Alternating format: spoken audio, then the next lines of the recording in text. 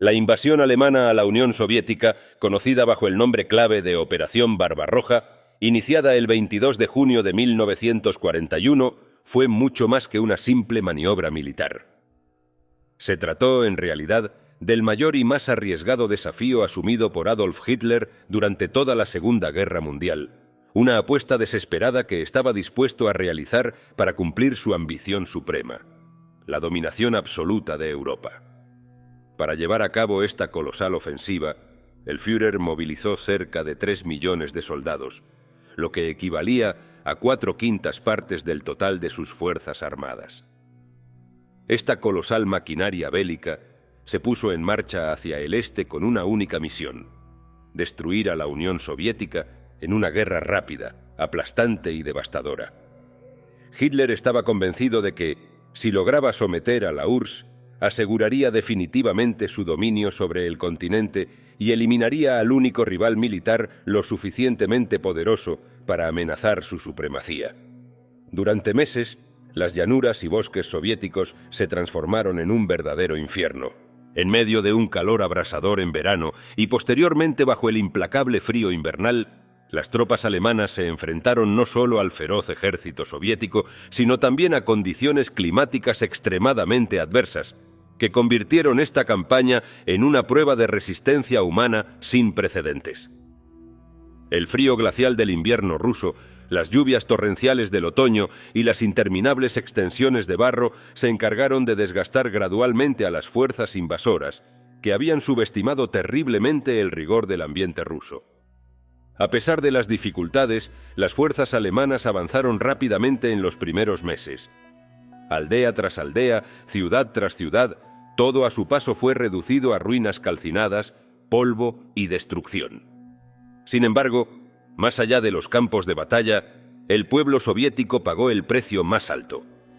Millones de civiles sufrieron la ocupación nazi con una brutalidad indescriptible. Comunidades enteras fueron exterminadas y los supervivientes sometidos a trabajos forzados en condiciones esclavizantes.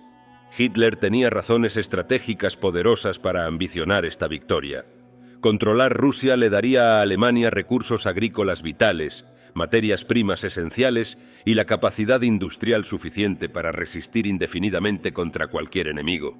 Pero, además, eliminaría de un solo golpe a la única potencia militar del continente capaz de oponerse a su expansión totalitaria. Pero el sueño de Hitler iba mucho más allá de una victoria táctica o de simples recursos económicos. Su verdadera ambición radicaba en la creación del denominado Großraum, un inmenso imperio que abarcaría desde las costas atlánticas en Occidente hasta las montañas de los Urales en Oriente. Este vasto territorio estaría controlado por la autodenominada raza superior alemana, una élite destinada a gobernar sin oposición alguna sobre pueblos considerados inferiores o subhumanos. Dentro de esta cruel jerarquía racial, solo algunos grupos étnicos serían tolerados, aquellos que Hitler consideraba aptos para servir, mientras que otros, especialmente judíos y eslavos, serían exterminados sistemáticamente. Este oscuro plan implicaba la muerte planificada de decenas de millones de personas, algo que el Führer aceptaba como una necesidad inevitable para lograr su macabra utopía. El proyecto no era meramente militar, era profundamente ideológico, racista y genocida, y su sombra marcaría la barbarie de esta guerra desde sus primeros días hasta su sangriento final. Frente a este aterrador avance nazi se encontraba el Ejército Rojo Soviético, una fuerza en teoría formidable, pero debilitada hasta extremos alarmantes por años de purgas políticas, paranoia estatal y brutales represalias internas. La cúpula soviética, liderada por Joseph Stalin, había eliminado a sus mejores generales y oficiales superiores en los años anteriores a la guerra, en un desesperado intento por asegurar una lealtad absoluta hacia el líder soviético. Durante la tristemente célebre Gran Purga, figuras militares clave como el mariscal Mikhail Tukhachevsky, uno de los estrategas más brillantes de la URSS, fueron acusadas falsamente de traición y ejecutadas. Este acto no solo despojó al ejército soviético de uno de sus líderes más brillantes, sino que también inició una reacción en cadena que llevó a la ejecución o encarcelamiento de la mayor parte del alto mando soviético. De los 8 generales que habían juzgado a Tukhachevsky, 6 fueron ejecutados poco después. Al final de esta oleada represiva, 3 de los 5 mariscales soviéticos restantes y 75 de los 80 miembros más importantes del Consejo Militar habían sido eliminados. Las consecuencias fueron devastadoras. Al comenzar la invasión alemana, el ejército soviético se encontraba sumido en la confusión, el miedo y la ineficiencia, totalmente vulnerable al ataque enemigo. Esta violencia política y militar contribuyó a la intensidad con la que se libró la guerra en el frente oriental, conocido por los soviéticos como la Gran Guerra Patriótica. Desde el primer día, ambas partes emplearon tácticas extremadamente crueles, elevando la barbarie a niveles pocas veces vistos en la historia humana. El odio mutuo y la desesperación condujeron a atrocidades constantes por ambas partes, convirtiendo el frente ruso-alemán en un infierno cotidiano que se extendió durante 4 largos años hasta el final mismo de la guerra. De esta forma, la Operación Barbarroja dejó de ser una simple ofensiva militar para transformarse en el capítulo más oscuro, sanguinario y decisivo de toda la Segunda Guerra Mundial. Un momento en el que la humanidad entera contuvo el aliento ante una lucha épica que definió el futuro mismo del continente europeo. La posición estratégica de Stalin en Europa, a finales de la década de los años 30, convirtió a la Unión Soviética en una pieza clave del tablero político y militar. Por ello, cuando en agosto de 1939 se anunció la firma del pacto Ribbentrop-Molotov, el mundo quedó sumido en el estupor más absoluto. Nadie esperaba que 2 regímenes tan opuestos en su ideología, la Alemania fascista de Hitler y la comunista Unión Soviética de Stalin, pudiesen llegar a un entendimiento. De manera cínica, 2 grandes enemigos ideológicos enterraron momentáneamente sus diferencias para asegurar sus intereses geopolíticos. Según el tratado, ambas potencias se comprometían a no atacarse mutuamente durante los próximos 10 años. Sin embargo, el pacto ocultaba una cláusula aún más perturbadora. Un protocolo secreto en el cual Alemania y la Unión Soviética acordaban repartirse Europa Oriental, creando una serie de esferas de influencia que transformarían dramáticamente el mapa del continente. Así, en pocos meses, la maquinaria militar soviética se puso en marcha. Los estados independientes del este de Europa se convirtieron en víctimas indefensas, atrapadas entre la ambición expansionista de Hitler y las tácticas despiadadas de Stalin. Polonia, los países bálticos y otras naciones cercanas fueron entregadas al dominio soviético, casi sin resistencia. Las tropas rusas marcharon sobre estas tierras, arrebatando soberanías y libertades, bajo la justificación cínica de construir un perímetro defensivo frente a una potencial agresión alemana. En este macabro reparto de tierras, Stalin perseguía un objetivo estratégico fundamental: establecer una barrera territorial que aislara a Alemania de las fronteras soviéticas. Para el líder soviético, el avance sobre Europa Oriental no era solo una muestra de fuerza o una maniobra de conquista. Se trataba de una estrategia preventiva crucial que buscaba distanciar la frontera soviética lo máximo posible del corazón industrial y político de la URSS. Detrás de este muro defensivo, Stalin esperaba mantenerse al margen de la devastadora guerra que estallaría en Europa Occidental, dejando que nazis y aliados se desgastaran mutuamente hasta la extenuación. Este maquiavélico plan tenía su lógica. Stalin anticipaba un conflicto largo y agotador entre los aliados occidentales y la Alemania nazi, convencido de que podría emerger posteriormente como una potencia dominante, aprovechando el desgaste sufrido por sus rivales. Pero el curso de la historia pocas veces se desarrolla como lo prevén los líderes políticos. Apenas un año después de sellado el pacto, el escenario previsto por Stalin se desmoronó. La sorprendente eficacia del ejército alemán en sus campañas contra Francia y Gran Bretaña eliminó rápidamente la posibilidad de una guerra prolongada en el oeste. Para finales de 1940, Francia ya había caído bajo el dominio nazi. y Gran Bretaña se encontraba sumergida en una lucha desesperada por sobrevivir al asedio aéreo y naval alemán. A finales de 1940, Adolf Hitler comenzó a mirar hacia el este con renovada codicia y determinación. El 18 de diciembre de ese mismo año emitió la primera directiva de la Operación Barbarroja, un documento que no dejaba lugar a dudas sobre las verdaderas intenciones de Alemania: la invasión y el sometimiento de la Unión Soviética. A partir de entonces, el gigantesco frente oriental se convirtió en la máxima obsesión del líder nazi. Pero la estrategia alemana para invadir Rusia no se basaba únicamente en planes militares convencionales. Los líderes nazis desarrollaron una estrategia extremadamente sofisticada y cínica en cuanto al manejo de la información y las percepciones soviéticas. El objetivo no era simplemente confundir o distraer a Stalin, sino asegurar que el líder soviético estuviera absolutamente seguro, paradójicamente, del futuro ataque alemán. Hitler y sus colaboradores filtraron intencionadamente información parcial y señales claras sobre sus planes ofensivos, convencidos de que Stalin, atrapado en su propia paranoia y desconfianza, jamás reaccionaría con suficiente rapidez para defenderse. En Berlín sabían perfectamente que Stalin era consciente de sus intenciones agresivas.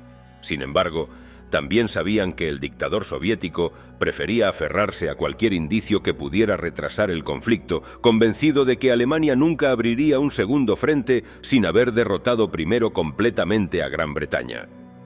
Mientras tanto, Stalin continuaba refugiado en sus propias fantasías estratégicas. El líder soviético, cegado por sus purgas paranoicas, se resistía a aceptar las claras señales del inminente ataque. La purga realizada contra sus propias fuerzas armadas en los años anteriores había dejado al ejército soviético peligrosamente desprovisto de su liderazgo más capacitado y experimentado. En 1936, la ejecución del general Mikhail Tukhachevsky, considerado uno de los oficiales militares más brillantes del Ejército Rojo, había marcado el inicio de una espiral de terror dentro del alto mando soviético. Tukhachevsky fue juzgado, condenado y ejecutado por supuesta traición en un juicio sumarísimo que duró apenas un día. Este dramático episodio desató un efecto dominó devastador dentro del ejército. 6 de los 8 generales que formaron parte del tribunal militar que condenó a Tukhachevsky fueron ejecutados poco después bajo cargos igualmente ficticios. Al final de estas brutales purgas, las Fuerzas Armadas soviéticas habían perdido a 3 de sus 5 mariscales, a los 11 viceministros de Defensa y a 75 de los 80 miembros del Consejo Militar Supremo. En vísperas de Barbarroja, la URSS quedó así sumida en una profunda crisis organizativa, incapaz de reaccionar adecuadamente ante la invasión nazi que estaba a punto de desencadenarse. El resultado fue una catástrofe anunciada, una guerra de una violencia y crueldad sin precedentes. Barbarroja no sería solo un conflicto territorial o político, sino una guerra de exterminio absoluto contra el comunismo soviético, al que Hitler identificaba como una conspiración judeo-bolchevique. Así, la barbarie desatada en el frente oriental no tendría parangón alguno en toda la historia humana, marcando la memoria colectiva con imágenes imborrables de sufrimiento y destrucción. El pacto entre Adolf Hitler y Joseph Stalin, conocido como el Pacto Ribbentrop-Molotov, sorprendió al mundo entero cuando fue anunciado en agosto de 1939. 2 enemigos ideológicos aparentemente irreconciliables, la Alemania nazi y la Unión Soviética comunista, dejaron atrás sus profundas diferencias políticas con un cinismo desconcertante y acordaron una alianza de no agresión durante los próximos 10 años. Sin embargo, detrás de esta fachada pública de paz y no agresión, existía un protocolo secreto aún más perturbador. Alemania y la Unión Soviética habían acordado repartirse el control de los estados independientes de Europa del Este. Esta división secreta otorgaba a Stalin un área estratégica de amortiguación territorial, un escudo humano que protegería a la URSS de cualquier avance alemán, o al menos eso creía él. Esta decisión no fue improvisada. Respondía a una lógica fría y calculadora. Stalin pretendía establecer un colchón protector suficientemente extenso como para que, en caso de que Alemania decidiese finalmente atacar, sus ejércitos tuvieran que recorrer grandes distancias antes de alcanzar suelo ruso propiamente dicho. Sin embargo, había un plan más profundo tras este pacto. Stalin pretendía que las potencias occidentales y Alemania se desgastaran mutuamente en una prolongada guerra de trincheras, como ocurrió en la Primera Guerra Mundial, dejándolo en una posición privilegiada para emerger después como árbitro de Europa. Pero apenas un año después, en 1940, la estrategia del líder soviético parecía estar tambaleándose. Stalin observaba cómo las fuerzas nazis derrotaban con rapidez inesperada a Francia y arrinconaban a Gran Bretaña en una situación casi desesperada. Los sueños de una larga guerra de desgaste occidental se evaporaron cuando Alemania consiguió dominar rápidamente el continente europeo. Entonces, Stalin se encontró frente a una realidad incómoda. La guerra que había imaginado nunca se materializaría. Hitler, lejos de quedar atrapado en una lucha interminable, dirigió ahora su atención y su ambición hacia el este. El 18 de diciembre de 1940, Hitler emitió la primera directiva para la Operación Barbarroja, confirmando claramente que la Unión Soviética era ahora el objetivo principal. Pero esta directiva iba más allá de una declaración de guerra, formaba parte de una elaborada estrategia psicológica para manipular y presionar al régimen soviético. Durante meses, los nazis filtraron información cuidadosamente elaborada, señales inequívocas del masivo despliegue militar en la frontera soviética, no con la intención de confundir a Stalin, sino de presionarlo hasta obligarlo a negociar. Hitler creía firmemente que, al ver la magnitud de la concentración militar, Stalin terminaría sentándose a dialogar desde una posición de debilidad y sometimiento. Este juego psicológico alcanzó su clímax el 14 de junio de 1941, cuando Alemania emitió un comunicado explícito, casi desafiante, acusando directamente a los soviéticos de conspirar contra Alemania. El mensaje de Hitler era claro y contundente. Sabemos exactamente lo que están haciendo, conocemos cada detalle de sus preparativos. Con esto, buscaba poner contra la pared a Stalin, obligándolo a negociar bajo presión, intimidado por la amenaza real de una guerra devastadora. Sin embargo, Stalin interpretó estas maniobras de manera muy distinta. Consciente de la masiva concentración de tropas alemanas, el líder soviético estaba convencido de que Hitler jamás cometería el error estratégico de abrir dos frentes simultáneamente, una lección que el propio Stalin creía haber aprendido de la Primera Guerra Mundial. Lo que no supo interpretar fue que, en realidad, Hitler ya no consideraba a Gran Bretaña un enemigo inmediato de peso. Para Hitler, el frente occidental estaba prácticamente congelado después del fracaso de la Luftwaffe en la batalla aérea sobre Inglaterra. Por lo tanto, en su percepción, la invasión de Rusia no significaba abrir un segundo frente, sino concentrarse en el único que realmente importaba en aquel momento. Mientras tanto, la Unión Soviética vivía un caos interno profundamente agravado por las paranoicas purgas políticas de Stalin. Líderes militares clave como Zhukov, Vasilevsky y especialmente el general Timoshenko insistieron repetidamente en que se debía ordenar una movilización general inmediata ante la amenaza alemana. Pero Stalin reaccionaba furioso ante estas recomendaciones, llegando incluso a reprender con dureza a Timoshenko en una reunión clave. ¿Es que acaso desea usted provocar una guerra? Stalin sabía que una movilización total podía ser interpretada como una declaración de guerra, una provocación directa para los alemanes.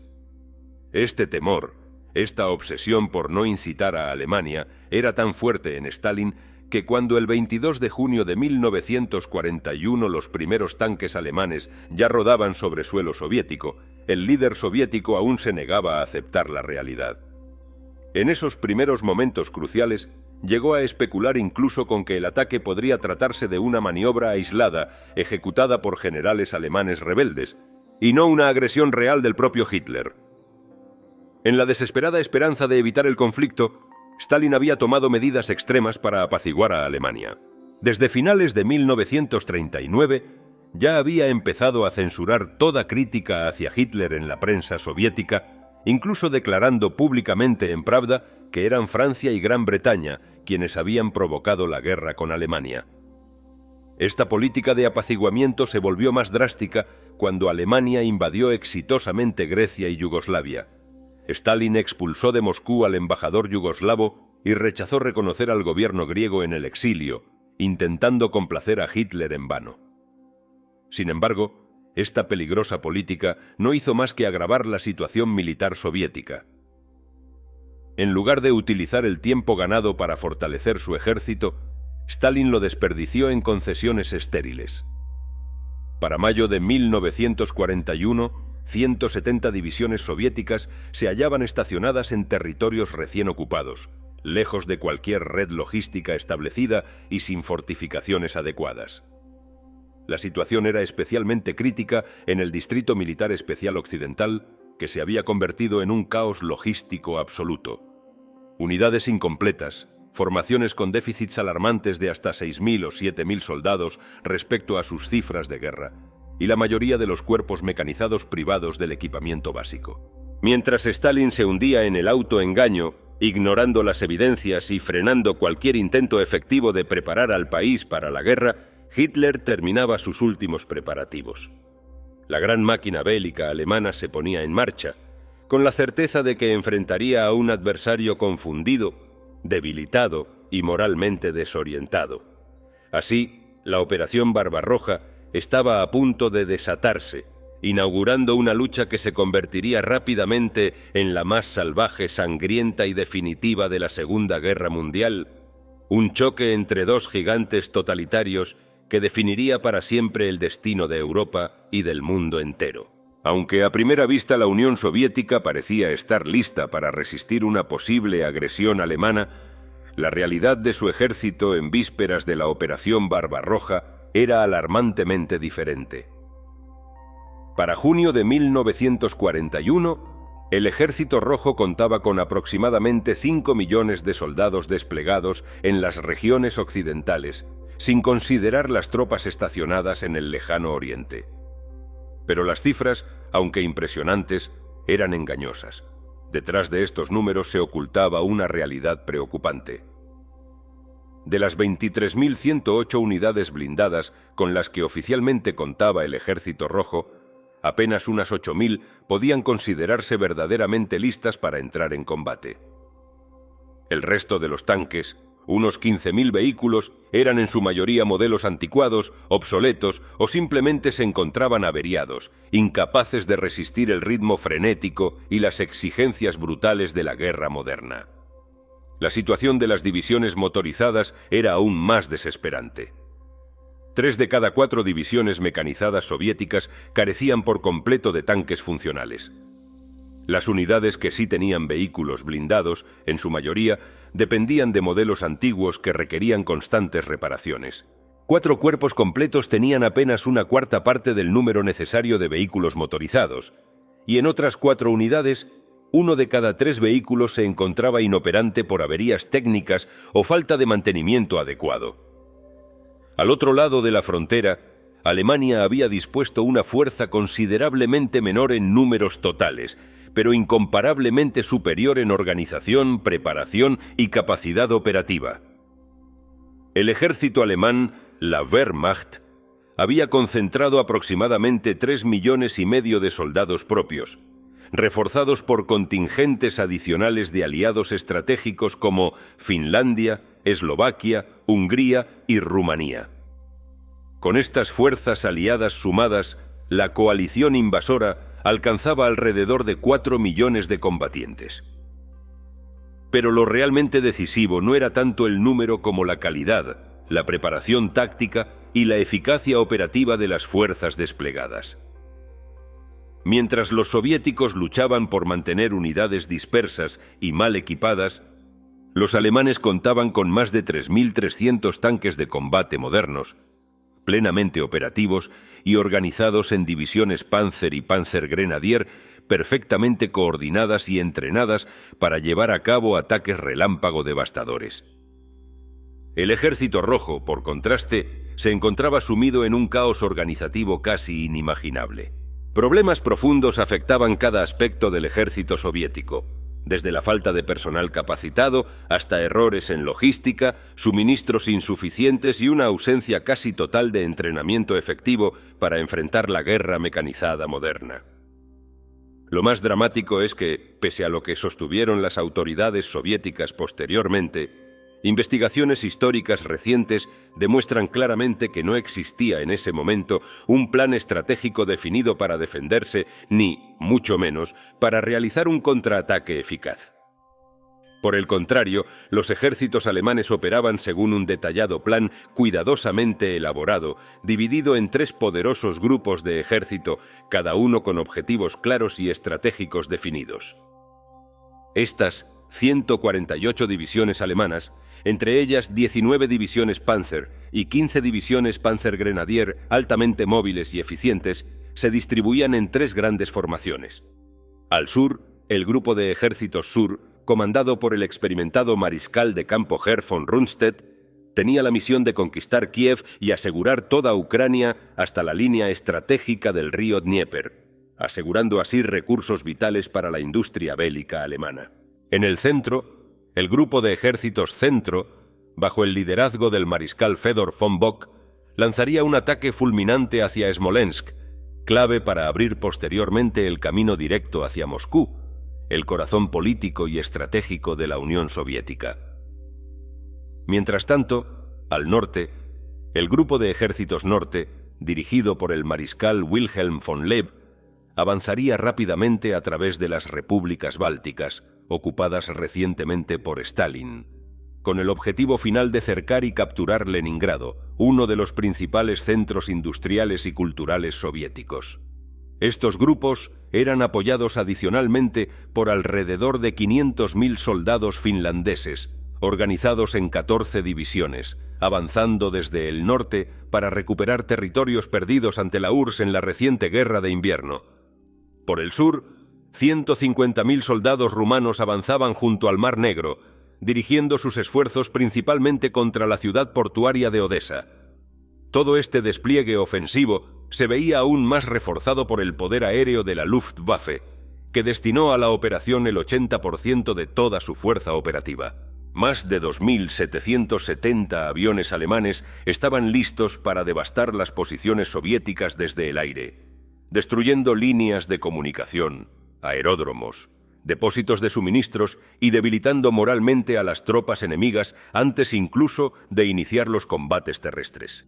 En total, la fuerza de invasión desplegaba más de 3.350 tanques modernos, 7.000 piezas de artillería, 60.000 vehículos motorizados y una impresionante fuerza logística apoyada por más de 625.000 caballos destinados al transporte y abastecimiento.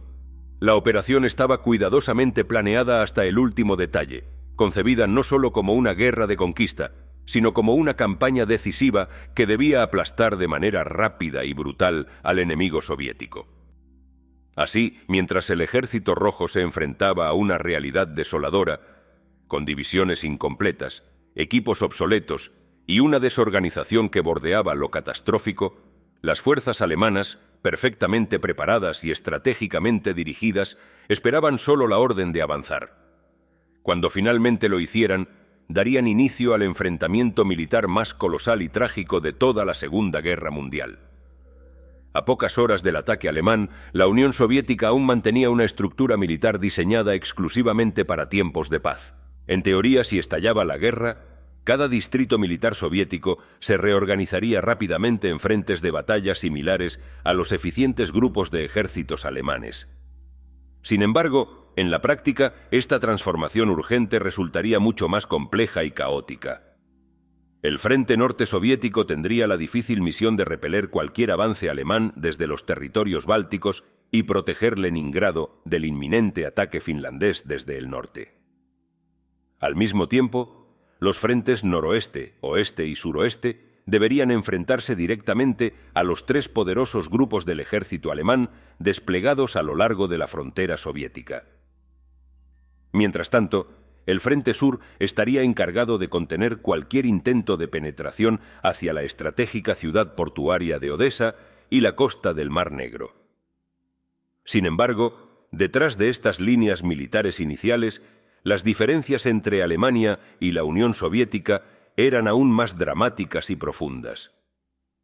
Mientras Alemania exhibía con orgullo una de las infraestructuras industriales más avanzadas y sofisticadas del mundo, producto de décadas de desarrollo tecnológico y modernización constante, la Unión Soviética seguía sufriendo las secuelas de una industrialización forzada, tardía e incompleta.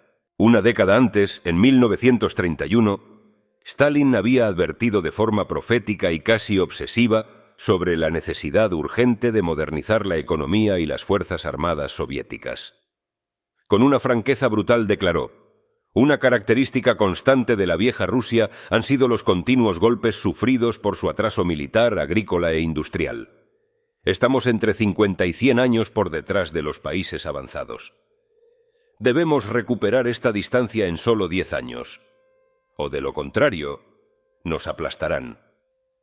Para 1941, aunque el país había experimentado un vertiginoso proceso de industrialización acelerada, este esfuerzo desmedido dejó profundas cicatrices tanto económicas como psicológicas en la población soviética.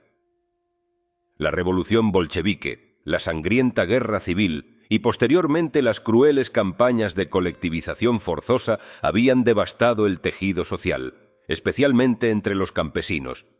Millones de personas fueron desplazadas por la fuerza desde sus aldeas ancestrales hacia remotos centros industriales en Siberia, los Urales y Kazajistán, obligados a trabajar en condiciones extremas para alimentar la ambición industrial de Stalin.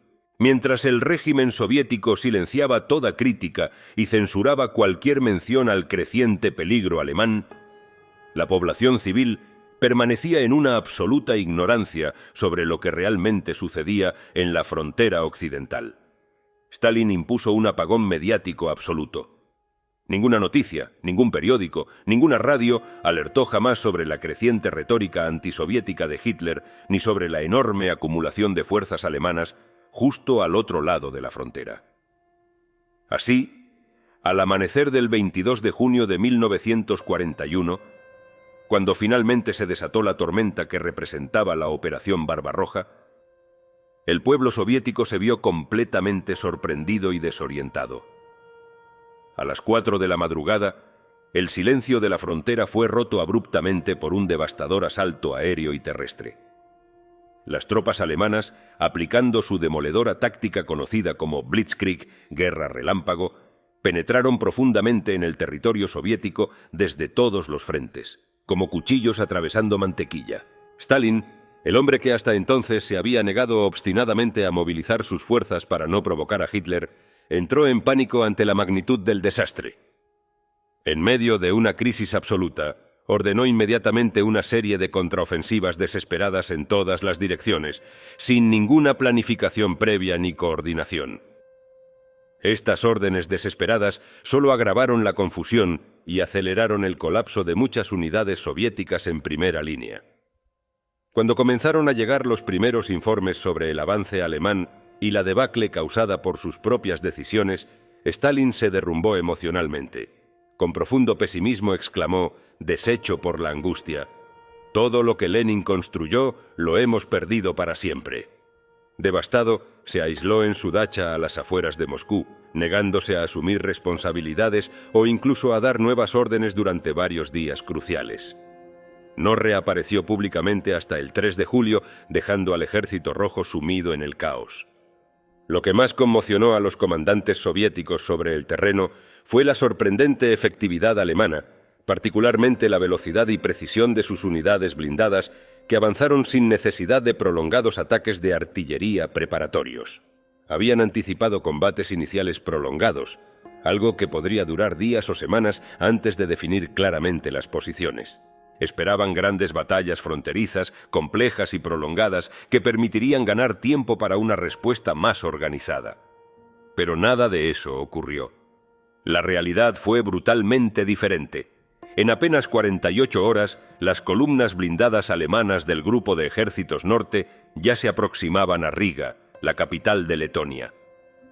Esta velocidad devastadora destruyó completamente los planes defensivos soviéticos, desnudando la profunda incompetencia del mando superior y revelando la fragilidad interna del ejército soviético. Lo cierto es que la Unión Soviética no estaba preparada ni para atacar ni para defenderse adecuadamente. Esta amarga verdad salió rápidamente a la luz. Mientras millones de soldados y civiles soviéticos quedaban atrapados en un torbellino mortal provocado por la combinación del genio táctico alemán y el desastroso liderazgo soviético. Barbarroja no era simplemente una operación militar más. Era el inicio de la lucha más feroz, destructiva y desgarradora que jamás hubiese presenciado la humanidad. La devastadora rapidez con la que avanzaron las divisiones blindadas alemanas en los primeros días de la Operación Barbarroja sorprendió completamente al alto mando soviético, incluso a sus generales más experimentados. Estos altos oficiales, veteranos de guerras anteriores y curtidos por años de conflictos internos y externos, nunca habían contemplado un método tan agresivo y eficiente en la utilización de fuerzas blindadas. Frente a ellos, los temibles Panzer alemanes se revelaron como armas letales capaces de penetrar líneas enemigas sin necesidad previa de grandes bombardeos de artillería, algo absolutamente inesperado para los soviéticos. La velocidad fulminante con la que actuaban estos blindados causó en las fuerzas soviéticas una confusión extrema, al punto que incluso los generales más experimentados del Ejército Rojo quedaron completamente paralizados, incapaces de reaccionar ante la magnitud de lo que ocurría frente a sus ojos.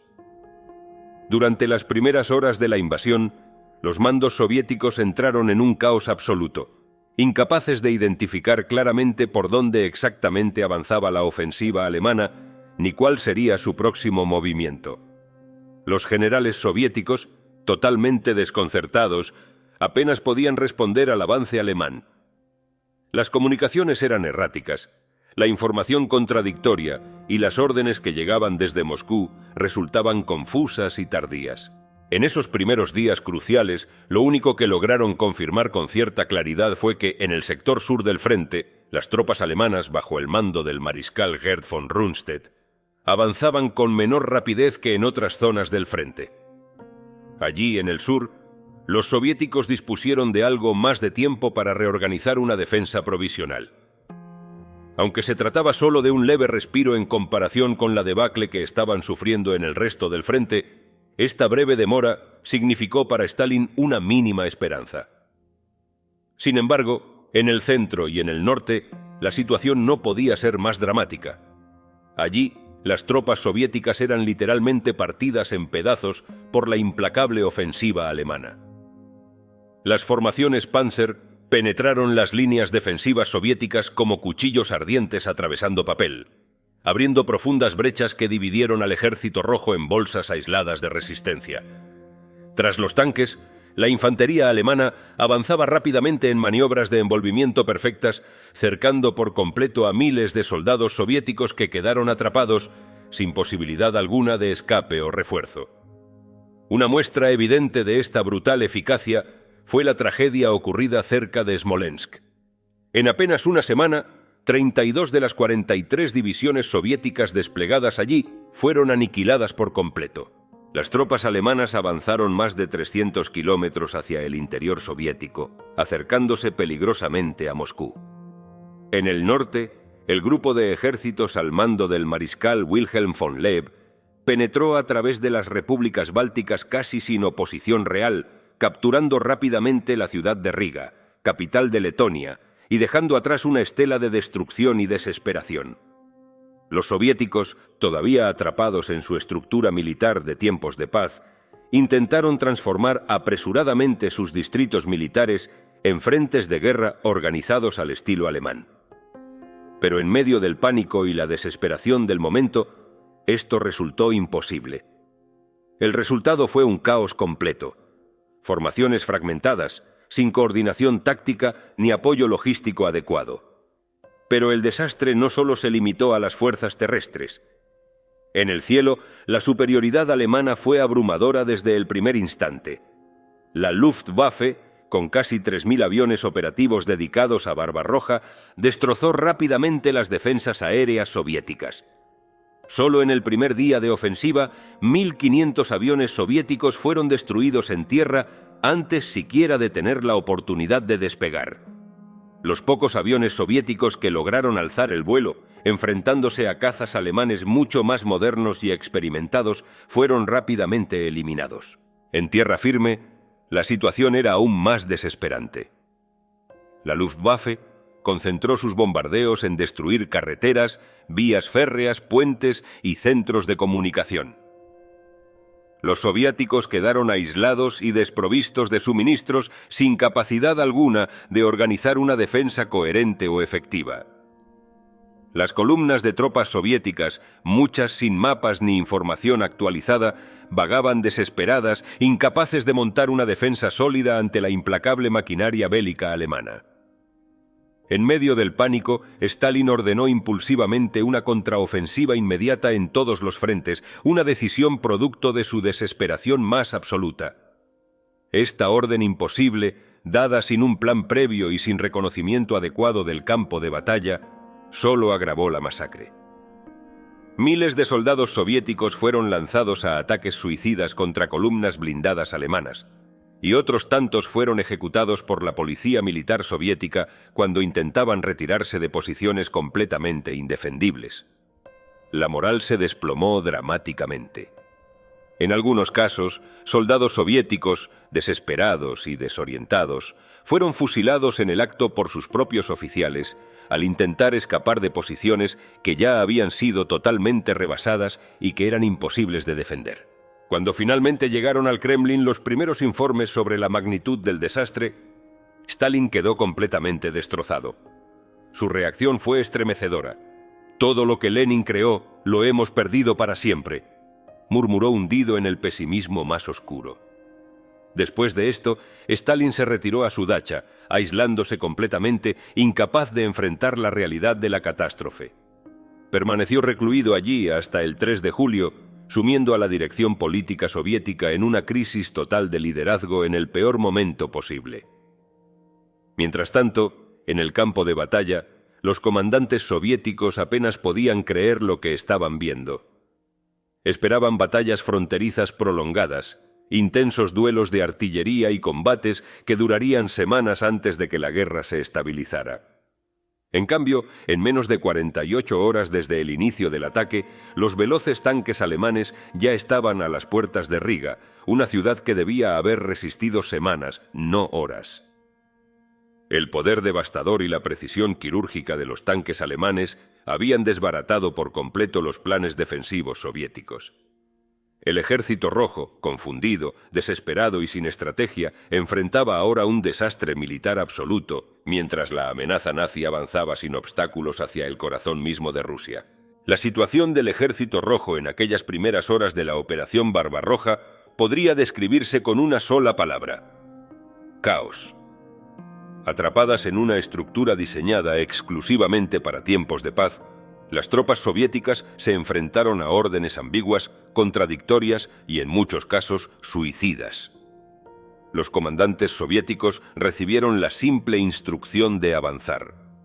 Pero, ¿avanzar contra qué? Frente a ellos se desplegaba el temible ejército alemán, perfectamente organizado, experimentado y equipado con armamento moderno.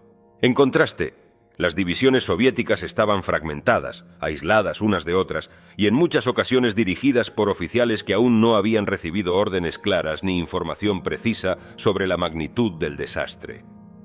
Muchas unidades simplemente colapsaron bajo la presión insoportable del avance alemán. Regimientos enteros se encontraron rápidamente aislados en grandes bolsas, incapaces de recibir suministros o instrucciones claras, mientras el enemigo cerraba a su alrededor implacablemente. La eficacia brutal de la Blitzkrieg quedó demostrada apenas en los primeros días de Barbarroja. Los alemanes lograron avances fulminantes, generando profundas brechas en las líneas soviéticas. En menos de una semana, decenas de divisiones soviéticas quedaron aisladas, envueltas por un ejército alemán que actuaba con una precisión quirúrgica jamás vista en combate. Estos cercos masivos se convirtieron en auténticas trampas mortales. Para sorpresa y desesperación del alto mando soviético, algunas divisiones fueron aniquiladas casi sin disparar un solo tiro.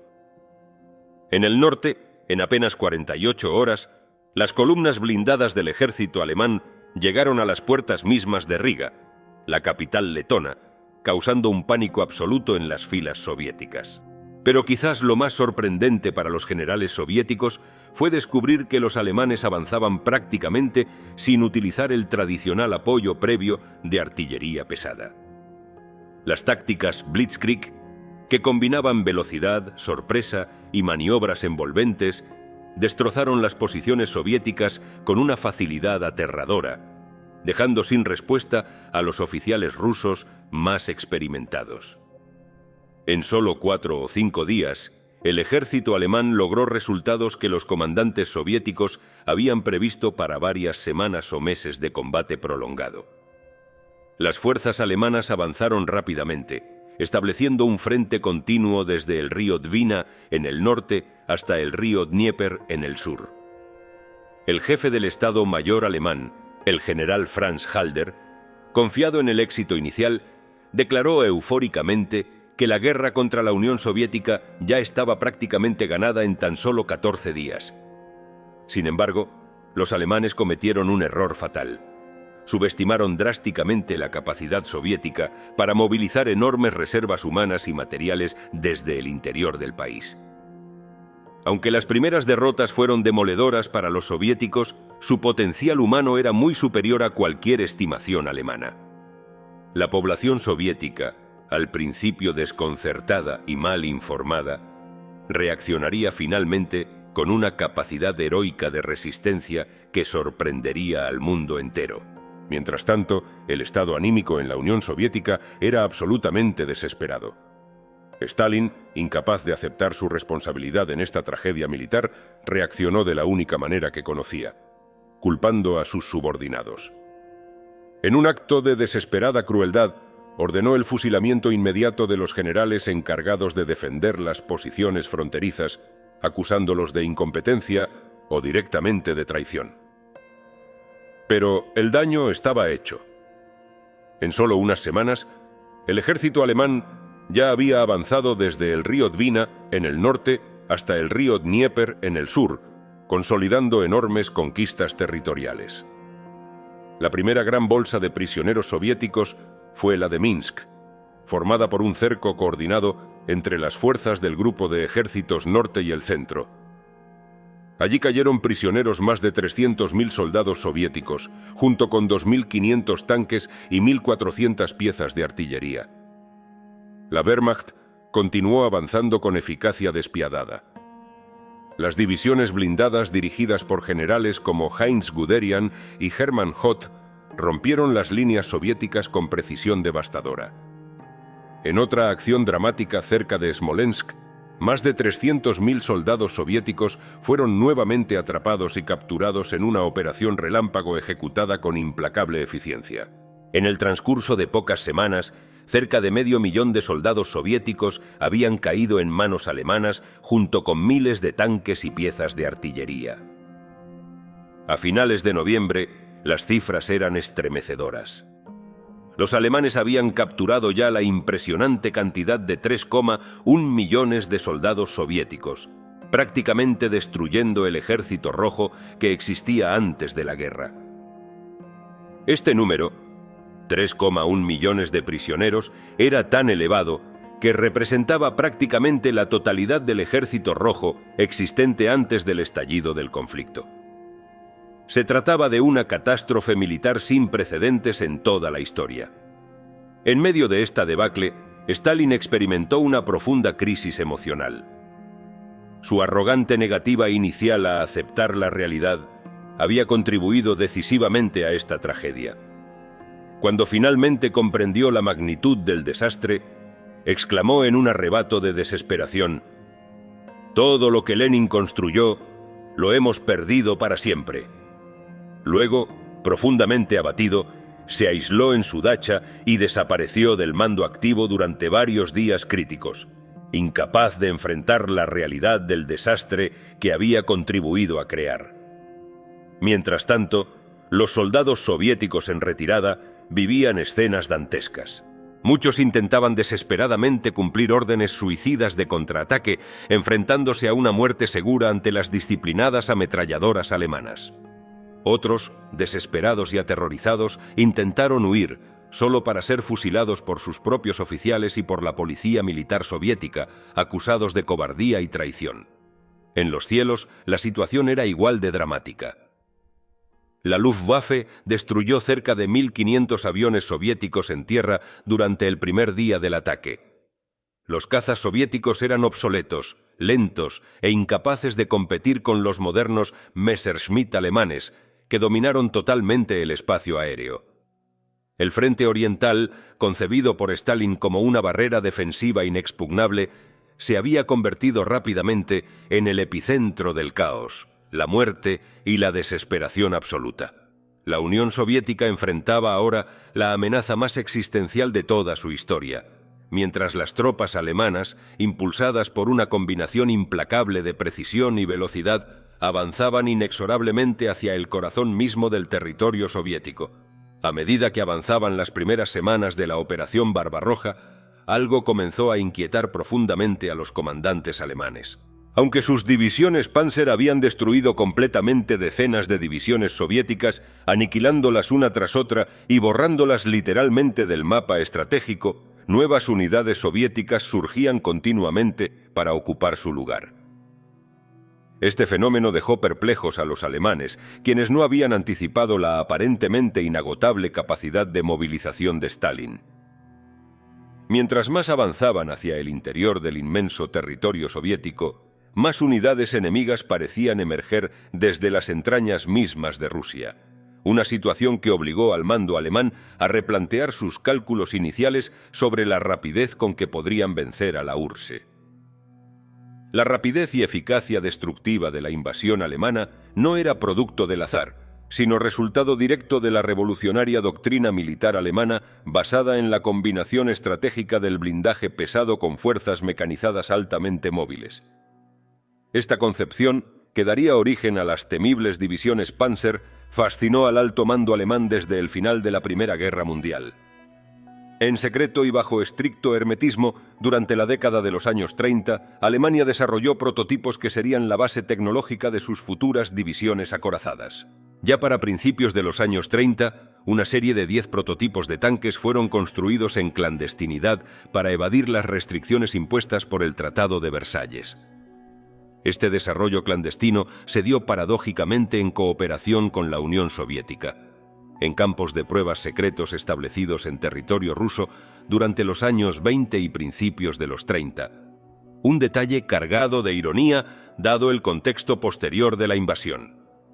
Entre estos modelos pioneros destacó especialmente el Panzerkampfwagen IV, el tanque que se convertiría en el núcleo principal de la fuerza blindada alemana durante Barbarroja. Este vehículo formidable pesaba 18 toneladas y media, alcanzaba velocidades de hasta 30 km por hora y contaba con un blindaje frontal de hasta 30 centímetros de grosor en sus puntos más fuertes. Operado por una tripulación experta de 5 soldados, estaba armado con un potente cañón principal de 75 milímetros en su torreta y 2 ametralladoras secundarias para el combate cuerpo a cuerpo.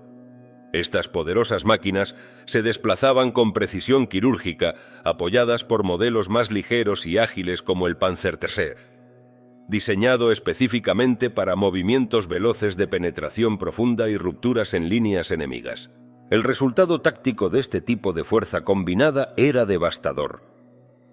Columnas blindadas rompían las líneas enemigas a gran velocidad, creando brechas por las que la infantería motorizada alemana se infiltraba con facilidad, cercando y aislando por completo a grandes grupos de soldados soviéticos.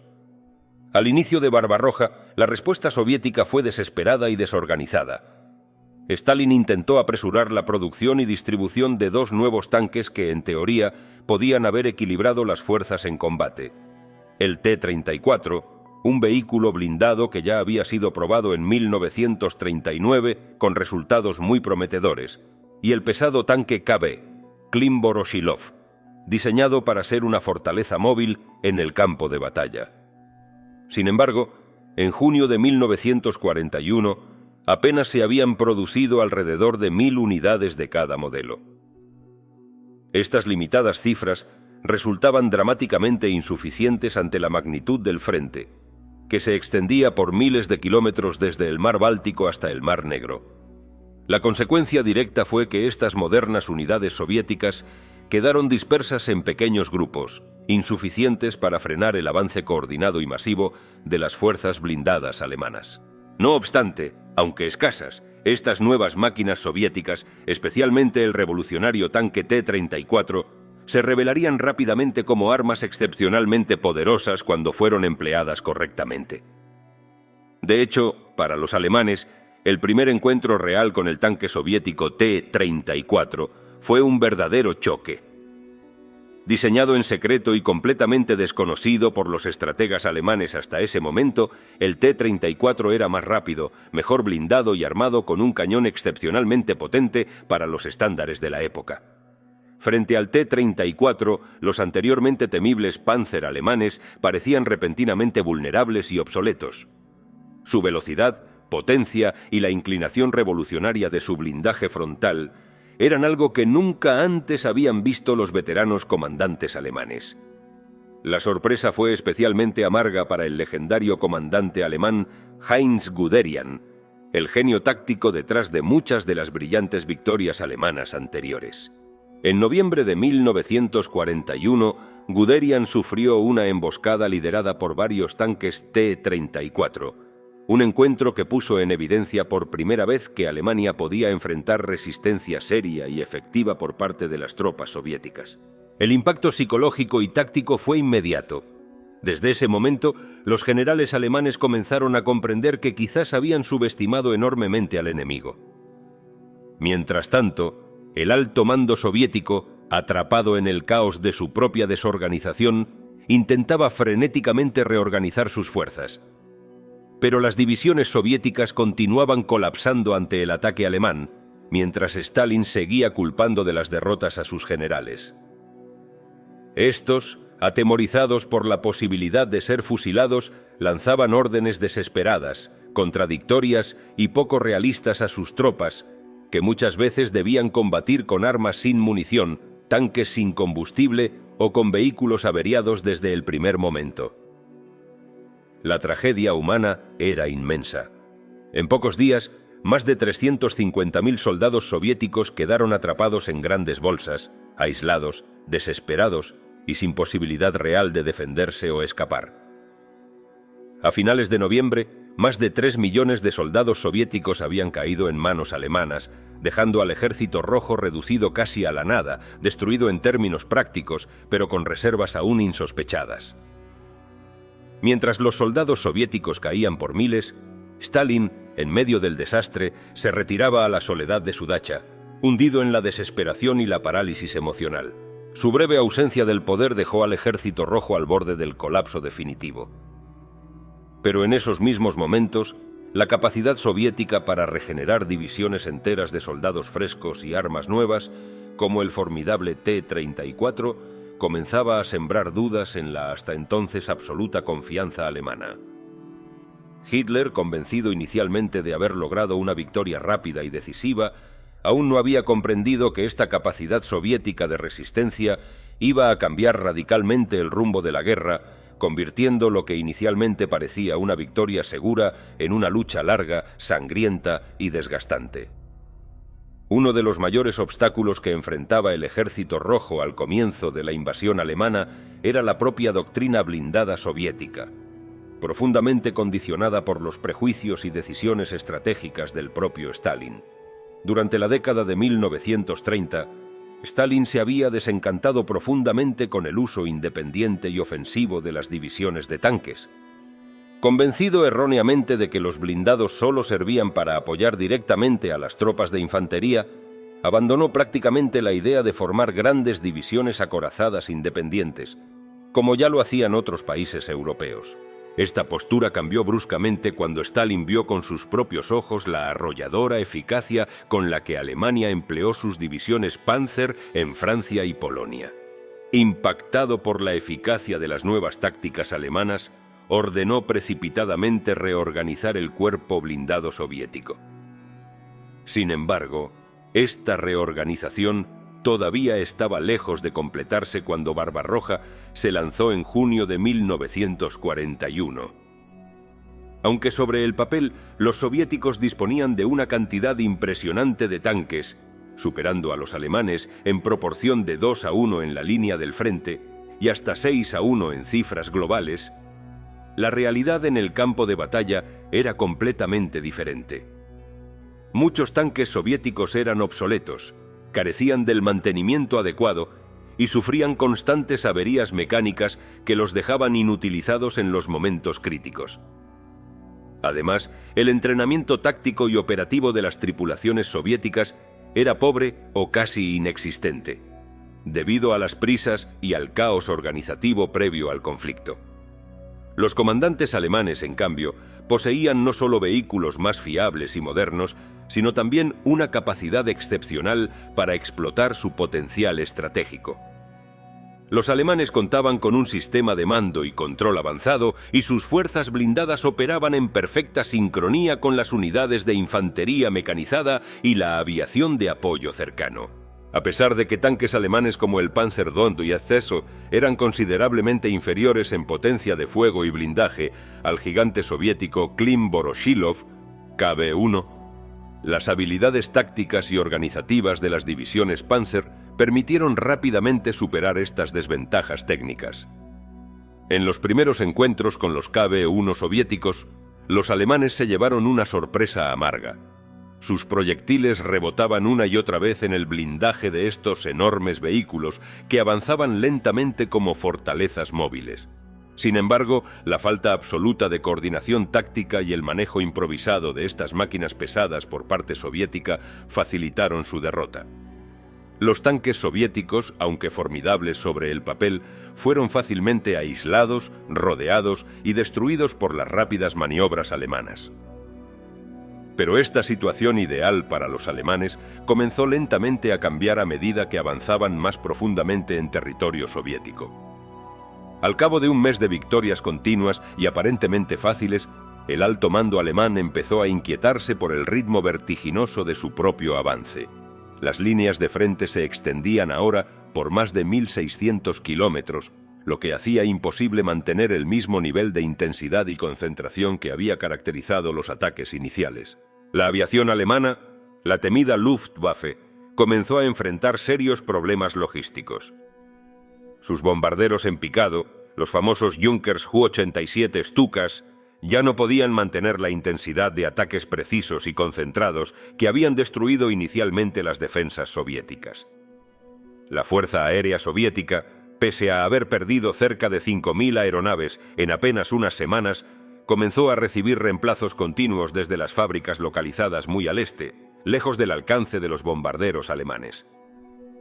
Estos nuevos modelos soviéticos, más modernos y capaces, comenzaban lentamente a erosionar la superioridad aérea alemana. El desgaste de la Luftwaffe se agravó aún más debido a las enormes distancias desde sus bases en Polonia y Alemania. El suministro de piezas de repuesto, combustible y municiones debía ser llevado a aeródromos improvisados cercanos al frente, en vuelos peligrosos que exponían a la aviación alemana a nuevas vulnerabilidades.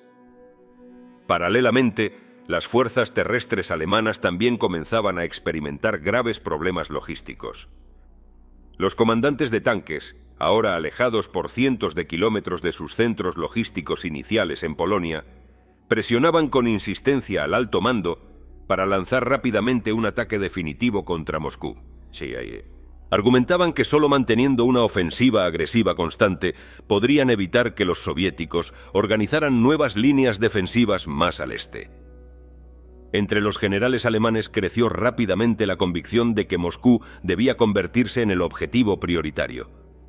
Sin embargo, Hitler mostró una inesperada cautela.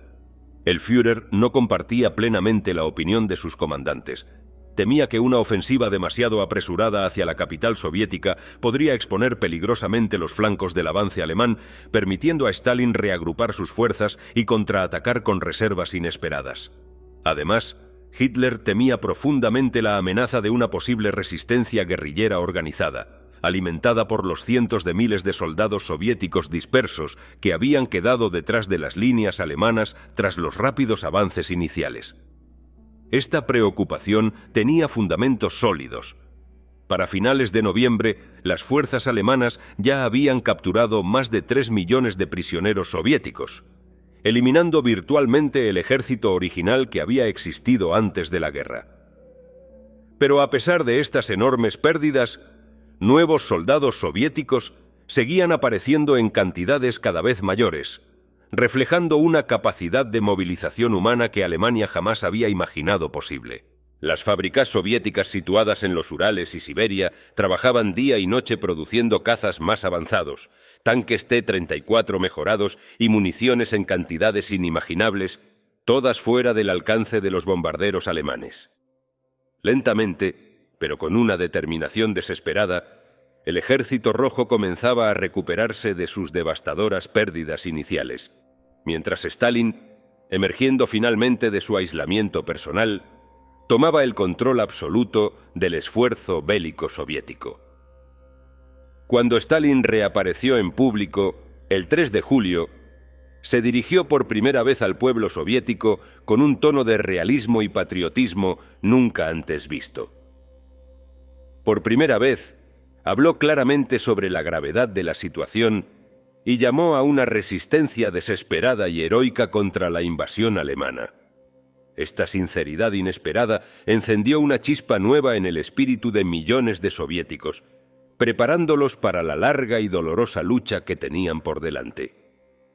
Así, el avance alemán, que inicialmente había sido espectacular, empezó lentamente a enfrentar obstáculos inesperados, cambiando gradualmente lo que Hitler había previsto como una rápida conquista en una larga guerra de desgaste, algo que ninguno de sus generales había anticipado cuando, triunfantes, habían cruzado la frontera soviética apenas semanas antes.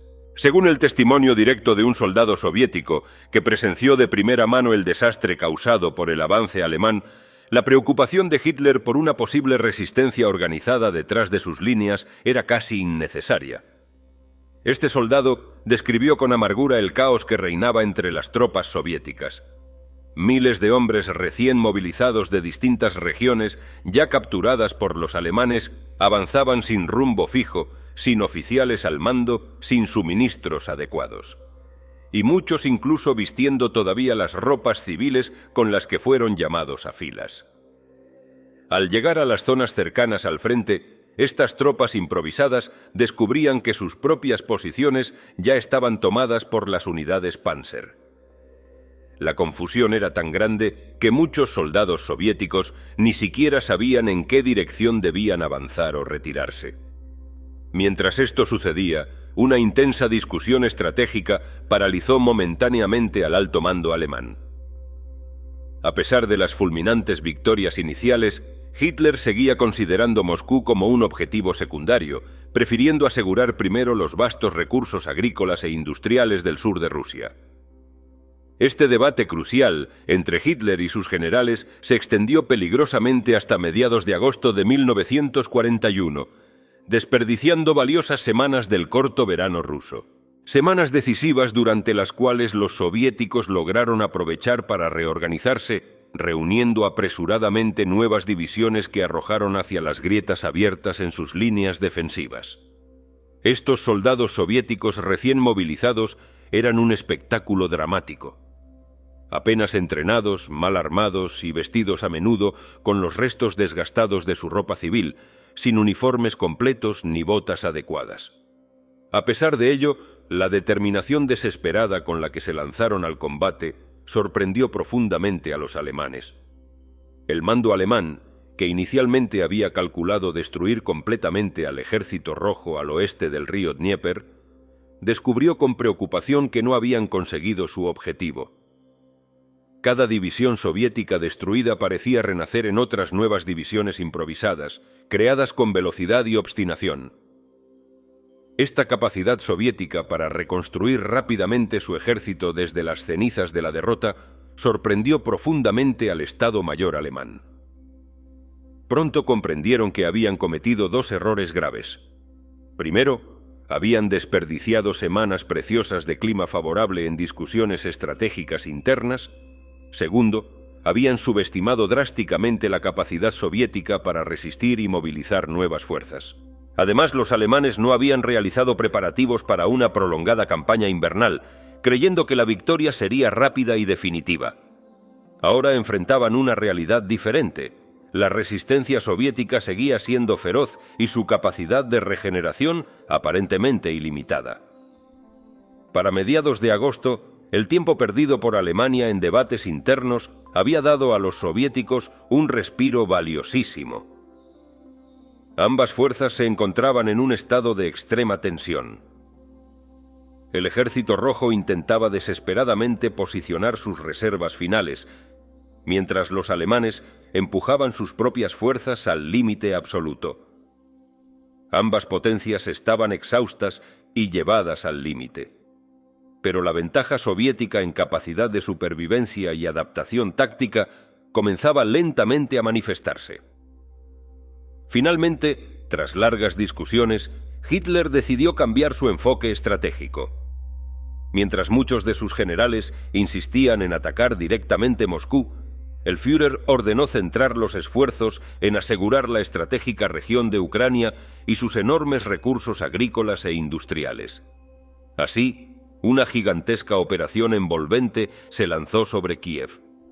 Las fuerzas combinadas del Grupo de Ejércitos Sur del mariscal Gerd von Rundstedt y parte del Grupo de Ejércitos Centro comenzaron una maniobra masiva para rodear completamente a las fuerzas soviéticas desplegadas en defensa de la ciudad. Ante esta inminente catástrofe, el jefe del Estado Mayor soviético, el mariscal Georgi Zhukov, pidió desesperadamente a Stalin que autorizara una retirada estratégica de las tropas que defendían Kiev para salvarlas del cerco. Stalin, incapaz de aceptar cualquier retirada que interpretaba como un signo de debilidad, reaccionó con furia, destituyendo inmediatamente a Zhukov de su cargo y reemplazándolo por el mariscal Semión Timoshenko. Este último llegó al mando solo para presenciar impotente cómo más de 600.000 soldados soviéticos eran rodeados y atrapados en la colosal bolsa de Kiev. Esta catástrofe generó un desastre humano de proporciones épicas. Alrededor de 500.000 de soldados soviéticos cayeron prisioneros, junto con miles de tanques y piezas de artillería capturadas intactas por los alemanes. Era un golpe devastador para el Ejército Rojo, otro más en una secuencia interminable de derrotas humillantes. Mientras tanto, en el centro, cerca de Smolensk, las tropas alemanas se habían extendido demasiado, formando una peligrosa saliente en las líneas soviéticas. Fue aquí donde Zhukov, trasladado de Kiev y ahora en control de las reservas soviéticas en el frente occidental, detectó una oportunidad inesperada. Reuniendo rápidamente todas las unidades disponibles, lanzó un ataque contra el cuarto ejército alemán que se encontraba peligrosamente adelantado cerca de Smolensk. De repente, los alemanes, que hasta entonces parecían invencibles, también se vieron amenazados por un posible cerco soviético. Mientras esta batalla se desarrollaba en tierra, el panorama aéreo mostraba también una realidad cambiante. Aunque la Luftwaffe había destruido miles de aviones soviéticos, su capacidad operativa comenzaba a desgastarse. La industria soviética, instalada fuera del alcance de los bombarderos alemanes en los Urales y Siberia, continuaba fabricando aviones más modernos y efectivos. Lentamente, la balanza aérea comenzó a equilibrarse. Mientras tanto, en tierra, las fuerzas soviéticas y alemanas combatían desesperadamente con sus últimas reservas. Ambos ejércitos estaban al borde del colapso, pero en esta situación límite, la ventaja estratégica comenzaba a inclinarse lentamente hacia la Unión Soviética. Stalin, quien finalmente tomó personalmente el control directo de las operaciones militares, enviaba a sus últimas reservas al frente, convencido de que solo una resistencia feroz podría salvar a la nación. A finales de ese dramático verano, la guerra en el frente oriental había tomado un giro inesperado. Alemania ya no parecía invencible, y la tenaz resistencia soviética comenzaba lentamente a imponerse, revelando al mundo que la lucha por el destino de Europa y de la humanidad entera sería mucho más larga, más brutal y más compleja de lo que jamás hubiesen imaginado los estrategas alemanes. El contraataque soviético lanzado por el mariscal Zhukov contra el cuarto ejército alemán cerca de Smolensk consiguió un pequeño éxito táctico inicial. Las fuerzas soviéticas lograron expulsar a los alemanes unos 12 kilómetros atrás. Sin embargo, sin suficientes tanques ni apoyo aéreo, Zhukov no pudo cerrar completamente el cerco que había comenzado a crear en torno a los alemanes. En términos estrictamente militares, la operación no fue un éxito definitivo, pero su impacto psicológico fue enormemente significativo. Por primera vez desde el inicio de la Operación Barbarroja, el Ejército Rojo había logrado llevar a cabo un contraataque a gran escala contra la aparentemente invencible Wehrmacht. Esta pequeña victoria soviética obligó a Hitler a reaccionar rápidamente. Tras semanas de dudas estratégicas, finalmente ordenó reagrupar las fuerzas del Grupo de Ejércitos Centro y prepararse para lanzar lo que él consideraba la operación decisiva de toda la campaña, la ofensiva contra Moscú, conocida bajo el ominoso nombre clave de Operación Tifón. 70 divisiones alemanas, apoyadas por 1.500 tanques modernos, recibieron la orden de avanzar a toda velocidad hacia la capital soviética, con la intención de conquistarla antes de que las lluvias del otoño y las terribles nieves del invierno ruso frenaran inexorablemente su avance. La operación se puso en marcha de forma contundente. El 30 de septiembre de 1941, el segundo grupo Panzer del general Heinz Guderian atravesó nuevamente las líneas soviéticas con facilidad, y para el 6 de octubre ya había conseguido rodear completamente al frente de Briansk. Simultáneamente, el frente occidental soviético, dirigido ahora por el mariscal Semión Timoshenko, también cayó en una trampa similar cerca de Viazma. En estas enormes bolsas quedaron atrapados 9 ejércitos soviéticos enteros, compuestos por 71 divisiones. La magnitud de este desastre superaba cualquier precedente anterior. Más de 660.000 soldados soviéticos fueron capturados por los alemanes, condenados a sufrir el cruel destino que la Wehrmacht reservaba a sus prisioneros de guerra. Para Alemania, el camino hacia Moscú ahora parecía abierto de par en par, y la euforia volvió a inundar el cuartel general alemán. Mientras tanto, más al norte, en el frente báltico, el grupo de ejércitos norte del mariscal Wilhelm von Leeb avanzaba hacia su objetivo más preciado, la estratégica ciudad de Leningrado. El 16 de agosto, tras violentos combates, los alemanes conquistaron la ciudad clave de Nóvgorod, un punto vital en la ruta hacia la antigua capital imperial rusa. Los defensores soviéticos, desesperados y superados en número, habían resistido hasta la muerte después de que los alemanes descubrieran sus planes defensivos en el cadáver de un oficial soviético caído en combate. Desde Nóvgorod, el cuarto grupo Panzer del general Hoepner lanzó inmediatamente un nuevo ataque hacia Leningrado. Sin embargo, la ausencia crítica de infantería de apoyo limitó considerablemente su progreso, ralentizando una ofensiva que inicialmente parecía imparable. Mientras tanto, en la ciudad de Leningrado la situación era desesperante. La ciudad no solo era un importante centro industrial, fundamental para la producción de material bélico soviético, sino también un símbolo moral crucial para la resistencia soviética. Los ciudadanos fueron llamados desesperadamente a formar milicias improvisadas para defender la ciudad hasta el último aliento. Estas divisiones populares se lanzaron al combate con apenas 16 horas promedio de entrenamiento. La primera división de milicias fue enviada al frente 6 días después de haberse formado, la segunda apenas 2 días después, y la tercera fue desplegada el mismo día en que se creó. Entre los habitantes de Leningrado había un notable fervor patriótico, pero junto a este patriotismo surgió también un profundo sentimiento de venganza contra los invasores alemanes, una determinación forjada a partes iguales por el orgullo nacional y la desesperación absoluta. La ciudad entera, hombres, mujeres e incluso adolescentes, se volcó frenéticamente en la producción de armamento, trabajando en fábricas improvisadas durante turnos interminables, algunos de hasta 14 horas diarias. Jóvenes de apenas 14 años se agotaban fabricando municiones, mientras las autoridades soviéticas, implacables y exigentes, utilizaban tanto la propaganda como la coerción más dura para asegurar la obediencia y el esfuerzo absoluto. Un oficial soviético recordaría años después esta situación desesperada con una sinceridad escalofriante. Cuando se le preguntó sobre la terrible elección que habían tenido que hacer entre dos dictadores, Hitler o Stalin, respondió con sencillez y franqueza: «Nos vimos obligados a elegir entre dos tiranos, pero preferimos al que hablaba ruso». Esta amarga ironía resumía perfectamente el dilema existencial al que se enfrentaba el pueblo soviético en aquellos días oscuros. Mientras tanto, la Wehrmacht seguía acercándose inexorablemente hacia Leningrado. A comienzos de septiembre de 1941, las primeras granadas de artillería alemana comenzaron a caer sobre la ciudad, anunciando el inicio del que sería uno de los asedios más prolongados, brutales y devastadores de toda la historia humana. Pero en medio de estos avances aparentemente imparables, el ejército alemán comenzaba a experimentar serios problemas logísticos. Las líneas de abastecimiento se extendían peligrosamente, la aviación alemana sufría una preocupante falta de repuestos y combustible, y el invierno ruso se aproximaba con rapidez amenazante. Al mismo tiempo, aunque el ejército rojo parecía derrotado una y otra vez, la capacidad soviética de resistencia no se agotaba nunca del todo.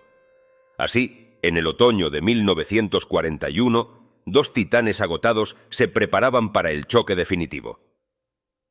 Moscú y Leningrado se habían convertido en los escenarios principales de una lucha encarnizada que no solo definiría el futuro de la guerra, sino también el destino mismo del mundo. La batalla final por la supervivencia de la Unión Soviética estaba a punto de comenzar. Con la llegada del 18º Ejército alemán, el 8 de septiembre para reforzar a los blindados que cercaban Leningrado, la presión sobre la ciudad se volvió insoportable.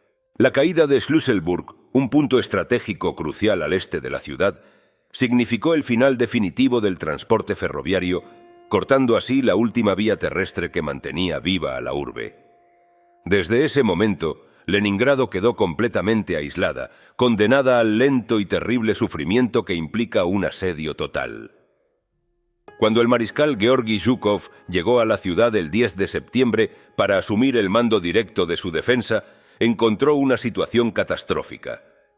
Las unidades soviéticas que defendían Leningrado estaban sumidas en un caos absoluto, con divisiones fragmentadas, oficiales desorientados y soldados agotados hasta la extenuación.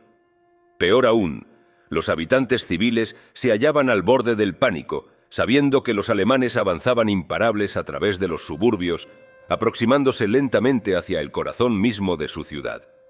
Pero Zhukov, un hombre conocido por su energía inagotable y su voluntad férrea, no perdió ni un solo minuto en lamentos ni vacilaciones. De inmediato, se puso a trabajar con determinación absoluta para reconstruir las defensas destrozadas. Ante la alarmante escasez de armas antitanque, Zhukov improvisó rápidamente, ordenando transformar baterías antiaéreas en cañones que pudieran enfrentar directamente a los blindados alemanes. Simultáneamente, creó 6 nuevas brigadas improvisadas compuestas por infantes navales y jóvenes estudiantes que, tras un entrenamiento mínimo, fueron arrojados desesperadamente al frente de batalla.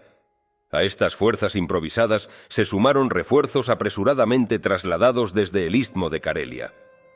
Zhukov pasó rápidamente a la ofensiva, organizando incursiones nocturnas, emboscadas sorpresivas y contraataques constantes para mantener a los alemanes bajo presión. Pero, a pesar de sus esfuerzos heroicos, la maquinaria bélica alemana seguía avanzando implacablemente. Tropas del 4º Grupo Panzer penetraron profundamente en las defensas exteriores y alcanzaron los suburbios de Leningrado, desatando combates desesperados calle por calle, casa por casa. A finales de septiembre, después de semanas de feroces combates con ataques y contraataques constantes, La situación parecía insostenible. Los defensores de Leningrado, agotados y al borde del colapso, se aferraban con uñas y dientes a los últimos reductos de resistencia. La caída de la ciudad parecía ya inevitable. Sin embargo, justo cuando Zhukov esperaba una ofensiva alemana definitiva que acabaría con la resistencia soviética, algo inesperado ocurrió. El cuarto grupo Panzer alemán recibió órdenes urgentes de trasladarse al sur para unirse a la ofensiva final contra Moscú. Ante esta sorpresiva retirada, las fuerzas alemanas restantes comenzaron a levantar fortificaciones alrededor de Leningrado. Hitler había tomado una decisión cruel pero pragmática. La ciudad no sería tomada por asalto directo, sino lentamente asfixiada mediante un bloqueo total que sometería a sus habitantes a un hambre terrible y despiadada. Desde ese momento, las reglas tradicionales de la guerra quedaron abandonadas por completo, y el conflicto se tornó extraordinariamente salvaje. Ambos bandos comenzaron a endurecerse, cometiendo atrocidades crecientes. Con el surgimiento de los partisanos soviéticos que operaban detrás de las líneas alemanas, la brutalidad alcanzó niveles inimaginables. Años después, muchos supervivientes soviéticos recordarían que, en aquellos primeros meses del conflicto, aún no habían entendido completamente la dimensión de lo que sucedía. A pesar de que Stalin y su propaganda hablaban constantemente de las atrocidades alemanas, al principio muchos civiles soviéticos desconfiaban de tales afirmaciones, creyendo que eran exageraciones de su gobierno para mantenerlos movilizados y dispuestos al sacrificio. Pero todo cambió cuando los primeros sobrevivientes de los territorios ocupados comenzaron a regresar al interior soviético, contando directamente los horrores presenciados: aldeas quemadas, fusilamientos masivos de civiles, torturas y exterminios sistemáticos. Solo entonces, la población soviética entendió plenamente la monstruosa naturaleza del enemigo al que enfrentaban. La respuesta emocional fue inmediata y demoledora. La propaganda soviética sufrió una transformación radical, abandonando cualquier pretensión de moderación. El discurso oficial comenzó a exigir venganza pura y simple contra los invasores alemanes, apelando no solo al patriotismo, sino a un profundo odio personal. Se pasó del lenguaje patriótico moderado a mensajes explícitos de exterminio contra las tropas alemanas, alentando una resistencia encarnizada y sin misericordia. Este cambio no fue únicamente una estrategia oficial impuesta desde arriba. Fue una reacción visceral y auténtica del pueblo soviético, atrapado entre la brutalidad nazi y la despiadada dureza de su propio gobierno estalinista. Un alto oficial soviético recordaría años más tarde con lúcida amargura la situación. Estábamos atrapados entre dos tiranos, Hitler y Stalin, y tuvimos que elegir. Elegimos finalmente al que hablaba nuestro idioma, ruso. Mientras tanto, en Leningrado, la vida se convirtió en una pesadilla cotidiana. Niños de apenas 14 años trabajaban hasta el agotamiento en fábricas improvisadas de municiones, ciudadanos comunes formaban brigadas de resistencia armadas precariamente, y la ciudad entera se preparaba para sufrir uno de los asedios más prolongados y crueles de la historia moderna. En los primeros días de septiembre, las primeras granadas de artillería alemanas comenzaron a caer sobre las calles de Leningrado, marcando el inicio oficial del asedio. A partir de ese instante, la lucha por la supervivencia de esta ciudad icónica se convertiría en un símbolo universal de resistencia humana, en un conflicto en el que ambos bandos abandonarían por completo cualquier pretensión de humanidad, transformando esta guerra en una batalla sin precedentes, llena de sacrificios heroicos, brutalidad extrema y desesperación absoluta. La resistencia heroica del pueblo soviético no solo estuvo compuesta por soldados profesionales o milicias improvisadas. También miles de mujeres tomaron las armas para defender su tierra en primera línea, una realidad asombrosa y conmovedora que reflejó la desesperación absoluta a la que estaba sometido el pueblo ruso. Mujeres comandando tanques, manejando enormes proyectiles de artillería y operando baterías antiaéreas no eran una simple excepción. Eran parte de la nueva normalidad de una guerra brutal, en la que nadie quedaba exento del sacrificio extremo. Al ser cuestionadas sobre sus motivos para luchar, muchas mujeres soviéticas respondieron con una sencillez devastadora: porque mis padres dijeron que debía hacerlo. Este sentimiento, profundamente arraigado en la conciencia colectiva rusa, resumía la gravedad moral y existencial que la invasión alemana había impuesto a la nación entera. Para octubre de 1941, el avance alemán había conquistado gran parte del oeste de Rusia. Desde Leningrado en el norte hasta Rostov en el Mar Negro, el ejército rojo continuaba retrocediendo, dejando tras de sí un paisaje devastado, irreconocible. Lo que antes habían sido campos fértiles que proporcionaban casi la mitad del grano del país, ahora eran vastas extensiones de tierra quemada, arrasadas intencionadamente por las fuerzas soviéticas para privar al enemigo de cualquier recurso alimentario. En esos territorios abandonados se mezclaban olores insoportables: el hedor de miles de animales sacrificados por los campesinos soviéticos para que no cayesen en manos alemanas, y el insoportable aroma de la muerte humana proveniente de soldados caídos y civiles ejecutados cuyos cuerpos permanecían esparcidos en caminos, campos y aldeas desiertas. Aldeas enteras fueron convertidas en ruinas humeantes, silenciosos monumentos de vidas interrumpidas abruptamente por la brutalidad del conflicto. Miles de niños huérfanos vagaban hambrientos y sin rumbo por estas tierras devastadas, buscando inútilmente a sus familias en medio del horror cotidiano. Pero, aún en medio de esa desesperación absoluta, el espíritu de resistencia ruso seguía intacto. Lejos de debilitarse, la voluntad de luchar se había fortalecido profundamente con las historias cada vez más numerosas y aterradoras sobre torturas, ejecuciones masivas y atrocidades cometidas por el invasor alemán contra los prisioneros soviéticos y la población civil. Este espíritu de resistencia se arraigaba en una conciencia colectiva marcada por sentimientos complejos y profundos. Por un lado, los soviéticos sabían perfectamente que su propio sistema era imperfecto y profundamente cruel. Millones de vidas se habían perdido a causa de la brutalidad y errores de su propio gobierno. Pero enfrentados al horror absoluto que representaba la ocupación nazi, no tuvieron dudas. Entre un régimen autoritario que al menos hablaba su lengua y defendía cierta idea de patria y otro invasor, genocida y bárbaro, optaron por luchar hasta la muerte contra este último. Para los soviéticos, la invasión alemana no solo significaba explotación y violencia física, también representaba una humillación moral intolerable.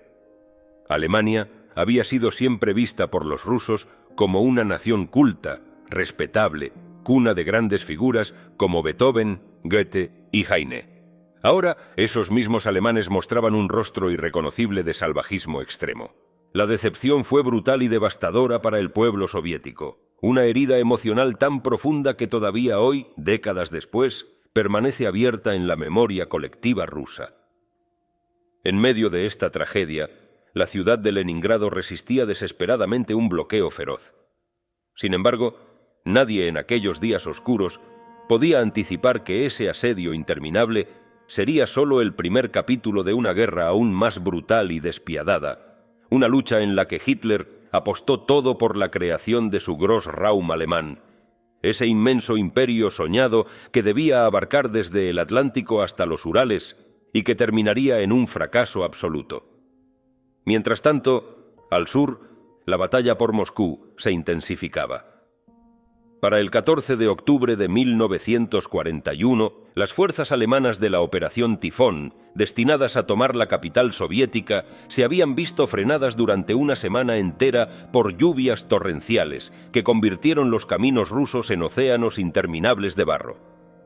Vehículos blindados, camiones de suministros y carros de infantería avanzaban penosamente a paso de tortuga, y solo conseguían hacerlo cuando eran remolcados por tanques.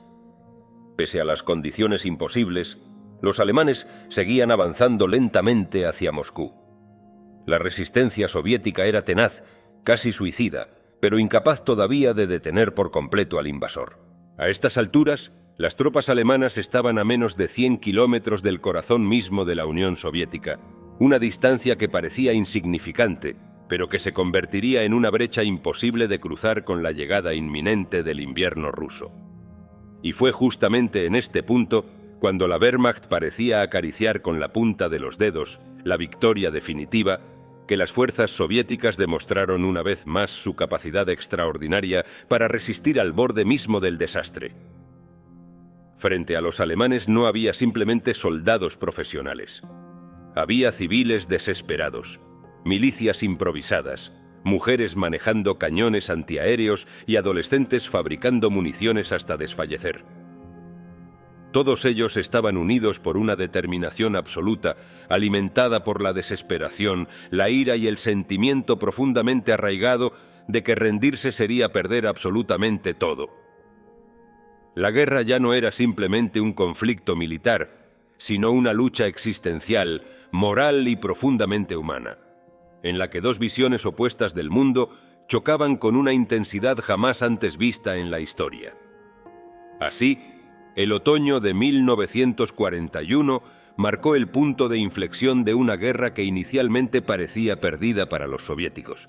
Leningrado resistía heroicamente su asedio, y Moscú aguardaba el choque definitivo, mientras el pueblo soviético se preparaba, con determinación absoluta, para enfrentar la mayor amenaza existencial que jamás había conocido su nación. Los soldados soviéticos habían defendido con una entrega casi suicida cada centímetro de su tierra. Hasta este punto, su sufrimiento había sido indescriptible, pero aún no habían conocido lo peor. En menos de un año serían arrastrados hacia el momento más oscuro y sangriento de toda la guerra, cuando la campaña de Hitler en Rusia alcanzara su brutal clímax en la ciudad de Stalingrado. Pero en octubre de 1941, todas las miradas estaban puestas en Moscú, el corazón mismo de la Unión Soviética. La proximidad de las tropas alemanas había generado pánico en la capital soviética.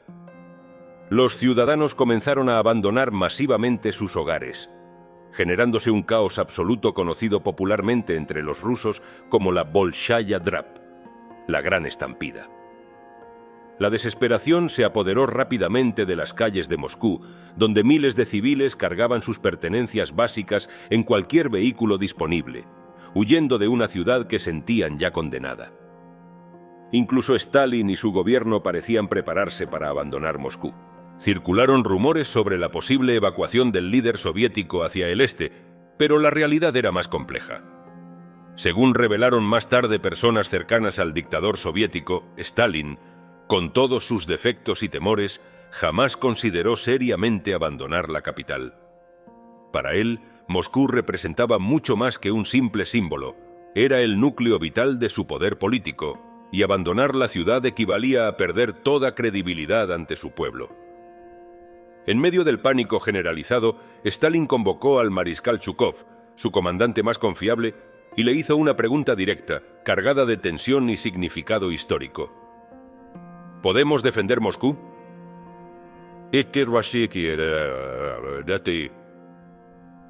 Zhukov respondió con firmeza absoluta. Sí, camarada Stalin, podemos. Esta sencilla pero decisiva afirmación selló el destino de la ciudad. Stalin decidió quedarse, haciendo del Kremlin un símbolo visible y constante de resistencia, permaneciendo en Moscú incluso cuando muchos de sus colaboradores ya habían huido. El momento decisivo llegó el 7 de noviembre de 1941. A pesar del peligro extremo de bombardeos alemanes, Stalin insistió en llevar a cabo el tradicional desfile militar del Día de la Revolución en la Plaza Roja. Ante miles de soldados y civiles reunidos junto al mausoleo de Lenin, pronunció uno de sus discursos más trascendentales. Invocó los valores más profundos del patriotismo ruso y apeló a la heroica tradición histórica de resistencia frente al invasor extranjero. Sus palabras resonaron con una fuerza épica en medio del frío glacial de Moscú. La guerra que libramos es una guerra de liberación, una guerra justa. Que las figuras heroicas de nuestros antepasados os inspiren en esta lucha. Este mensaje no era solo propaganda. Stalin había entendido que para sobrevivir necesitaba despertar en los rusos algo más profundo que el miedo, necesitaba resucitar su orgullo nacional y convertir esta lucha en una cuestión de supervivencia histórica. Mientras tanto, Stalin movilizó desesperadamente a los ciudadanos que aún permanecían en Moscú. Se formaron unidades civiles improvisadas que fueron enviadas directamente al frente sin apenas entrenamiento ni armas adecuadas. Paralelamente, gracias a información secreta proporcionada por sus espías en Japón, Stalin recibió la confirmación de que el imperio japonés no planeaba atacar Siberia por el este. Liberado finalmente del temor a luchar en dos frentes simultáneos, ordenó trasladar de inmediato 22 divisiones frescas, compuestas por experimentadas tropas siberianas, hacia la defensa urgente de Moscú. En el otro lado del frente, los alemanes comenzaban a sentir ahora los efectos de su exceso de confianza. El general Heinz Guderian, uno de los comandantes alemanes más destacados, había pedido repetidamente suministros de invierno para sus tropas, pero Hitler, convencido de que la campaña sería breve, había rechazado con arrogancia esas peticiones, tachándolas de pensamiento negativo. Ahora, con el invierno ruso finalmente encima, los soldados alemanes pagaban el precio de ese error fatal. Sin ropa adecuada, combustible adaptado al frío ni anticongelantes para sus vehículos, quedaron paralizados. En un intento desesperado por protegerse del frío glacial, comenzaron incluso a introducir folletos propagandísticos dentro de sus uniformes, buscando cualquier forma de aislamiento contra las temperaturas extremas. Mientras la Wehrmacht luchaba contra el barro, la nieve y el frío, Hitler insistió obstinadamente en dividir sus fuerzas para atacar Moscú simultáneamente desde el norte y desde el sur.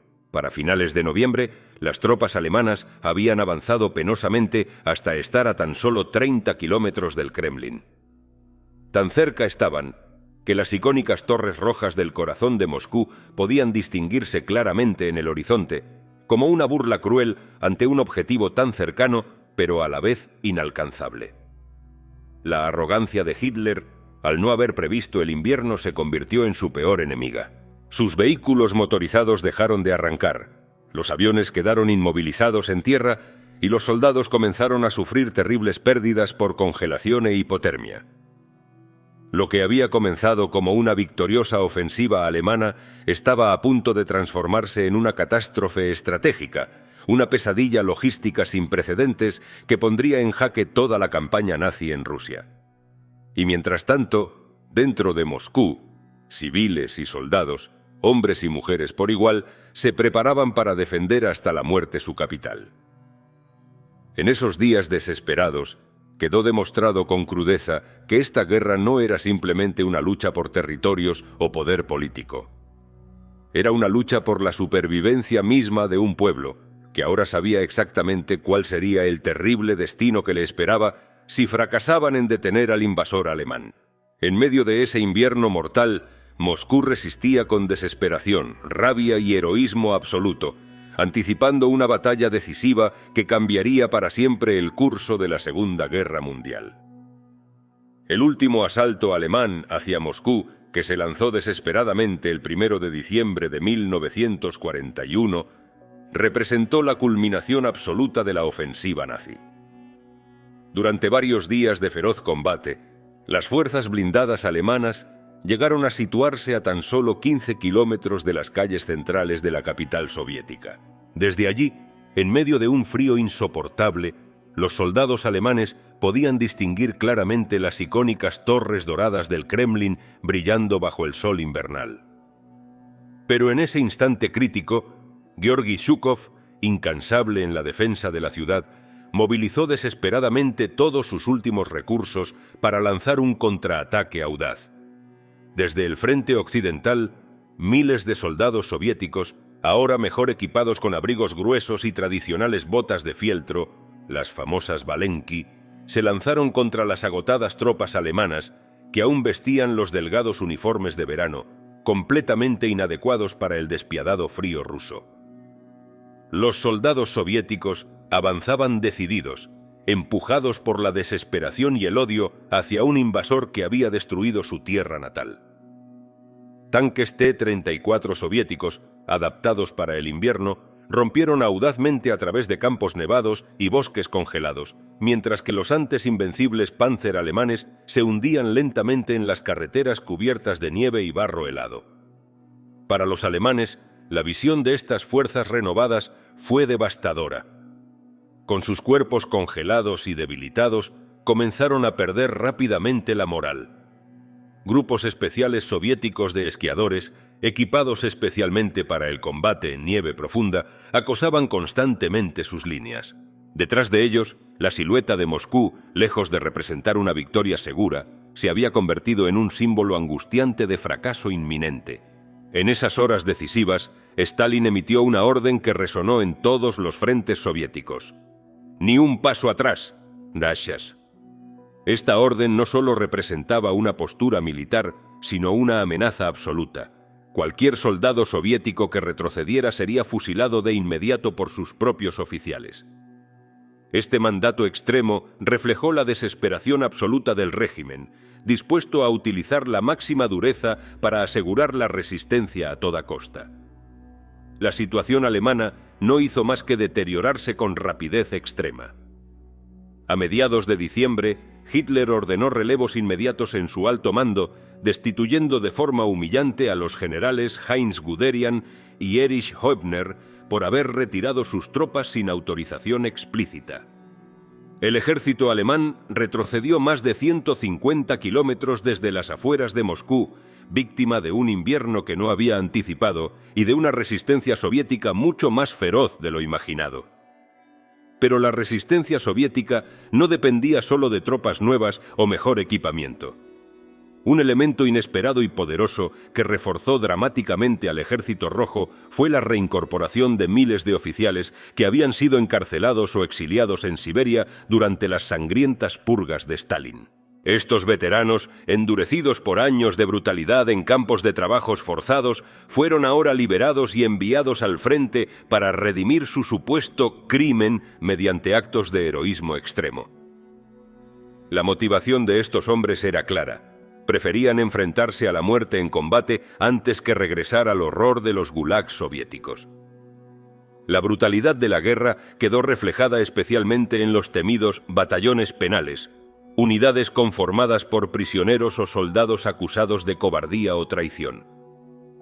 Estos hombres, lanzados a ataques suicidas bajo vigilancia constante, sabían perfectamente que su supervivencia era prácticamente imposible. Durante la batalla de Stalingrado, por ejemplo, más de 13.000 soldados soviéticos fueron enviados a estos batallones disciplinarios, donde la mayoría terminó fusilada por retroceder o por negarse a atacar. Mientras tanto, la situación en Leningrado seguía empeorando dramáticamente. Para noviembre de 1941, la hambruna dentro de la ciudad alcanzó niveles catastróficos. Las reservas de alimentos estaban prácticamente agotadas y los habitantes morían lentamente por decenas de miles.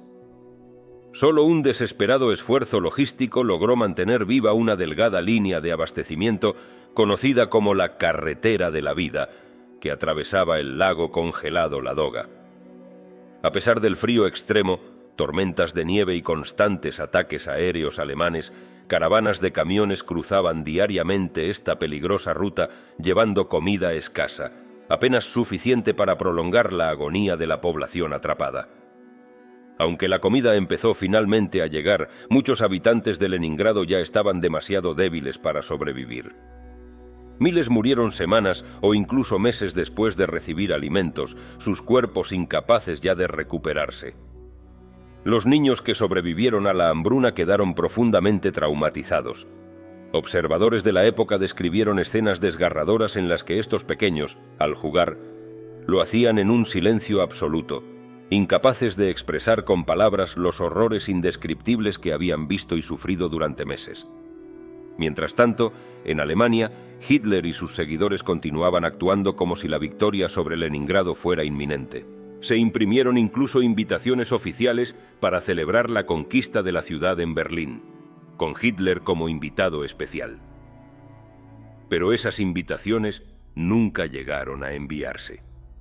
La ciudad, aunque devastada y hambrienta, continuaba resistiendo, aferrándose con obstinación al último hilo de esperanza. Entre las historias más conmovedoras de la guerra estaban las de las mujeres soviéticas que participaron activamente en los combates.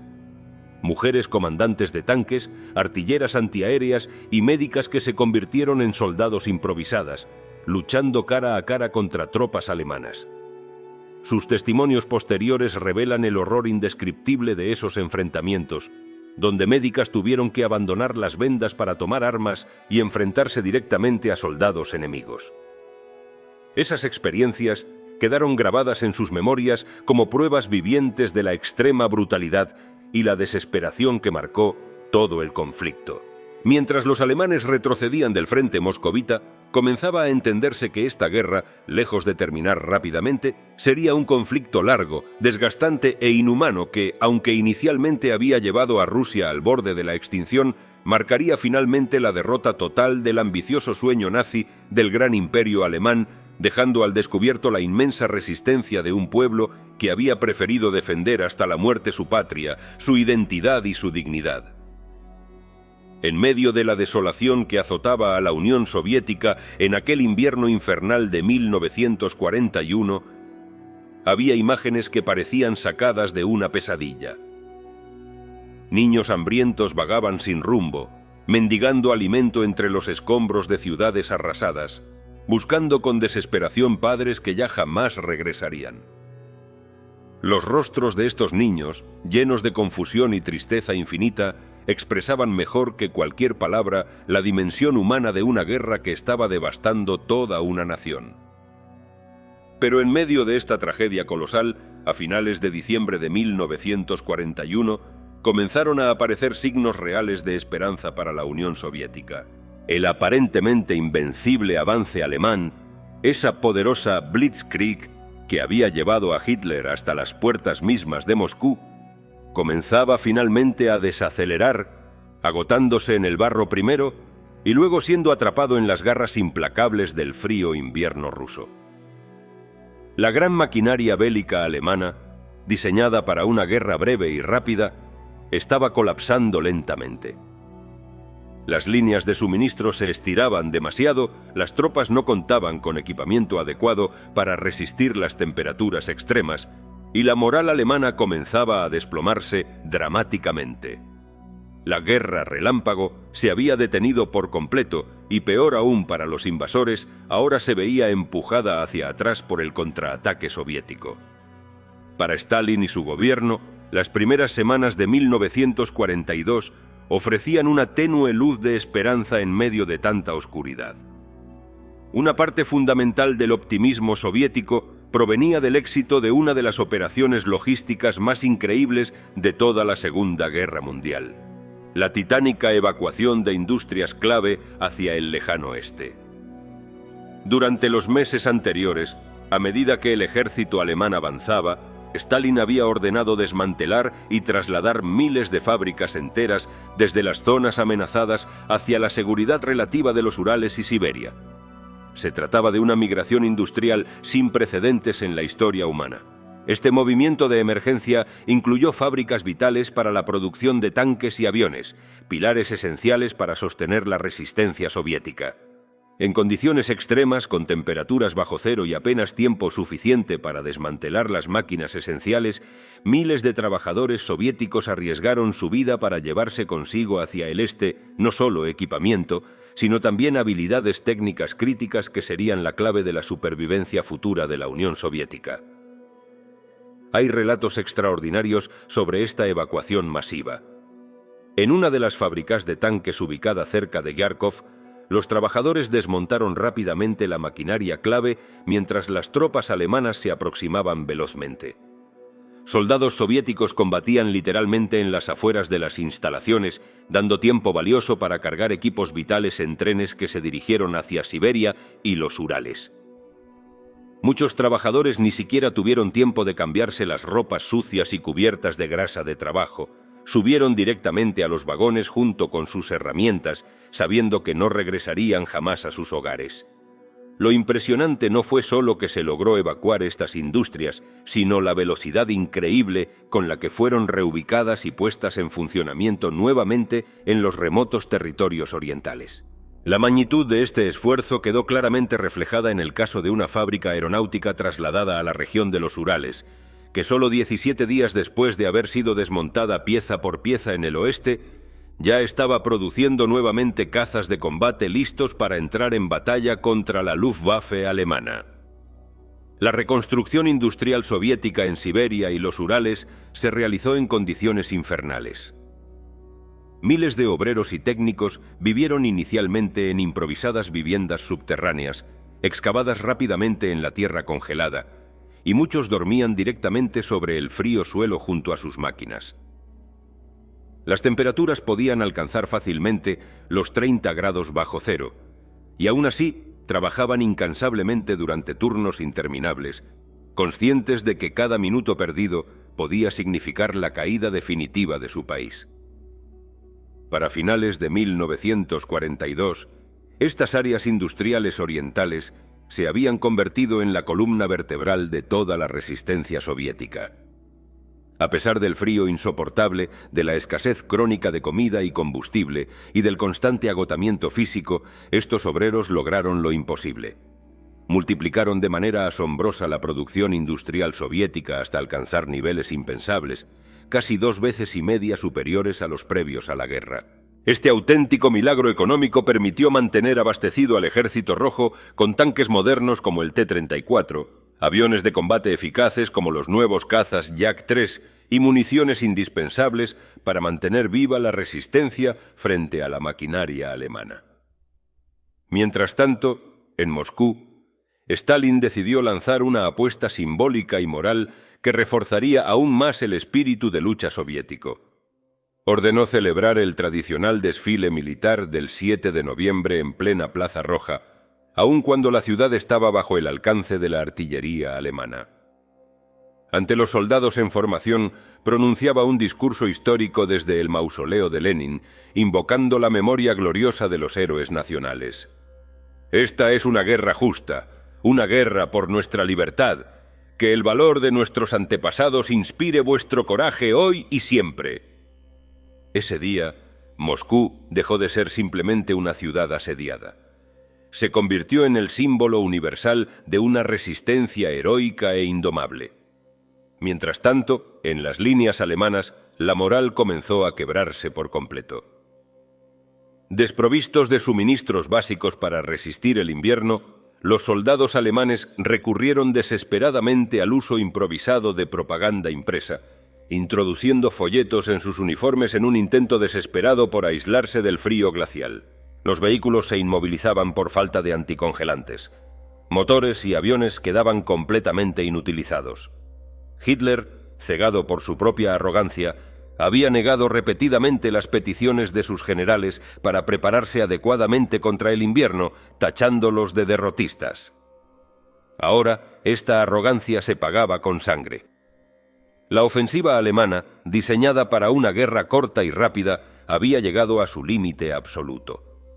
Frente a ellos, los soldados soviéticos, muchos recién llegados de Siberia, perfectamente equipados y acostumbrados a las condiciones extremas, se preparaban para contraatacar. El invierno ruso, tradicional aliado de la defensa nacional, se había unido una vez más a la resistencia soviética. Así, a comienzos del invierno de 1942, Alemania se enfrentaba a un punto de inflexión crucial en su guerra contra la Unión Soviética. La idea inicial de una victoria rápida, de un colapso soviético inmediato, se había esfumado por completo. Hitler, que había prometido a su pueblo un triunfo total en pocas semanas, ahora contemplaba con impotencia cómo sus tropas, atrapadas en las heladas estepas rusas, comenzaban lentamente a desmoronarse, anticipando la tragedia definitiva que vendría en el brutal invierno que tenían por delante. En tierra, un nuevo protagonista comenzaba a cambiar lentamente el equilibrio de fuerzas en el frente oriental: el tanque soviético T-34. Este blindado, que en sus primeras apariciones había generado sorpresa y temor entre las fuerzas alemanas, ahora se estaba convirtiendo rápidamente en el arma estándar del Ejército Rojo, aterrorizando y frustrando por igual a las divisiones Panzer de la Wehrmacht. El T-34 era, sin exagerar, una maravilla técnica para su época.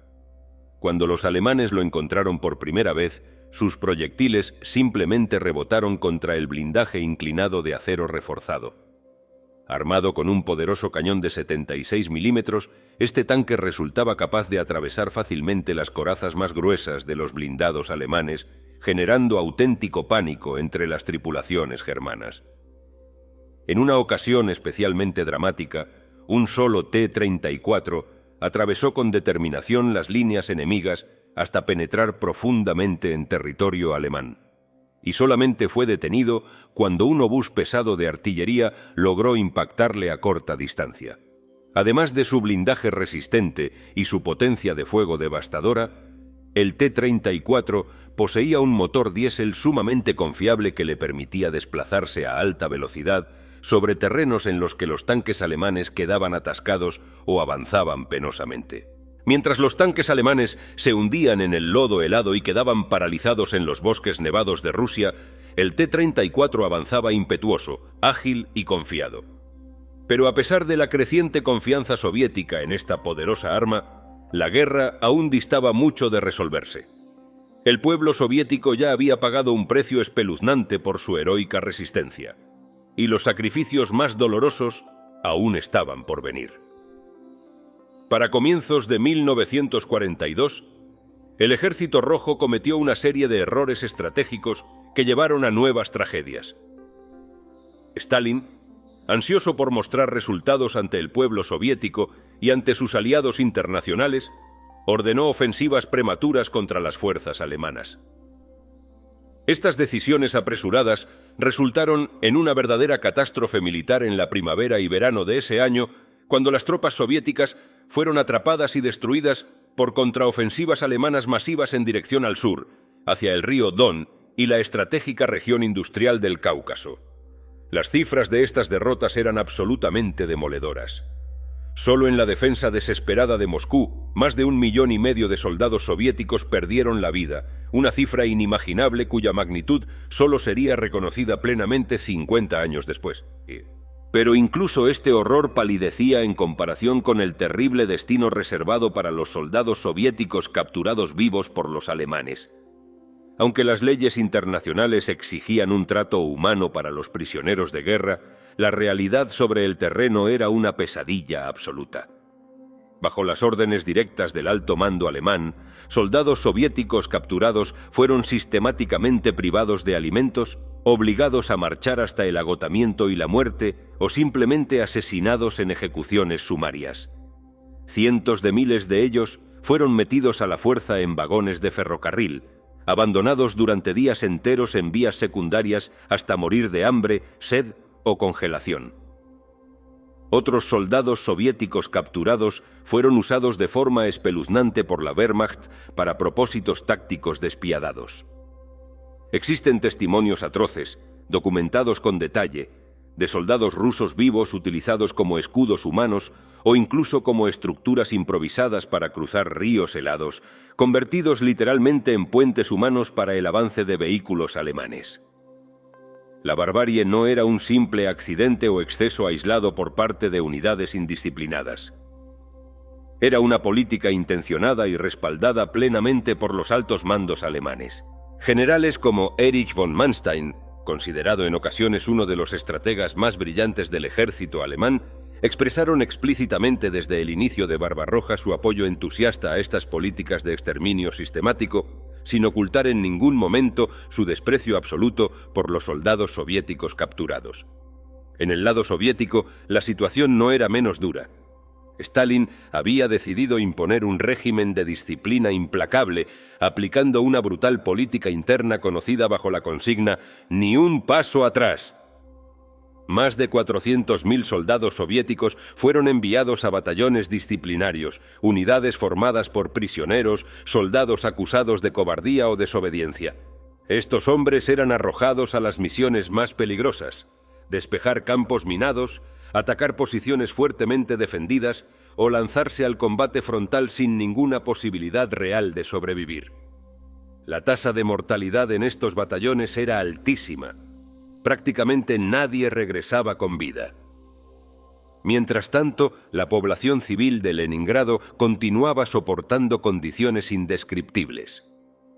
A finales de noviembre de 1941, las raciones diarias de pan para los trabajadores manuales habían caído hasta los 250 gramos, menos de un tercio de la cantidad mínima necesaria para sobrevivir. La hambruna se convirtió en algo tan cotidiano y extremo que los cadáveres yacían en las calles durante días enteros, sin que nadie tuviera fuerzas para retirarlos. Los niños sobrevivientes mostraban un trauma imposible de describir, reflejado claramente en la profunda tristeza que podía verse en sus ojos. Testigos posteriores describieron a esos niños como figuras silenciosas, con miradas llenas de una madurez sombría y terrible, reflejo del dolor y sufrimiento extremo que habían soportado. En ese contexto terrible, el pueblo soviético seguía luchando con un heroísmo desesperado y absoluto, sabiendo perfectamente que la derrota no era una opción. El invierno ruso, esa arma silenciosa e implacable, se había aliado finalmente con los defensores soviéticos. La Wehrmacht, que en verano había parecido invencible, ahora se tambaleaba exhausta y desesperada, atrapada en una lucha sangrienta y brutal para la cual no estaba preparada ni material ni moralmente. La invasión alemana, inicialmente imparable, se había transformado en una tragedia de proporciones épicas, un escenario inimaginable de sufrimiento humano y brutalidad sistemática, donde cada día, en ambos bandos, los límites de la resistencia humana eran llevados hasta el extremo absoluto. Y a pesar de todo, la terrible lucha por el alma de Europa y la supervivencia del pueblo soviético estaba aún lejos de concluir. La barbarie desatada en el frente oriental no fue obra exclusiva de las unidades especiales de exterminio nazis, conocidas como Einsatzgruppen, ni únicamente responsabilidad de las temidas SS. Lo más aterrador de esta guerra fue que incluso el soldado alemán común se vio libre de toda restricción moral o legal, convertido en un agente sin freno, autorizado por sus superiores para ejecutar actos de brutalidad absoluta con total impunidad. Esta situación fue cuidadosamente planificada y fomentada desde las más altas esferas del régimen nazi. El soldado alemán promedio, liberado explícitamente por los decretos militares del Reich de toda responsabilidad criminal sobre sus acciones en territorio soviético, aprovechó plenamente esa licencia para matar, torturar y saquear. Ya no existía ninguna barrera moral ni disciplina militar que contuviera el desenfreno criminal de las tropas alemanas. La cifra total de soldados soviéticos capturados por los alemanes durante toda la guerra alcanzaría finalmente los 5,5 millones. El propio Hermann Göring, uno de los líderes nazis más poderosos, relató fríamente a Galeazzo Ciano, enviado especial de Mussolini, escenas de un horror inimaginable. Prisioneros soviéticos, reducidos al límite por el hambre extrema, obligados a comer las suelas de sus propias botas, recurriendo incluso al canibalismo, hasta devorar, según afirmó, a un soldado alemán que los custodiaba. Algunas naciones deben ser diezmadas, declaró Göring con un cinismo aterrador, y no se puede hacer nada para impedirlo. Pero para Heinrich Himmler, líder absoluto de las SS y arquitecto supremo del terror nazi, estas muertes eran solo el inicio. Según sus propios planes de reorganización racial y territorial para Europa Oriental, al menos 30 millones de eslavos debían ser exterminados para dejar espacio vital suficiente para la expansión del pueblo alemán. Himmler y su lugarteniente Reinhard Heydrich se convirtieron en los auténticos amos de los territorios soviéticos ocupados. La brutalidad fue tan extrema que incluso oficiales superiores del ejército alemán, supuestamente representantes de una élite militar educada y civilizada, se sintieron obligados a justificar su complicidad con estos crímenes. El mariscal Wilhelm Keitel, jefe del alto mando alemán, afirmaría más tarde que ni él ni los comandantes del ejército tenían poder real para imponer disciplina en los territorios ocupados. Esa autoridad había sido conferida exclusivamente a Himmler y Heydrich, quienes gozaban de poderes absolutos y discrecionales para decidir quién vivía y quién moría.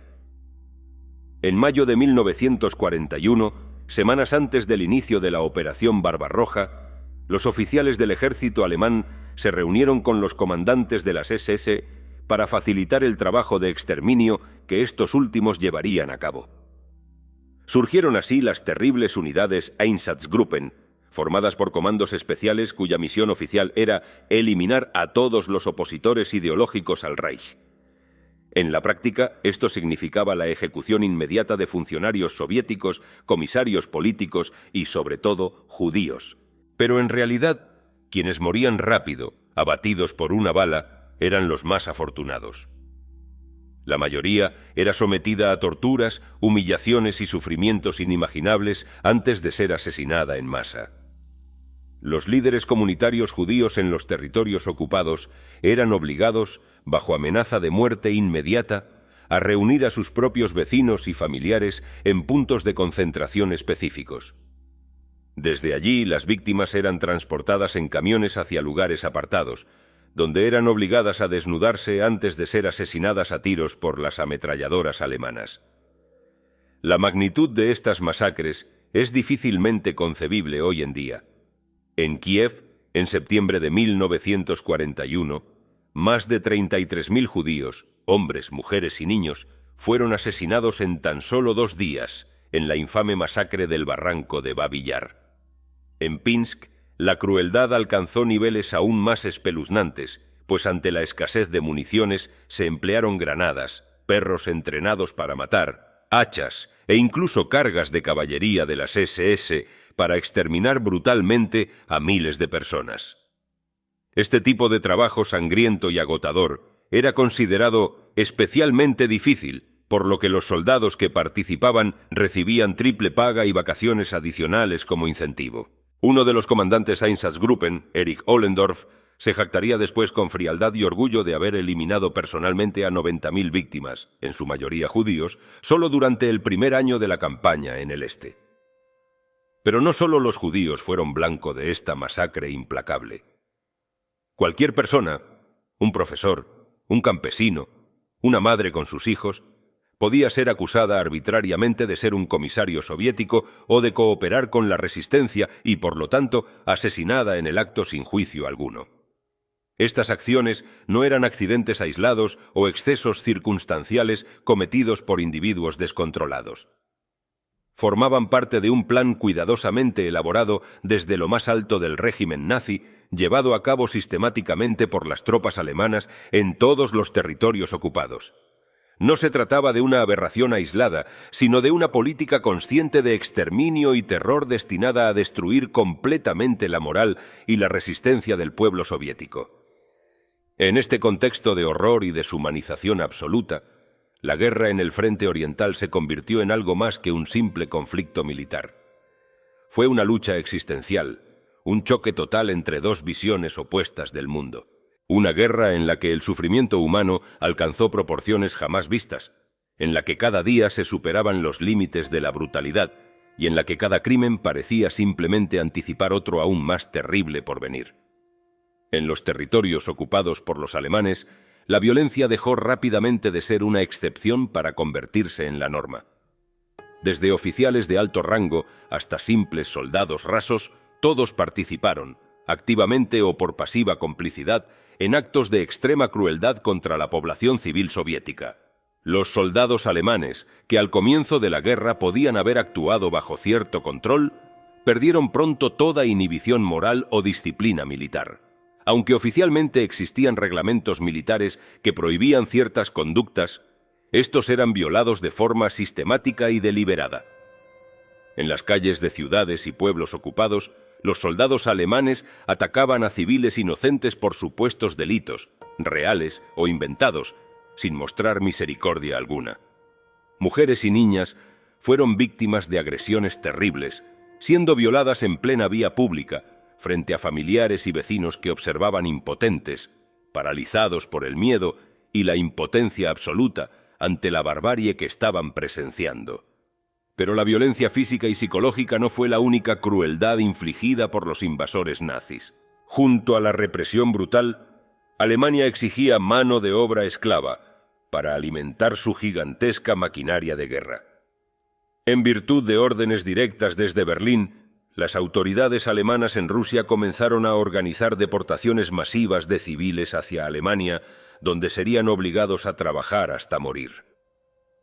Miles de personas fueron arrancadas de sus hogares sin aviso ni criterio alguno sobre sus habilidades laborales reales en escenas cargadas de horror. A menudo eran sacados de sus hogares en plena noche y arrojados brutalmente en vagones ferroviarios improvisados. Las condiciones dentro de estos trenes eran tan inhumanas que muchos no lograban sobrevivir al viaje. La falta absoluta de higiene y alimento convirtió aquellos trenes en verdaderas trampas mortales. Según testimonios posteriores, madres desesperadas daban a luz en condiciones espantosas. Los soldados alemanes arrancaban sin piedad a los recién nacidos de sus brazos y los arrojaban desde los vagones hacia las cunetas, abandonándolos a una muerte segura. No es sorprendente que antes de finalizar el primer año de la invasión, aproximadamente 100.000 trabajadores ucranianos deportados a Alemania fueran enviados de regreso por considerarlos totalmente inútiles, incapaces de realizar trabajo alguno debido al estado físico deplorable en el que llegaron tras los brutales traslados. Estos actos atroces no fueron olvidados por la población civil, sino que se convirtieron en el motor principal de un creciente y encarnizado movimiento de resistencia. Irónicamente, los nazis habían provocado con su brutalidad la creación de poderosos grupos guerrilleros en las zonas ocupadas, alimentados por un odio absoluto hacia los invasores y decididos a vengar cada injusticia sufrida. Con el tiempo, estos partisanos rusos se convertirían en una amenaza constante, atacando sin tregua líneas de abastecimiento, sabotando infraestructuras y aterrorizando a las tropas alemanas aisladas en el vasto territorio soviético. Mientras tanto, en el invierno de 1941 a 42, Hitler comenzó a perder rápidamente la confianza en muchos de sus altos mandos. Aquellos generales que al principio habían sido héroes victoriosos, ahora eran vistos como fracasados responsables del lento colapso del frente oriental. Heinz Guderian, el legendario general de tanques, fue relevado humillantemente de su mando por retirarse sin autorización explícita. Otros generales destacados como von Hopner también fueron destituidos de sus puestos por haber cedido terreno a las ofensivas soviéticas. Pero si los alemanes sufrían, para los soviéticos el costo humano seguía siendo aún más devastador. Stalin, desesperado por recuperar la iniciativa tras los éxitos parciales cerca de Moscú, lanzó a comienzos de 1942 ofensivas precipitadas e insuficientemente preparadas. Estas operaciones ofensivas, motivadas por el orgullo y la impaciencia del dictador, resultaron en derrotas catastróficas. La más destacada ocurrió en la ofensiva hacia el río Volkhov, donde el segundo ejército de choque soviético fue rodeado por los alemanes, aislado y completamente destruido en una tragedia de dimensiones descomunales. La ofensiva soviética del frente de Kalinin, que pretendía cercar un gran sector del grupo de ejércitos centro-alemán, terminó de forma igualmente desastrosa.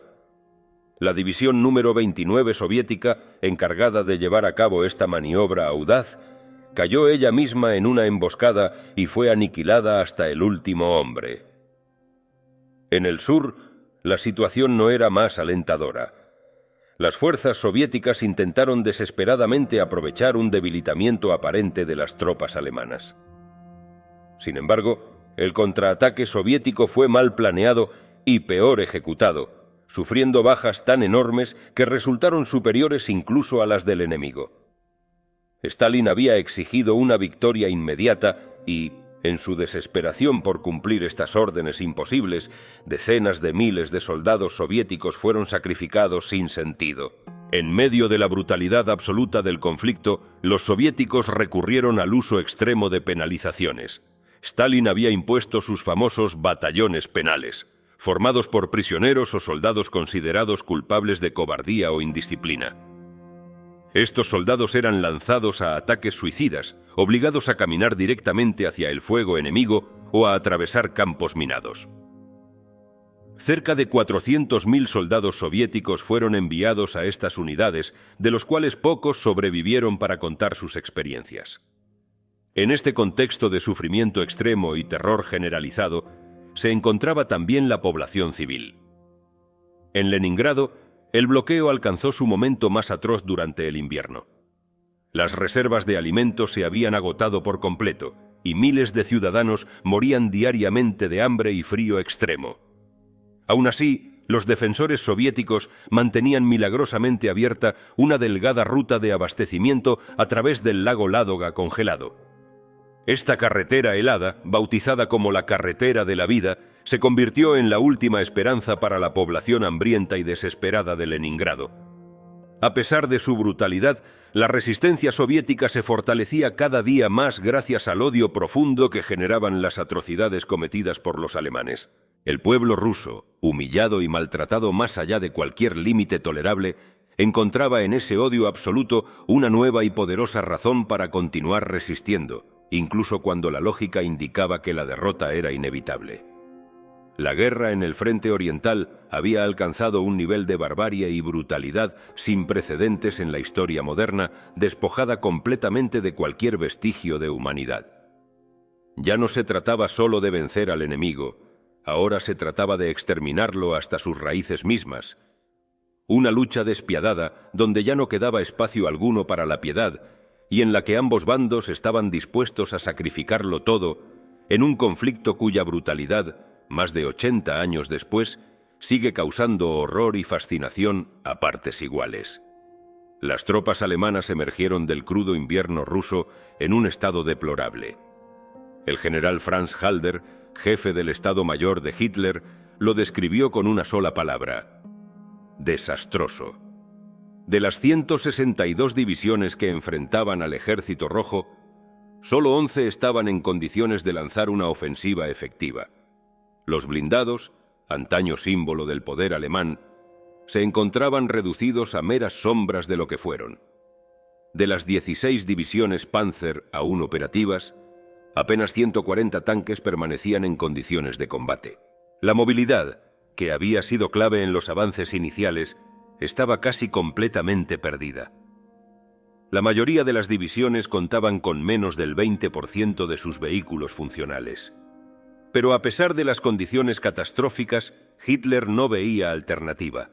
En su mente había dos únicas opciones: avanzar o ser aniquilado. Retirarse no era una posibilidad. Sus generales, aunque conscientes del estado crítico de sus fuerzas, sabían que cualquier sugerencia de repliegue sería interpretada como una traición. Mientras los soldados alemanes sufrían en la inmensidad helada del frente oriental, la realidad de la guerra era mucho más cruda de lo que la propaganda nazi mostraba. A menudo se imaginaba la contienda como una serie de ataques relámpago y maniobras blindadas a gran velocidad, pero la verdad era muy diferente. Los Panzers, aunque esenciales, no representaban la mayor parte de la Wehrmacht. La infantería, la misma que marchaba kilómetros interminables con el peso del equipo a cuestas, era la que realmente sostenía el esfuerzo bélico alemán. De las 168 divisiones alemanas en el frente oriental, solo 19 eran blindadas. El resto, soldados a pie, avanzaban por carreteras destrozadas, entre campos de turba empapados y bosques oscuros. No eran unidades mecanizadas. Dependían de caballos, de improvisadas caravanas de suministro y, sobre todo, de su propia resistencia física para sobrevivir. Más allá del enfrentamiento directo, la verdadera clave de la guerra estaba en la logística. Mientras los alemanes intentaban abrirse paso a través de un territorio vasto y hostil, el Ejército Rojo se aferraba con una estrategia implacable. Stalin había comprendido que controlar las líneas ferroviarias significaba controlar el destino de la guerra. Los soviéticos no esperaban capturar grandes extensiones de ferrocarril. Avanzaban y a medida que recuperaban terreno, construían nuevas vías sobre la marcha. Los alemanes, en cambio, dependían de las infraestructuras previas, y cuando éstas eran destruidas o inutilizadas por la resistencia soviética, el colapso logístico era inmediato. Sin transporte adecuado, sin combustible y sin medios para mover refuerzos, la ofensiva alemana perdía su impulso. Mientras la Wehrmacht intentaba recomponerse, Halder contemplaba una idea peligrosa: una retirada completa hasta la frontera polaca. Un repliegue estratégico que permitiera a Alemania reagruparse, recuperar suministros y reforzar sus tropas antes de continuar la ofensiva. pero ni siquiera él se atrevió a sugerirlo a Hitler. En Berlín, las advertencias sobre la inminente crisis de recursos no dejaban de acumularse. Los expertos en economía del Reich habían sido claros. Sin nuevas fuentes de petróleo, la guerra no podría sostenerse por mucho más tiempo. Las reservas eran insuficientes. La Luftwaffe ya enfrentaba severos problemas de abastecimiento para mantener sus aviones en el aire, y las divisiones Panzer, antaño la fuerza dominante del ejército alemán, se veían cada vez más limitadas por la escasez de combustible. La única solución, según Hitler, estaba en el sur. Los campos petrolíferos del Cáucaso, con sus vastos yacimientos en Bakú, eran la clave. Si Alemania lograba apoderarse de esas reservas, el suministro de petróleo quedaría asegurado y la Wehrmacht podría continuar la guerra en el este con renovada fuerza. Pero alcanzar esos yacimientos significaba cruzar un territorio hostil, atravesar montañas, enfrentar la resistencia soviética en su máxima expresión y mantener abastecidas tropas que ya estaban al límite de su capacidad. El panorama no solo era incierto, sino potencialmente desastroso. Mientras los alemanes fijaban su mirada en el sur, Stalin ya preparaba su siguiente movimiento. Un contraataque brutal, una resistencia encarnizada que transformaría la guerra para siempre. Lo que Hitler veía como su próximo gran golpe estratégico se convertiría en la mayor trampa jamás tendida al ejército alemán. En el horizonte, una ciudad esperaba para sellar el destino de la invasión nazi, Stalingrado. Las divisiones de infantería alemanas se encontraban en un estado crítico. Lo que en el verano de 1941 había sido un ejército imponente ahora era una versión debilitada y agotada de sí mismo. Para compensar las enormes pérdidas sufridas en el frente oriental, las divisiones de infantería fueron reducidas drásticamente. De 9 batallones pasaron a solo 7. Y la fuerza de combate de cada compañía se desplomó de 180 hombres a apenas 80. Las cifras reflejaban el desgaste implacable de la guerra. El problema no se limitaba a la cantidad de soldados. Entre noviembre de 1941 y marzo de 1942, solo 7.500 vehículos llegaron al frente para reemplazar los 75.000 que se habían perdido. La falta de combustible agravaba aún más la situación. La movilidad, el arma clave de la Wehrmacht, estaba paralizada. Los Panzers que formarían parte de la ofensiva de verano en el sur apenas contaban con 135 tanques por división, y esto solo se había logrado debilitando las fuerzas desplegadas en los sectores norte y centro del frente oriental. A pesar de todo, Hitler aún contaba con una ventaja: el factor sorpresa. Stalin estaba convencido de que los alemanes retomarían la ofensiva en Moscú y reforzó enormemente sus reservas defensivas alrededor de la capital soviética. Pero cuando el 8 de mayo de 1942 el golpe alemán cayó, fue en Crimea, no en Moscú. La ofensiva de la 11ª Armada de Erich von Manstein irrumpió en el frente de Crimea, destrozándolo en cuestión de días. No era una maniobra aislada. Los alemanes estaban preparando el camino para su gran objetivo estratégico: los campos petrolíferos del Cáucaso. Mientras von Manstein arrasaba Crimea, el general Timoshenko, al mando del frente suroeste soviético, intentó resistir en la región norte de la ofensiva. No tuvo oportunidad. La 9ª y la 57ª Armadas alemanas cercaron y destruyeron sus fuerzas con una rapidez brutal. Cuando el cerco alemán se cerró, casi la totalidad de la reserva de tanques T-34 y KV-1 acumulada durante el invierno cayó en manos del enemigo. Más de 2.000 piezas de artillería y 250.000 de prisioneros soviéticos fueron capturados en la devastadora maniobra. Al sur, Manstein avanzaba hacia la fase final de su ofensiva en Crimea. Solo una posición seguía resistiendo: la fortaleza de Sebastopol, sitiada desde el año anterior. Los defensores soviéticos habían soportado 250 días de combates despiadados, bombardeos incesantes y ataques de infantería sin tregua. Finalmente, el 4 de julio de 1942, la ciudad capituló. El precio de su resistencia había sido inmenso. Hitler, eufórico con la victoria, ordenó que las tropas vencedoras de Crimea fueran enviadas al norte para reforzar el sitio de Leningrado, a pesar de las súplicas de sus generales que pedían su traslado inmediato al frente principal de la ofensiva en el sur. Mientras los ejércitos alemanes avanzaban hacia su siguiente objetivo, la estrategia de Hitler comenzó a dispersarse peligrosamente. Las fuerzas fueron reorganizadas en dos grandes grupos de ataque. El grupo de ejércitos B avanzó hacia el este desde Kursk y Kharkov, pero fracasó en su intento de cercar a las fuerzas soviéticas en retirada. Hitler, convencido de que el grueso del Ejército Rojo se encontraba al norte de Rostov, ordenó un cerco masivo sobre la ciudad. En su empeño por atrapar al enemigo, cometió un error fatal. Desvió al cuarto ejército Panzer de su avance hacia Stalingrado y lo dirigió hacia el sur para reforzar la ofensiva en el río Don. Von Kleist, uno de los generales alemanes clave en la ofensiva, describió con frustración el desastre que siguió. El cuarto ejército Panzer avanzaba a mi izquierda. Podría haber tomado Stalingrado sin resistencia a finales de julio, pero fue desviado hacia el sur para ayudarme a cruzar el Don. No necesitaba su ayuda. Solo congestionó las carreteras que yo usaba. Cuando finalmente giró al norte de nuevo, los rusos ya habían reunido las fuerzas suficientes en Stalingrado para detenerlo. Mientras tanto, el grupo de ejércitos A continuaba su marcha por la costa del Mar Negro, avanzando hacia las estribaciones del Cáucaso. La campaña alemana en el sur, diseñada originalmente como una ofensiva secuencial en la que Stalingrado debía caer antes de que las tropas alemanas avanzaran sobre los campos petrolíferos del Cáucaso, ahora se había transformado en un intento caótico de lograr ambos objetivos al mismo tiempo. Para finales de agosto, la ofensiva alemana se encontró con una resistencia feroz en la región.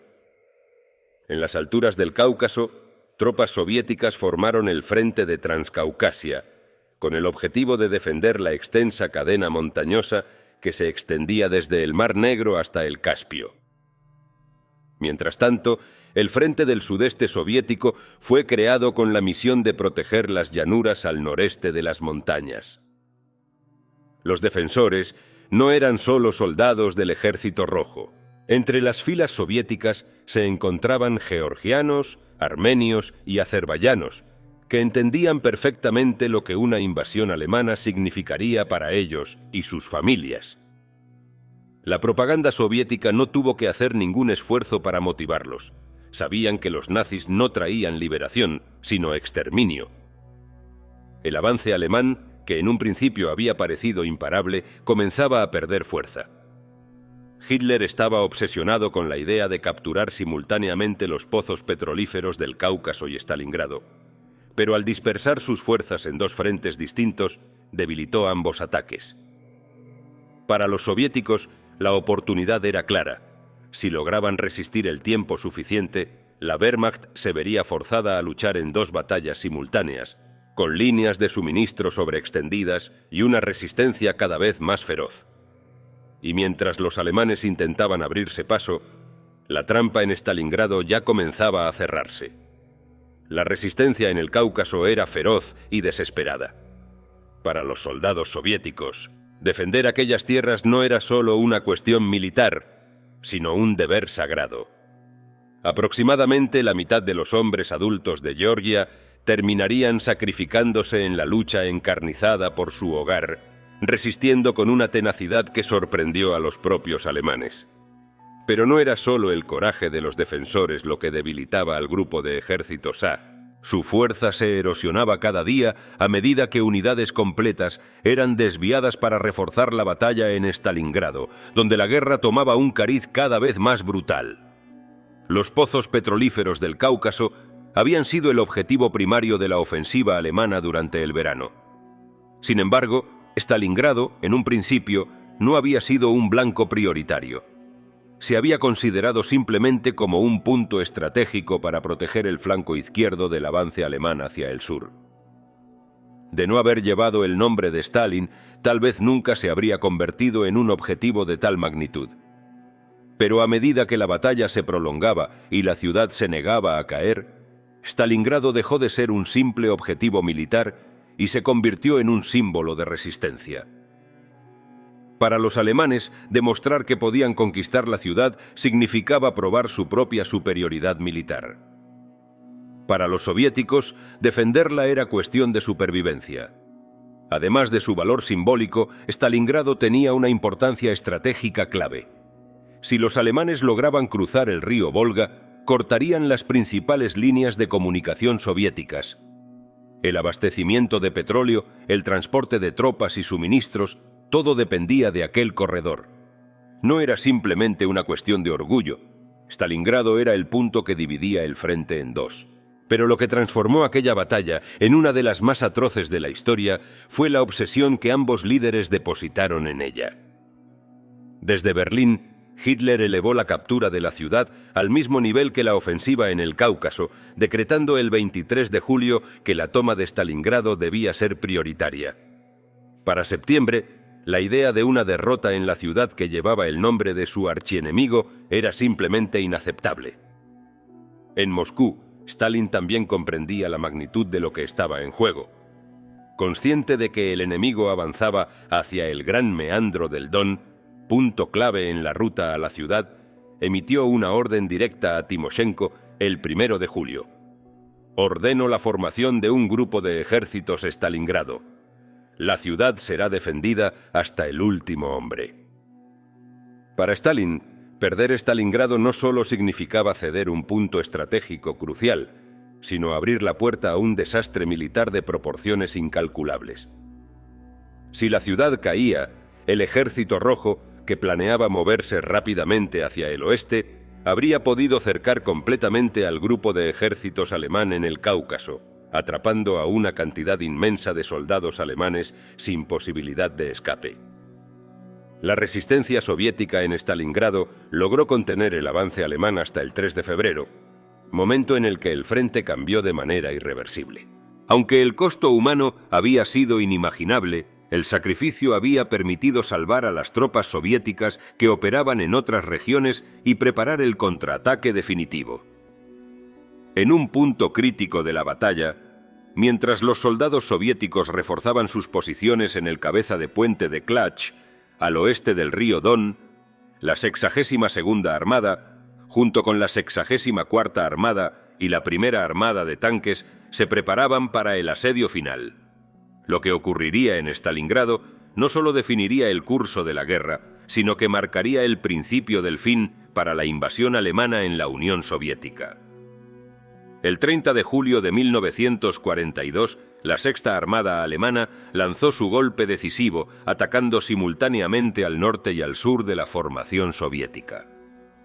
En menos de 10 días, el 8 de agosto, la maniobra de cerco se había completado. Las fuerzas devastadas de la 62ª y 64ª Armada Soviética se vieron obligadas a retirarse en desorden, estableciendo un último perímetro defensivo en torno a Stalingrado. El camino hacia la ciudad quedó prácticamente desprotegido. El 23 de agosto, bajo el mando del general Friedrich Paulus, la Sexta Armada alemana, junto con el Cuarto Ejército Panzer, cruzó el río Don y aceleró su avance hacia Stalingrado. A pesar de la feroz resistencia de las fuerzas soviéticas, muy superadas en número y armamento, los alemanes irrumpieron en los suburbios de la ciudad con una fuerza demoledora. El único motivo por el cual no lograron cerrar por completo el cerco en los primeros días fue la rápida retirada soviética hacia el centro de la ciudad el 30 de agosto, una maniobra desesperada que impidió la aniquilación total de sus líneas avanzadas. Pero la situación era desesperada. El Ejército Rojo necesitaba refuerzos con urgencia. En Stalingrado no había tiempo para esperar la llegada de divisiones de otras partes del frente, así que la población civil fue llamada a combatir. 125.000 ciudadanos adultos y 7.000 jóvenes de entre 13 y 17 años fueron reclutados en las filas soviéticas para defender su ciudad. Los trabajadores de las fábricas de municiones no solo producían armas sin descanso, sino que las entregaban directamente a los soldados en cuanto salían de la línea de producción. Pero cuando la batalla alcanzó su punto más crítico, ellos mismos tomaron esas armas y se unieron a la lucha. Con fusiles en las manos y la desesperación como única protección, obreros, estudiantes y ancianos se transformaron en combatientes, enfrentándose cuerpo a cuerpo con las tropas de élite de la Wehrmacht. El destino de Stalingrado estaba sellado. La ciudad no caería sin antes convertirse en el escenario de una de las batallas más brutales de la historia moderna. En su afán por una victoria rápida, los alemanes cometieron un error táctico catastrófico. Antes del asalto final, la Luftwaffe desató un bombardeo incendiario de una brutalidad sin precedentes. Pero aunque las llamas y las explosiones redujeron Stalingrado a un paisaje de ruinas humeantes, también convirtieron la ciudad en un terreno imposible para los propios atacantes. Lo que debía haber sido una conquista arrolladora se transformó en un combate cuerpo a cuerpo entre escombros, un Rattenkrieg, una guerra de ratas, como la llamaron los propios soldados alemanes. Las tropas del Tercer Reich se vieron atrapadas en un laberinto de edificios derrumbados, callejones bloqueados y túneles improvisados, donde la movilidad de los blindados y la superioridad aérea se volvieron irrelevantes. La doctrina militar alemana había sido diseñada para evitar una guerra de desgaste. Sus estrategias se basaban en ataques relámpago, golpes a los flancos y avances rápidos.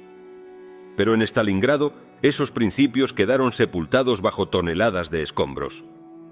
Los defensores soviéticos, en cambio, se adaptaron con rapidez. Conocían cada rincón de la ciudad en ruinas, cada sótano y cada edificio destruido. Se desplazaban como sombras, emboscaban a los alemanes y desaparecían en un instante. Los campos de batalla se redujeron a dimensiones microscópicas. En los edificios más grandes, cada planta y cada escalera se transformaron en líneas de combate. Se luchaba habitación por habitación, pasillo por pasillo. Un solo edificio podía cambiar de manos varias veces en un mismo día. En Alemania, la lenta y costosa conquista de Stalingrado comenzó a generar burlas entre la población. Los informes oficiales del frente eran parodiados en chistes que circulaban en voz baja. Hoy nuestras tropas han capturado un apartamento de 2 habitaciones con cocina, baño y retrete. Han conseguido mantener 2/3 de él a pesar de los duros contraataques del enemigo. Pero si bien la batalla se había convertido en una carnicería, el implacable peso del avance alemán comenzó a inclinar la balanza. Para mediados de septiembre, la resistencia soviética parecía estar al borde del colapso. La pregunta crucial era: ¿cuán cerca estuvieron los alemanes de ganar la batalla de Stalingrado? La respuesta es estremecedora: a menos de 400 metros. En los últimos días de noviembre, el mariscal Chuikov, comandante de la defensa soviética, se vio obligado a establecer su cuartel general literalmente al borde del río Volga. Las tropas alemanas llegaron tan cerca que los soviéticos podían verlos desde sus posiciones. Pero, aunque la lucha trituraba un batallón tras otro en ambos bandos, los alemanes nunca lograron expulsar por completo a las fuerzas soviéticas. Para Hitler, Stalingrado se había convertido en una obsesión. Ignoró las tácticas de Vernichtungsgedanke, la estrategia alemana de aniquilación mediante golpes rápidos en los flancos y la retaguardia, que había asegurado sus éxitos en el pasado. En cambio, desvió enormes cantidades de tropas y recursos desde el Cáucaso para reforzar el ataque en la ciudad. Pero en su creciente fijación por tomar Stalingrado, Hitler pasó por alto la mayor debilidad de su posición. Las líneas de suministro alemanas se habían extendido peligrosamente. Alrededor de la ciudad se había formado un saliente de casi 100 kilómetros, una franja extremadamente vulnerable que los soviéticos observaban con atención. La situación para la Unión Soviética era crítica. Las pérdidas de los últimos meses habían sido devastadoras y el Ejército Rojo seguía retrocediendo ante el empuje alemán. Pero si Stalingrado caía, las consecuencias serían catastróficas. La moral soviética, ya debilitada, podría desmoronarse por completo. Y lo más alarmante, su caída significaría la rendición definitiva del Cáucaso, dejando el petróleo en manos del Tercer Reich. Si los alemanes se hacían con Stalingrado y consolidaban su dominio en el Cáucaso, no habría ninguna barrera entre la Wehrmacht y el control absoluto de Europa. Por todas sus brutalidades y crímenes, la Rusia de Stalin representaba en ese momento la última línea de resistencia ante un mundo que, de otro modo, quedaría a merced de un régimen de exterminio sin precedentes. En palabras de Joseph Goebbels, el ministro de propaganda nazi, se acerca una época de brutalidad de la que ni siquiera tenemos concepción. De hecho, estamos en medio de ella. Solo alcanzaremos nuestra meta si tenemos el valor suficiente para destruir, con una risa, aquello que alguna vez consideramos sagrado: la tradición, la educación, la amistad y el amor humano. La batalla de Stalingrado se prolongó 4 meses más, sumiendo a la ciudad en un abismo de sufrimiento inimaginable. Durante ese tiempo, los alemanes llegaron a controlar el 90% de la urbe, reduciéndola a un paisaje de ruinas y muerte. Pero en un acto de resistencia heroica, el Ejército Rojo, al borde de la aniquilación, logró lo imposible: expulsar a los invasores y con ellos la demente visión de Hitler de una Rusia esclavizada y un mundo bajo su dominio absoluto. En el otoño de 1942, solo la férrea resistencia soviética se interponía entre Hitler y su más ansiada victoria: Stalingrado. El salvajismo y la brutalidad del combate en aquella ciudad en ruinas convirtieron su nombre en sinónimo de desesperación, ferocidad y resistencia inquebrantable. Sin embargo, lo más aterrador es que los alemanes casi logran tomar la ciudad sin necesidad de combates urbanos. La Sexta Armada Alemana podría haber conquistado Stalingrado, pero únicamente bajo una condición decisiva: si antes del 13 de septiembre de 1942 los alemanes hubieran logrado cercar por completo a las fuerzas soviéticas fuera de la ciudad, aislando a la 62ª y la 64ª Armada Soviética, la batalla se habría decidido antes de comenzar. Pero esa oportunidad se perdió. Los soldados soviéticos lograron replegarse a tiempo, atrincherándose en la urbe, y con ello se desató una de las batallas más catastróficas de la historia humana. A pesar de la feroz resistencia, para octubre los alemanes habían logrado ocupar 7/8 partes de Stalingrado. La 62ª Armada, ahora bajo el mando del general Vasily Zhukov, quedó acorralada contra el río Volga.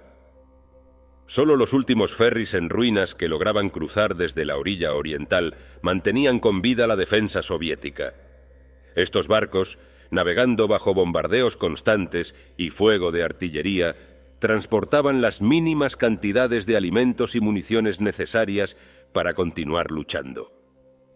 Pero para la tercera semana de octubre, todo indicaba que los soviéticos no podrían resistir por mucho más tiempo. La moral de los soldados colapsaba, los suministros eran insuficientes y los alemanes aplastaban cada posición con una violencia implacable. Solo el liderazgo indomable de Zhukov, quien se encontraba en primera línea, lograba evitar el colapso definitivo. La resistencia soviética dependía de una táctica brutal y desgastante: retomar bajo la oscuridad de la noche las posiciones que habían perdido durante el día. Las condiciones dentro de Stalingrado desafiaban cualquier descripción humana. Era un infierno en la tierra, una orgía de horror y sufrimiento sin precedentes. El bombardeo alemán había reducido la ciudad a escombros, lo que significaba que ya no existía un frente de batalla claro. En Stalingrado se combatía cada segundo, en cada rincón, de día y de noche. El fuego incesante de la artillería soviética, sumado al tiroteo constante de fusiles y ametralladoras, resonaba entre los escombros como un eco interminable de muerte. No se trataba de controlar sectores del frente, sino de conquistar una habitación, una escalera, un pasillo, un pedazo de calle. Un solo edificio podía costar cientos de vidas y cambiar de manos varias veces en una misma jornada. Los testimonios de los soldados que lograron sobrevivir describen un mundo de locura absoluta. Para muchos, Stalingrado no fue una batalla, sino una pesadilla interminable, una lucha en la que el instinto de supervivencia anuló cualquier atisbo de humanidad. Mientras la sangre empapaba las ruinas de la ciudad, la naturaleza misma se sumó a la masacre. El invierno ruso, con su feroz viento gélido y temperaturas bajo cero, comenzó a caer sobre la ciudad, sumiendo a los combatientes en un nuevo círculo del infierno. La nieve cubrió los cadáveres. El frío convirtió las heridas en sentencias de muerte y el hielo atrapó a los vivos en un mundo donde la guerra era la única realidad. Stalingrado, que ya era un campo de exterminio, se transformó en una trampa mortal para ambos ejércitos. Y mientras los soldados alemanes seguían lanzando ataques desesperados, sin notar que su propia destrucción estaba cada vez más cerca, en las profundidades del frente soviético, una tormenta se preparaba. El contraataque final estaba a punto de comenzar. Durante la primera mitad de noviembre, el río Volga quedó bloqueado por una gruesa capa de hielo. Sin los ferries, que habían sido la última línea de suministro para los defensores soviéticos, la situación se volvió insostenible. Los hombres de la 62ª Armada, exhaustos, hambrientos y con temperaturas bajo cero, estaban al borde del colapso. Sin embargo, hubo un breve respiro para los soviéticos. El invierno que los castigaba sin piedad también debilitó a los alemanes. La Luftwaffe, limitada por la nieve y los fuertes vientos, redujo a la mitad sus misiones aéreas en comparación con los primeros meses del asedio. Aún así, seguían siendo el doble de las que podía lanzar la Fuerza Aérea Roja. Pero aunque los soviéticos resistían con las uñas, la caída de la ciudad seguía pareciendo inevitable. Tras meses de combates casa por casa, en condiciones que desafiaban cualquier concepto de horror, los alemanes se preparaban para su ataque final el 18 de noviembre. Pero ya era demasiado tarde. Más allá del frente, donde los alemanes creían que la resistencia estaba a punto de desmoronarse, la maquinaria soviética ya había puesto en marcha un contraataque devastador. El cerco que tanto tiempo le había costado a los nazis establecer estaba a punto de cerrarse sobre ellos mismos. Desde agosto, el alto mando alemán había advertido a Hitler sobre los peligros de mantener una ofensiva en dos frentes simultáneos. El grupo de ejércitos A avanzaba en el Cáucaso, mientras que el grupo de ejércitos B luchaba por tomar Stalingrado. La Wehrmacht no tenía los recursos suficientes para proteger los flancos de esta gigantesca maniobra, y en poco tiempo se abrió una brecha de más de 320 kilómetros entre ambos ejércitos. Peor aún, esa brecha estaba protegida solo por una única división. Las advertencias de los generales se volvieron cada vez más desesperadas, pero Hitler, obsesionado con la caída de Stalingrado, hizo lo impensable. Siguió debilitando aún más los flancos, desviando tropas y suministros para alimentar su sueño de victoria en la ciudad que llevaba el nombre de su enemigo. El mariscal Erich von Manstein, quien luego intentaría salvar el desastre, describió aquel error con brutal claridad. Dejar a la Sexta Armada atrapada en Stalingrado durante semanas fue un error fatal. Le dio la iniciativa al enemigo y fue una invitación clara para que la rodearan y la destruyeran. El 19 de noviembre de 1942, la tormenta soviética se desató. Las tropas alemanas y sus aliados fueron tomadas completamente por sorpresa. Había señales de que algo estaba por ocurrir, pero nadie imaginó la magnitud del desastre que estaba a punto de desatarse. Al norte de Stalingrado, las fuerzas soviéticas lanzaron un ataque masivo, con varias armadas y una fuerza blindada demoledora. Pero no atacaron a los alemanes, sino a sus aliados rumanos que defendían el flanco con equipos obsoletos y sin apoyo suficiente. Cuando los rumanos vieron venir el aluvión de tanques soviéticos, su resistencia duró solo unos minutos antes de romperse y huir en pánico. Ese fue el primer golpe de la gran maniobra de cerco. Al sur de Stalingrado, un segundo ataque de igual fuerza estalló contra una mezcla de tropas alemanas y rumanas. De repente, los alemanes descubrieron que estaban luchando en dos frentes simultáneos, al norte y al sur. El 22 de noviembre, ambas fuerzas soviéticas se encontraron. El cerco estaba completo. Stalingrado estaba rodeada.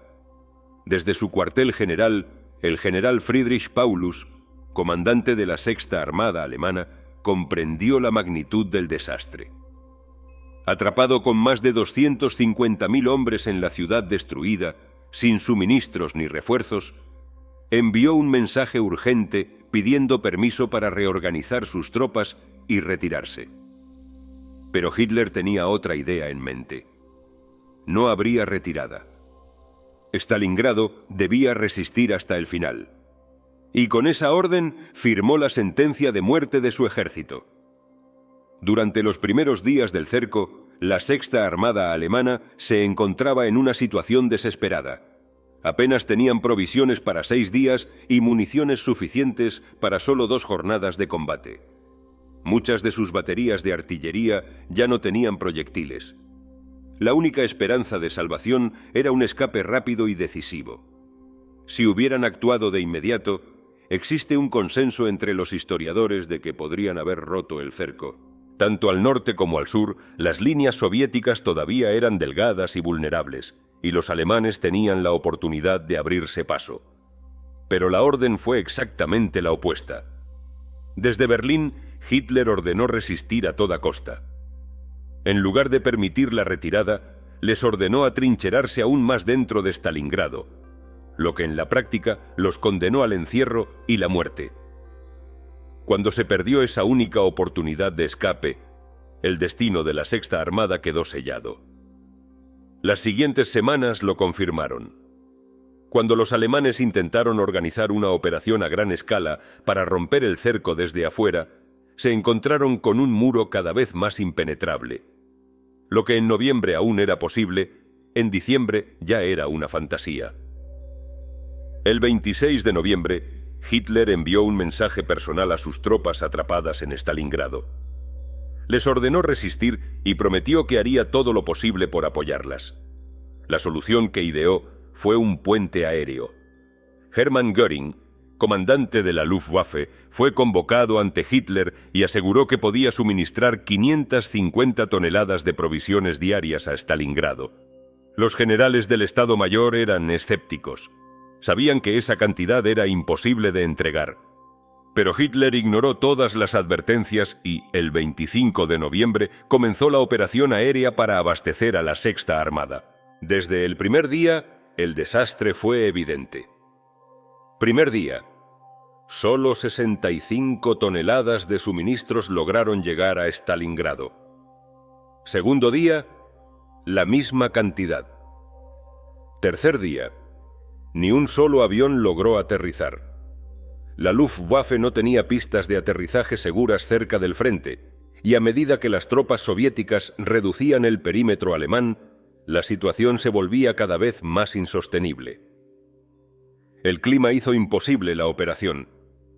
La niebla espesa y las tormentas de nieve reducían la visibilidad a casi cero. Las temperaturas bajo los 20 grados negativos convertían cada tarea de mantenimiento en una tortura. Los motores de los aviones se congelaban, los repuestos no llegaban y los mecánicos alemanes trabajaban con los dedos pegados al metal helado. Mientras tanto, la Fuerza Aérea Roja intensificaba sus ataques. Sus pilotos aprendieron a interceptar los aviones de suministro y derribarlos antes de que llegaran a la ciudad. El puente aéreo fue un absoluto fracaso. Para los soldados alemanes atrapados en Stalingrado, el hambre se convirtió en su enemigo más cruel. El pan se convirtió en polvo, los caballos fueron sacrificados y con el paso de los días se reportaron casos de canibalismo entre los soldados moribundos. Pero Hitler no había terminado con su obsesión. Si la Luftwaffe fallaba, entonces una ofensiva terrestre debía romper el cerco. El mariscal Erich von Manstein, uno de los estrategas más brillantes de Alemania, recibió la orden de formar una fuerza de rescate. Se llamaría Grupo de Ejércitos Don, y su objetivo inmediato era detener el avance soviético y restablecer la conexión con la Sexta Armada. Lo que nadie sabía aún era que Stalingrado ya estaba más allá de cualquier salvación. Von Manstein diseñó un plan arriesgado pero bien calculado. Lanzar un ataque con el grupo de ejércitos Don en dirección a Stalingrado, mientras que la Sexta Armada, atrapada en la ciudad, rompería el cerco hacia el oeste. Si ambas fuerzas lograban encontrarse, se abriría un corredor de escape que permitiría la evacuación de los soldados alemanes aún atrapados en los escombros de la ciudad. Sin embargo, los problemas surgieron incluso antes de que la ofensiva pudiera comenzar. Los refuerzos prometidos nunca llegaron. Sin esas tropas adicionales, el grupo de ejércitos Don quedó sin margen de maniobra frente a un enemigo que seguía aumentando sus fuerzas día tras día. El cuarto ejército Panzer, que debía ser la punta de lanza de la operación, se vio obligado a atacar solo. A pesar de las adversidades, la ofensiva logró avanzar a un ritmo impresionante. Para el 17 de diciembre, las fuerzas de von Manstein habían reducido la distancia a menos de 56 kilómetros de Stalingrado. Su avance fue tan impactante que el Ejército Rojo se vio obligado a desviar tropas del cerco para frenar el ataque alemán. 2 días después, el 19 de diciembre, los alemanes ganaron 5 kilómetros más. Ahora estaban a poco menos de 48 kilómetros de lograr el contacto con la Sexta Armada. El rescate estaba al alcance de la mano. Los combates en el frente oriental entre 1942 y 1944 no solo fueron un enfrentamiento entre dos grandes potencias, sino un duelo entre dos de los estrategas más brillantes de la guerra: Erich von Manstein, el genio militar de la Wehrmacht, y Georgi Zhukov, el artífice de la resistencia soviética. Ambos eran comandantes excepcionales, capaces de liderar ejércitos completos con una precisión milimétrica. Pero ambos tenían un problema en común. Debían obedecer a líderes políticos cuya terquedad ponía en riesgo sus estrategias. Von Manstein tenía que lidiar con la irracionalidad de Hitler, que se negaba a aceptar la realidad del desastre que se avecinaba. Zhukov, por su parte, debía sortear las órdenes implacables de Stalin, que no dudaba en ejecutar a cualquier oficial que dudara de sus decisiones. A pesar de sus diferencias, ambos comprendían la magnitud de la guerra que estaban peleando. Ninguno veía el conflicto como una serie de batallas aisladas, sino como una colosal lucha de desgaste donde cada movimiento tenía implicaciones a gran escala. Von Manstein sabía que tenía poco tiempo. Si la Sexta Armada no escapaba en ese momento, jamás lo lograría. Con desesperación, envió una petición urgente a Hitler pidiéndole autorizar la retirada inmediata de Stalingrado. Si las tropas atrapadas lograban replegarse hasta el grupo de ejércitos Don, los alemanes podrían lanzar un contraataque en ambos frentes y restablecer el control sobre la región. Pero en Berlín, la respuesta de Hitler fue el silencio absoluto. La orden del Führer era clara: nadie debía moverse ni un solo metro hacia atrás. Al ver que no recibiría órdenes, von Manstein tomó la decisión por su cuenta. Dio la orden de que la Sexta Armada rompiera el cerco y avanzara hacia su posición. Pero era un acto desesperado. Apenas 100 tanques quedaban operativos dentro de Stalingrado y ninguno tenía suficiente combustible para recorrer más de 30 kilómetros. Sin suministros, sin apoyo aéreo y con un enemigo cada vez más fuerte, el destino de la Sexta Armada estaba echado. El rescate de Stalingrado estaba a punto de convertirse en la mayor catástrofe militar en la historia de Alemania. La capacidad física de los soldados de la Sexta Armada, hambrientos y debilitados, para llevar a cabo cualquier tipo de ofensiva móvil era prácticamente inexistente. Muchos apenas podían mantenerse en pie, y la idea de organizar una retirada coordinada a través de un frente hostil parecía más una fantasía que una opción realista. A pesar de ello, von Manstein le ordenó a von Paulus romper el cerco y avanzar hacia su posición. Sin embargo, el comandante de la Sexta Armada, en lugar de obedecer a su superior, decidió mantenerse firme en Stalingrado. La orden de Hitler de resistir a toda costa pesaba más que la realidad en el campo de batalla. Con esa decisión, condenó a más de 250.000 soldados a una muerte lenta y agónica. En aquel momento, los oficiales del alto mando alemán intentaron justificar la inmolación de la Sexta Armada con un argumento estratégico. La resistencia en Stalingrado estaba frenando el avance soviético y permitiendo que el grupo de ejércitos A pudiera retirarse del Cáucaso antes de quedar atrapado en una maniobra de cerco aún mayor. En un primer momento, esa idea tenía cierta lógica. Durante las primeras semanas del asedio, la Sexta Armada retenía suficientes fuerzas soviéticas como para ralentizar su ofensiva. Cada día que los alemanes resistían en la ciudad, el Ejército Rojo se veía obligado a destinar hombres y recursos para mantener el cerco. Pero esa ventaja se desvaneció rápidamente. Para mediados de diciembre, los soviéticos ya no necesitaban tantas tropas para contener Stalingrado. Poco a poco, fuerzas adicionales fueron liberadas y redirigidas hacia objetivos aún más ambiciosos. El cerco de Stalingrado era solo el principio de una ofensiva mucho mayor. Mientras los soldados alemanes morían de hambre en las ruinas de la ciudad, el destino de todo el frente oriental estaba en juego. Para Nochebuena, el Ejército Rojo estaba a punto de alcanzar Rostov, la puerta de escape del grupo de ejércitos A. 2 días antes, el ejército alemán en el Cáucaso finalmente había comenzado su retirada. Si los soviéticos llegaban a Rostov antes que ellos, el ejército entero quedaría atrapado. Los soldados alemanes no comprendieron de inmediato la magnitud del desastre. Muchos aún creían que un milagro ocurriría y que Hitler cumpliría su promesa de rescatarlos. Pero el año nuevo trajo consigo una verdad innegable. El cuarto ejército Panzer, que había abandonado a la Sexta Armada en Stalingrado para replegarse hacia Rostov, ahora era la última línea de defensa entre los soviéticos y la completa desintegración del frente alemán en el sur. Para el 7 de enero, el Ejército Rojo estaba a menos de 50 kilómetros de Rostov, pero no avanzó con la rapidez suficiente para capitalizar su ventaja.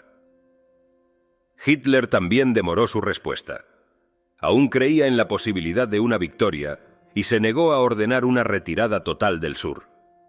Solo cuando, el 27 de enero, el grupo de ejércitos A estuvo al borde del colapso, finalmente autorizó su repliegue a través de Rostov. Pero en Stalingrado, la Sexta Armada ya no tenía salvación. El 8 de enero, von Paulus recibió una oferta de rendición por parte del Ejército Rojo.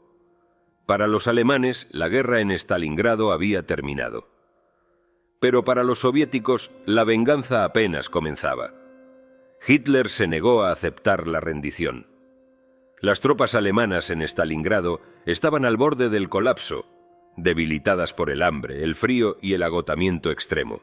Muchos soldados, conscientes de que no habría escape, optaron por quitarse la vida antes de caer en manos del enemigo. A pesar de que el grupo de ejércitos A ya había sido retirado más allá de Rostov y la resistencia de la Sexta Armada no tenía ningún valor estratégico, Hitler se aferró a su obstinación y se negó a permitir que von Paulus se rindiera. El 31 de enero, en un último acto de arrogancia y desafío a la realidad, Hitler ascendió a von Paulus al rango de mariscal de campo con una clara intención. Ningún mariscal alemán en la historia se había rendido jamás. Para Hitler, la única opción honorable era la muerte en combate. Pero al día siguiente, la historia tomó un rumbo diferente. Von Paulus, rodeado, sin suministros y con sus hombres cayendo a centenares cada día, tomó la decisión de rendirse. Por primera vez en más de un siglo, un ejército alemán capitulaba en el campo de batalla. El impacto fue devastador. Más allá de la derrota militar, la rendición en Stalingrado destruyó el mito de la invencibilidad del Tercer Reich. Hasta entonces, Hitler se había presentado como el genio militar que siempre llevaba a Alemania a la victoria, pero en Stalingrado todo su discurso se derrumbó. La noticia golpeó con fuerza en todos los frentes. En el alto mando alemán, la confianza en el liderazgo del Führer se resquebrajó. Los soldados que aún combatían en el frente oriental comprendieron que el régimen los veía como piezas desechables.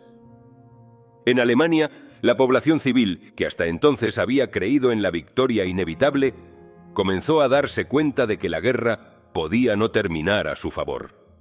El alto mando alemán ordenó a sus oficiales que leyeran a las tropas el último mensaje recibido desde el interior de Stalingrado. La transmisión, enviada desde los escombros de la fábrica de tractores Octubre Rojo, fue una despedida desesperada de los últimos soldados atrapados en la ciudad. Decía que eran los últimos supervivientes en ese lugar, que llevaban 4 días sin comer, que apenas tenían munición y que en minutos los bolcheviques los superarían en número. Finalizaba con un mensaje a sus familias y un último grito de lealtad al Reich. Los soviéticos pagaron un precio altísimo por la victoria en Stalingrado. Las bajas ascendieron a cientos de miles, pero más allá del costo humano, la victoria les otorgó una confianza renovada y marcó un punto de inflexión en la guerra. Stalin supo capitalizar el triunfo e hizo cambios fundamentales en la estructura del Ejército Rojo. Eliminó progresivamente la figura del comisario político en la toma de decisiones militares, lo que permitió a los generales actuar con mayor libertad táctica. Además, consolidó a comandantes como Rokossovski, Zhukov, Vasilevsky y Batutin, hombres con verdadera capacidad estratégica y experiencia en combate. El Ejército Rojo ya no era una fuerza desorganizada impulsada por la propaganda y el miedo. Ahora se trataba de una máquina de guerra disciplinada, con líderes experimentados y soldados que sabían que la única forma de garantizar su supervivencia era seguir avanzando. Stalingrado dejó en ruinas no solo a una ciudad, sino a la misma Alemania nazi. Lo que en un principio fue una invasión para someter a la Unión Soviética se había convertido en el comienzo de la mayor contraofensiva de la guerra. Desde ese momento, el Ejército Rojo iniciaría una imparable marcha hacia el corazón del Reich. Los soldados soviéticos comenzaron a comprender que estaban luchando con su propio equipo, con armas y vehículos que habían sido producidos en su propia tierra. El 99% de los tanques, cañones y aviones utilizados en Stalingrado habían salido de fábricas soviéticas, muchas de ellas trasladadas a miles de kilómetros de distancia durante la invasión alemana. Esto les dio una sensación de reivindicación, un orgullo silencioso por no haber cedido Stalingrado, por haber resistido hasta el final. La guerra aún estaba lejos de terminar, pero por primera vez la victoria ya no parecía una idea lejana e imposible. Habían derrotado a un ejército alemán, habían humillado a un mariscal de campo enemigo y, lo más importante, habían demostrado que su propio ejército estaba madurando y volviéndose cada vez más profesional. La moral, después de meses de desesperación y sacrificios impensables, estaba en su punto más alto. Tras la victoria en Stalingrado, la furia del Ejército Rojo se desató sobre los alemanes en retirada. La ofensiva soviética ya no era solo una respuesta al ataque nazi, sino un avance imparable hacia el oeste. Ahora, los soldados que habían resistido en Stalingrado avanzaban con la determinación de quienes buscaban venganza. Al norte de Vorónezh, las tropas soviéticas tomaron Kursk el 7 de febrero. Kharkov cayó el 16 de ese mismo mes, a pesar de las órdenes de Hitler de resistir hasta el último hombre. Las fuerzas del eje, debilitadas y desorganizadas, intentaban frenar el avance soviético sin éxito. Al sur, los soviéticos avanzaban hacia el mar de Azov y el río Dnieper, amenazando con cercar a los restos del grupo de ejércitos Don y a las fuerzas del grupo de ejércitos a que habían logrado escapar del Cáucaso. La derrota en Stalingrado había sido catastrófica para el Tercer Reich. En el mismo frente, la prioridad del mando alemán era intentar contener a las tropas en retirada y evitar un colapso total. Pero la verdadera lucha estaba en intentar estabilizar una línea defensiva en el sur. El mayor peligro no era solo la pérdida de territorio. Con los soviéticos avanzando sin freno a través de las interminables estepas, existía el riesgo real de que toda la sección sur del ejército alemán en el este se derrumbara por completo. Si las tropas soviéticas lograban cumplir su objetivo estratégico principal, el ala sur del ejército alemán no solo se vería forzada a retroceder, sino que podría ser completamente destruida. La gran invasión nazi de la Unión Soviética, que había comenzado con la promesa de una rápida victoria, ahora se estaba transformando en un desastre de proporciones incalculables. Stalingrado no era solo una ciudad en ruinas, era el símbolo de un cambio irreversible en la guerra. Hitler recurrió al mariscal de campo von Manstein como su último recurso. enviándolo de urgencia al frente oriental como un bombero que debía apagar un incendio devastador. Con la calma estratégica que lo caracterizaba, von Manstein asumió la tarea de reconstruir la línea del frente y estabilizar la situación en el sur. Su primer objetivo fue consolidar una nueva línea defensiva a lo largo del río Don, frenando el avance soviético antes de que se convirtiera en un colapso total. Luego, trabajó en el reabastecimiento de tropas y en la reorganización de las unidades diezmadas. Pero lo más sorprendente fue que, a pesar del desastre reciente, von Manstein aún creía que el ejército alemán podía recuperar la iniciativa. La ofensiva soviética, que hasta ese momento había sido imparable, comenzó a mostrar signos de agotamiento. La velocidad con la que el ejército rojo había avanzado estaba resultando ser su peor enemigo. La falta de transporte, la escasez de suministros y las duras condiciones del deshielo primaveral ralentizaron el avance de los soviéticos cuando estaban a apenas 50 kilómetros de cruzar el Dnieper. Von Manstein, con su aguda percepción táctica, vio su oportunidad. Metódicamente, lanzó una contraofensiva quirúrgica, desgarrando las puntas de lanza del ataque soviético y restableciendo el control alemán en la zona. En cuestión de semanas, las tornas habían cambiado. Apenas un mes después de haber caído en manos soviéticas, Kharkov volvió a estar bajo dominio alemán. El 19 de marzo, Belgorod, una ciudad clave a más de 80 kilómetros al noreste de Kharkov, también fue reconquistada. El deshielo primaveral se intensificó, trayendo consigo la tradicional pausa estacional en las operaciones del frente oriental. Para la Wehrmacht, esta pausa marcaba el final de una campaña invernal catastrófica. El ejército rojo había logrado recuperar el Cáucaso, había desgarrado una gran porción de las posiciones alemanas en la cuenca del Donetsk y había empujado la línea de combate 500 kilómetros al oeste de Stalingrado. La Sexta Armada alemana había sido aniquilada y otras 4 armadas del eje habían quedado reducidas a escombros. Sin embargo, los comandantes alemanes sabían que las consecuencias podrían haber sido mucho peores. Durante el invierno de 1942, el ejército alemán se encontró una vez más en retirada, habiendo estado peligrosamente cerca de alcanzar sus ambiciosos objetivos en el este. Si bien la atención se ha centrado históricamente en Stalingrado, no se puede ignorar que la estrategia soviética iba mucho más allá de la destrucción de un solo ejército alemán. El alto mando soviético no solo se proponía aniquilar las fuerzas del eje en el sur, también tenía la mirada puesta en el centro del frente, donde buscaba debilitar la estructura de la Wehrmacht en su totalidad, y en el norte, donde la presión alemana sobre Leningrado debía ser aliviada a toda costa. La estrategia soviética operaba como un mecanismo de acordeón, expandiéndose y contrayéndose de acuerdo con los puntos de presión en cada región del frente oriental. El grueso de los combates se había concentrado en el sur entre 1942 y principios de 1943, pero un análisis detallado de las operaciones de Stalingrado desde la perspectiva soviética revela un patrón claro. Los soviéticos avanzaban progresivamente hacia el norte, primero destruyendo a la Sexta Armada alemana, luego aplastando a los italianos y más tarde a los húngaros. Simultáneamente extendían su ofensiva al sur. El impacto psicológico de las derrotas en Stalingrado y el Cáucaso fue devastador para Alemania. El mito de la invencibilidad del ejército alemán, que ya había sido dañado tras la retirada de Moscú, se hizo añicos por completo. Los soldados alemanes comenzaron a dudar de la capacidad de su liderazgo. Para la población civil, que hasta entonces había creído en la inevitabilidad de la victoria, las sombras de la derrota comenzaron a aparecer. Pero la mayor responsabilidad de la catástrofe recaía sobre un solo hombre.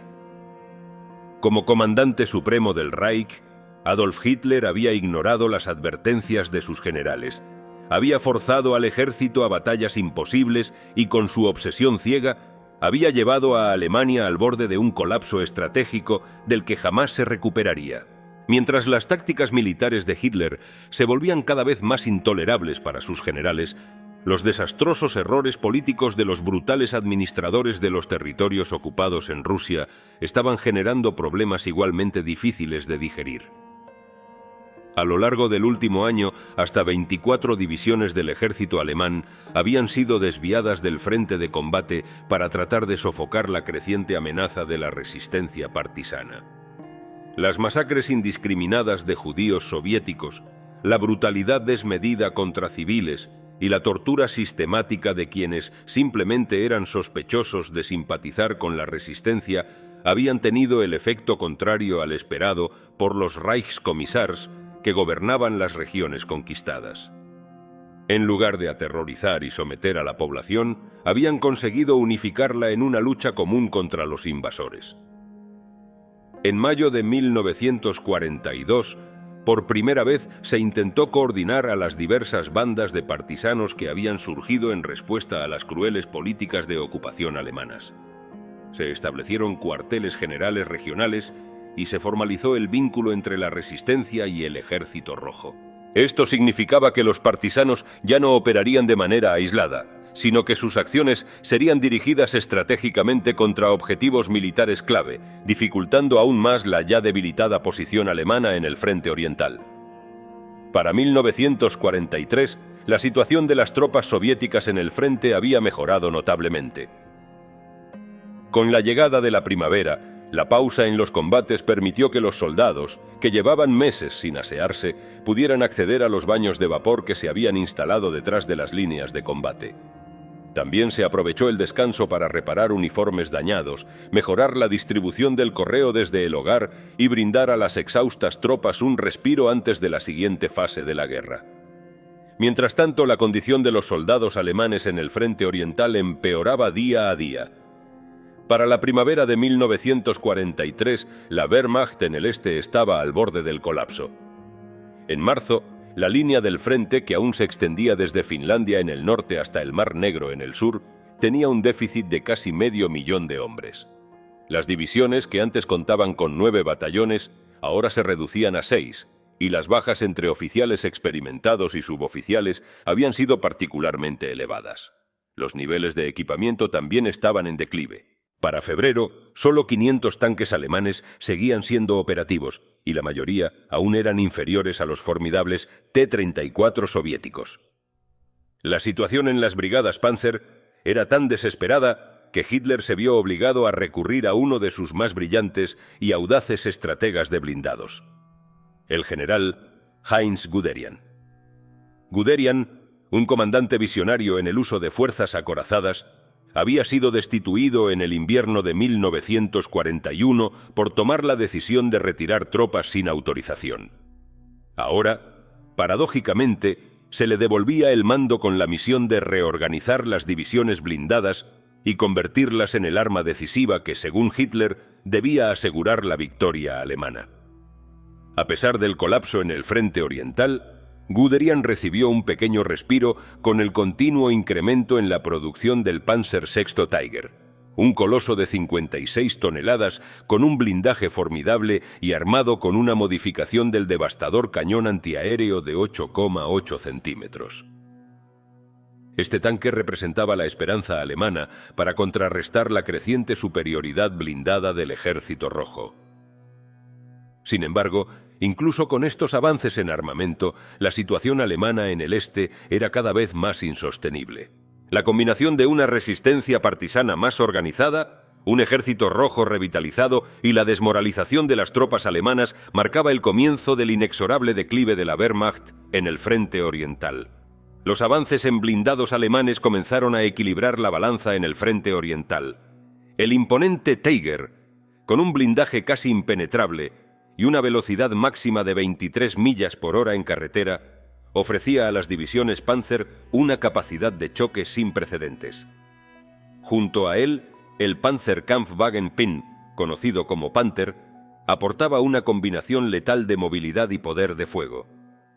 Con un peso de 45 toneladas, era más ligero y maniobrable que el Tiger, alcanzando una velocidad de 34 millas por hora y contando con un cañón de 7,5 centímetros con gran capacidad de penetración. Además de estos titanes del campo de batalla, nuevos cañones de asalto y cazatanques se sumaban al arsenal de la Wehrmacht. La modernización de los modelos Panzer III y Panzer IV también representaba un intento por compensar la aplastante superioridad numérica soviética con calidad y pericia táctica. Hitler depositaba una fe ciega en los Tigers y Panthers, confiando en que estos nuevos blindados devolverían la supremacía a las fuerzas alemanas. Y en efecto, en enfrentamientos individuales, estos tanques superaban al T-34 soviético, resistiendo sin problemas el impacto de los cañones antitanque rusos. Stalin, por su parte, comprendió el peligro que representaban estos avances alemanes y aceleró la modernización de las fuerzas blindadas soviéticas. A mediados del verano de 1943, el Ejército Rojo comenzó a recibir versiones mejoradas del T-34, como el T-34-85, con mayor blindaje y un cañón de calibre superior. También se desarrollaron tanques pesados como el Joseph Stalin Pilot, diseñados específicamente para enfrentarse a los colosos alemanes en igualdad de condiciones. Pero el desafío no solo radicaba en el desarrollo de mejores tanques. La clave para frenar la ofensiva blindada alemana estaba en los sistemas antitanque.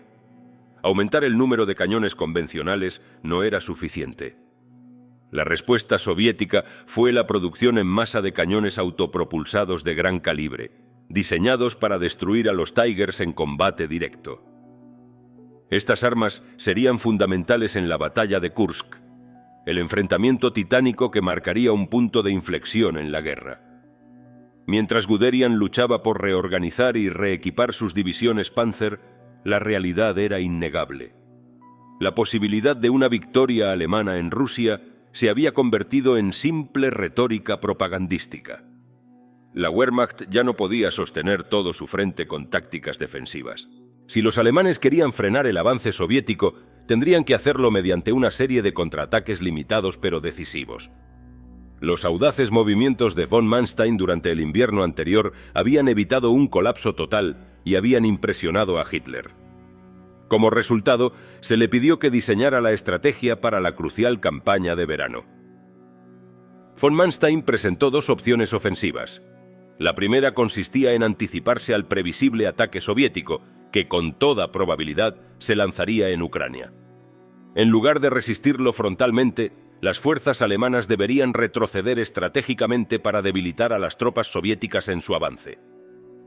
Luego, girando sobre su flanco izquierdo, las divisiones blindadas alemanas lanzarían un devastador contraataque, envolviendo y aniquilando la punta de lanza de la ofensiva rusa. Pero había otra alternativa, una estrategia más audaz, más propia de la mentalidad ofensiva del alto mando alemán. Una estrategia que quedaría marcada en la historia con un solo nombre: Kursk. La segunda opción propuesta por von Manstein implicaba un golpe maestro.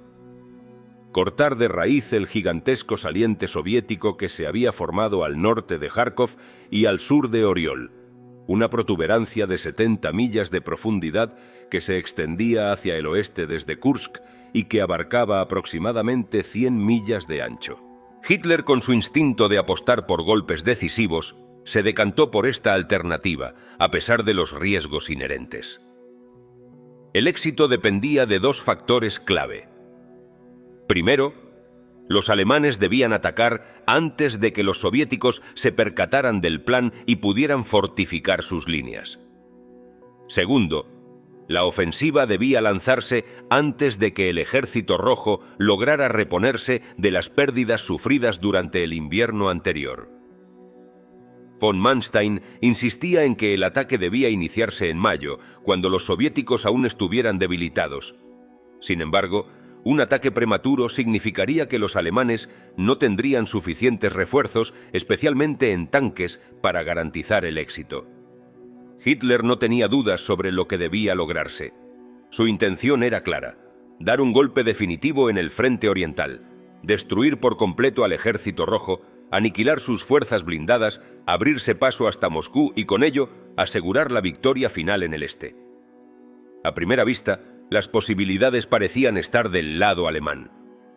La Wehrmacht había reunido una impresionante fuerza de combate, con divisiones blindadas experimentadas, soldados endurecidos por años de campaña y un arsenal de vanguardia que incluía los imponentes Tiger y Panther. Las estadísticas militares favorecían la ofensiva alemana.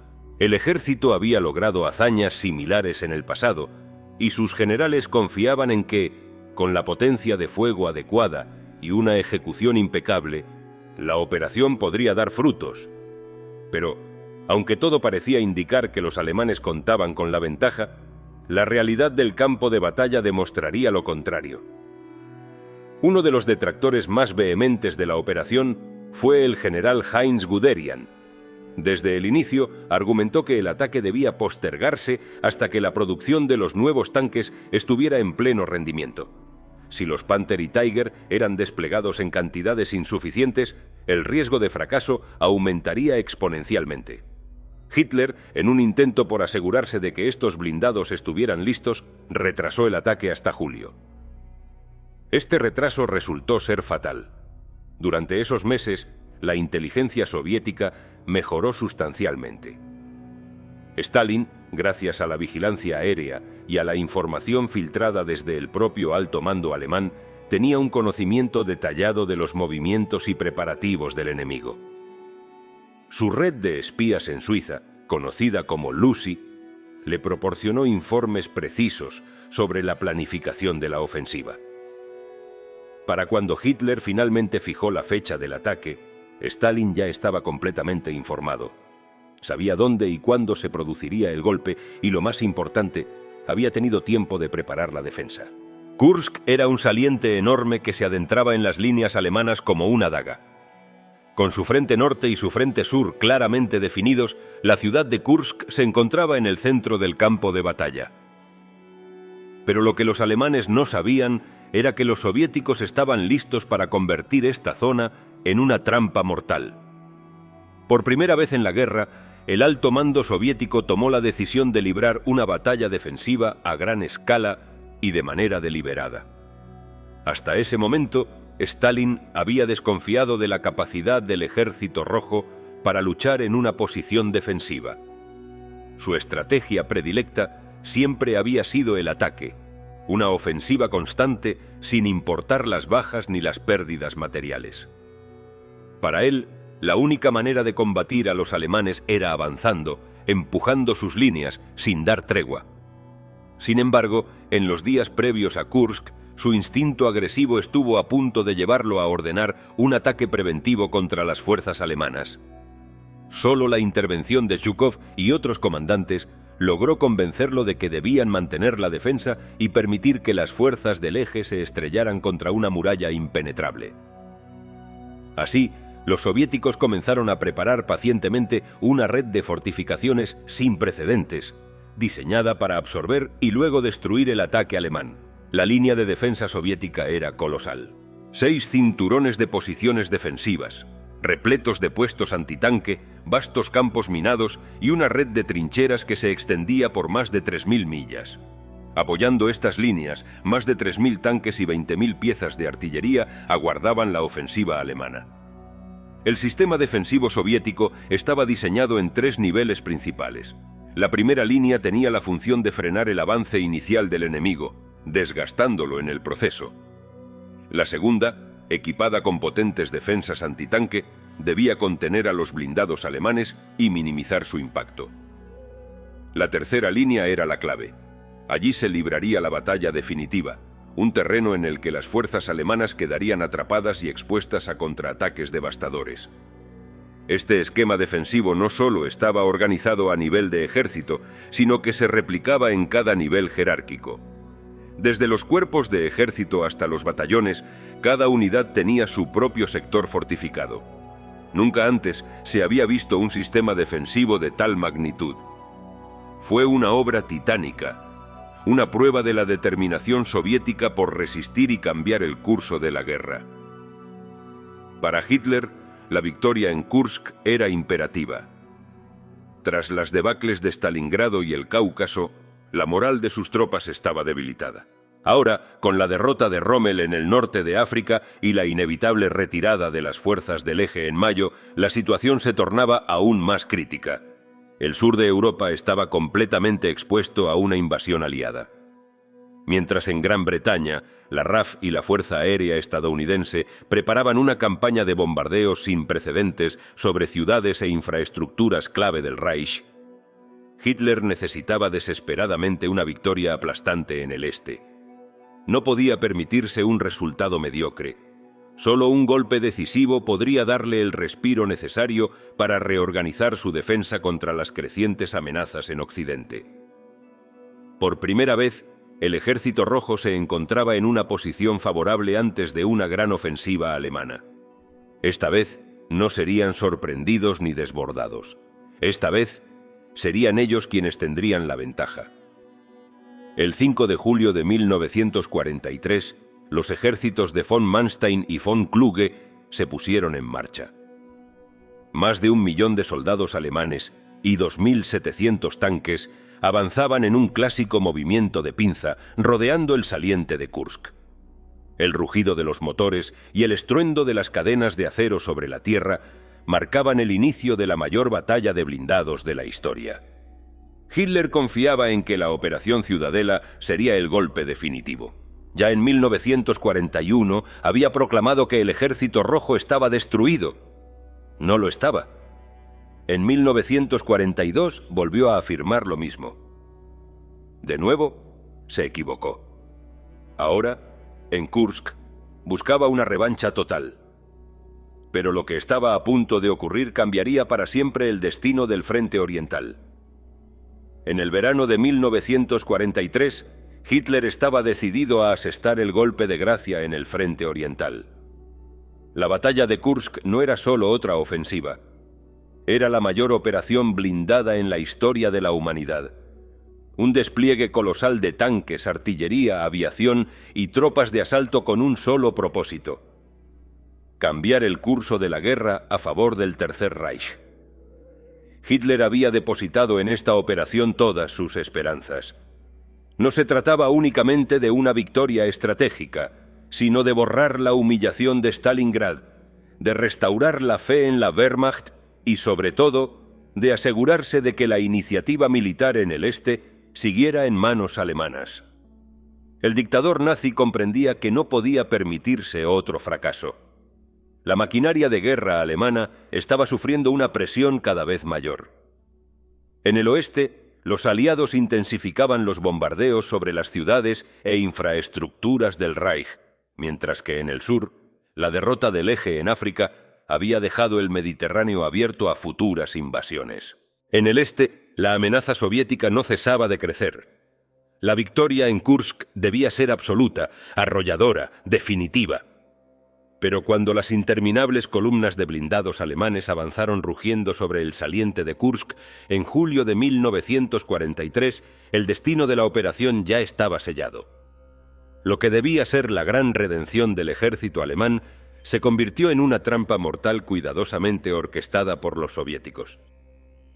Von Manstein, el arquitecto de la ofensiva, había diseñado un plan basado en la movilidad y superioridad táctica de los Panzer.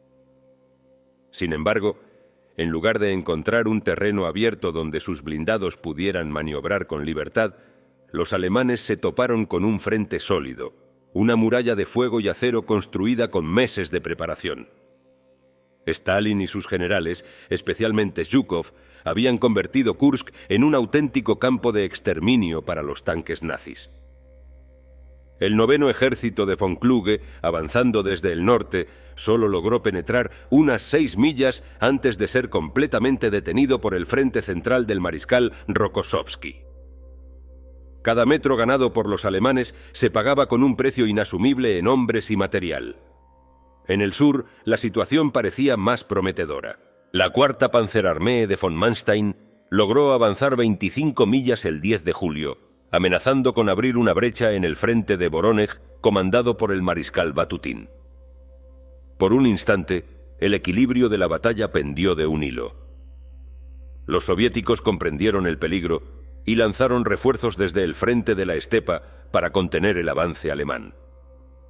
Lo que Hitler había imaginado como un golpe devastador se convirtió en una lucha desesperada por ganar terreno palmo a palmo. Los alemanes habían caído en la trampa de Zhukov.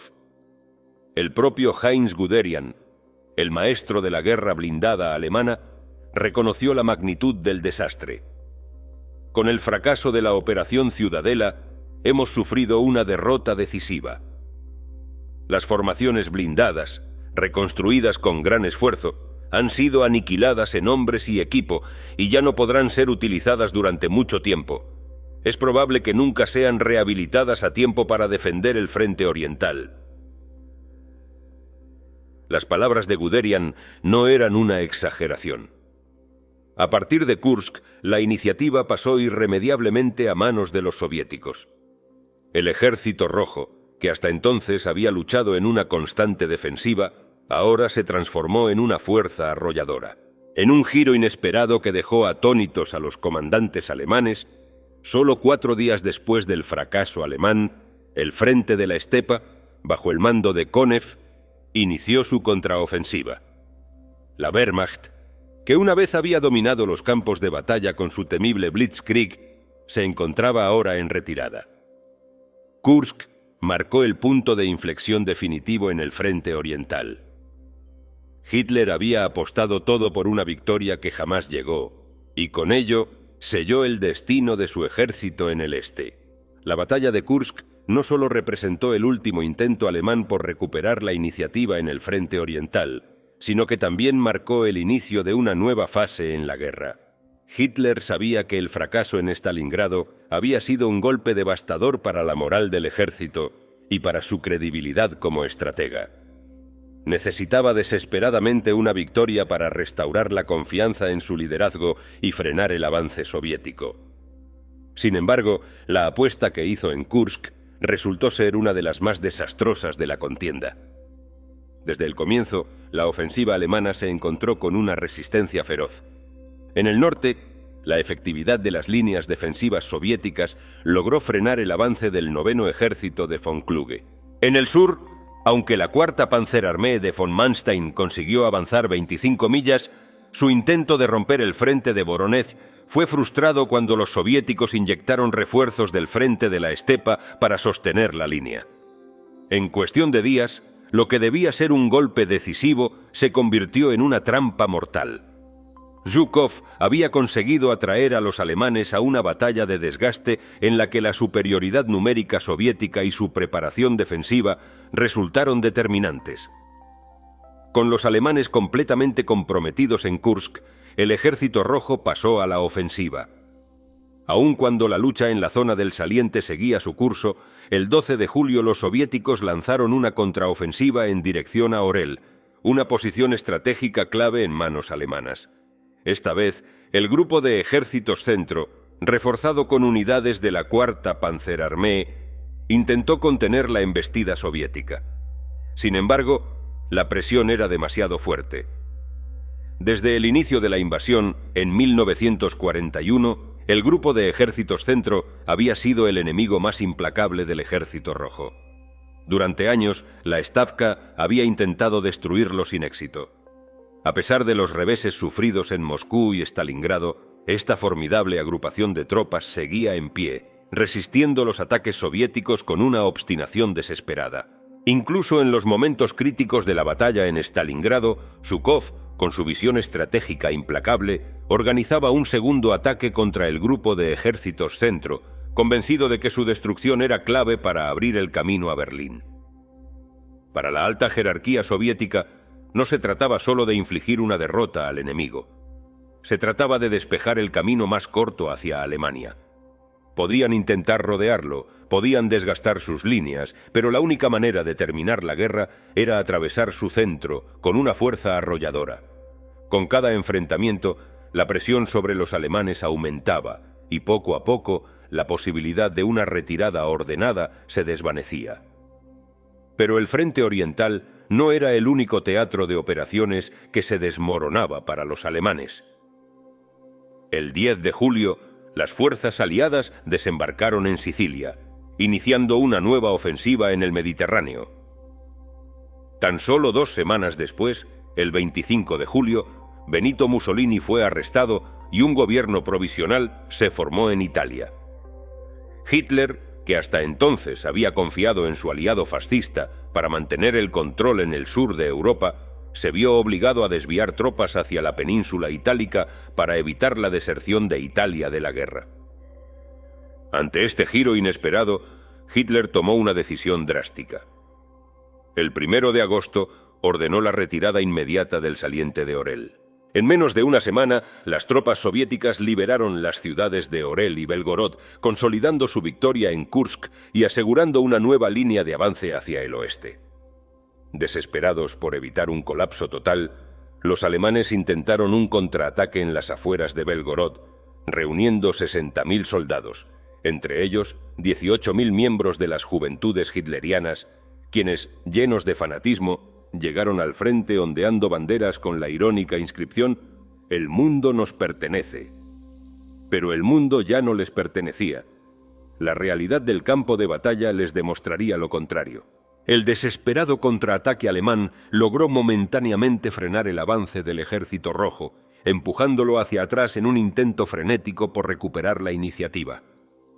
Durante 10 días, las fuerzas alemanas avanzaron metro a metro, desgastando sus ya diezmadas reservas en una lucha feroz.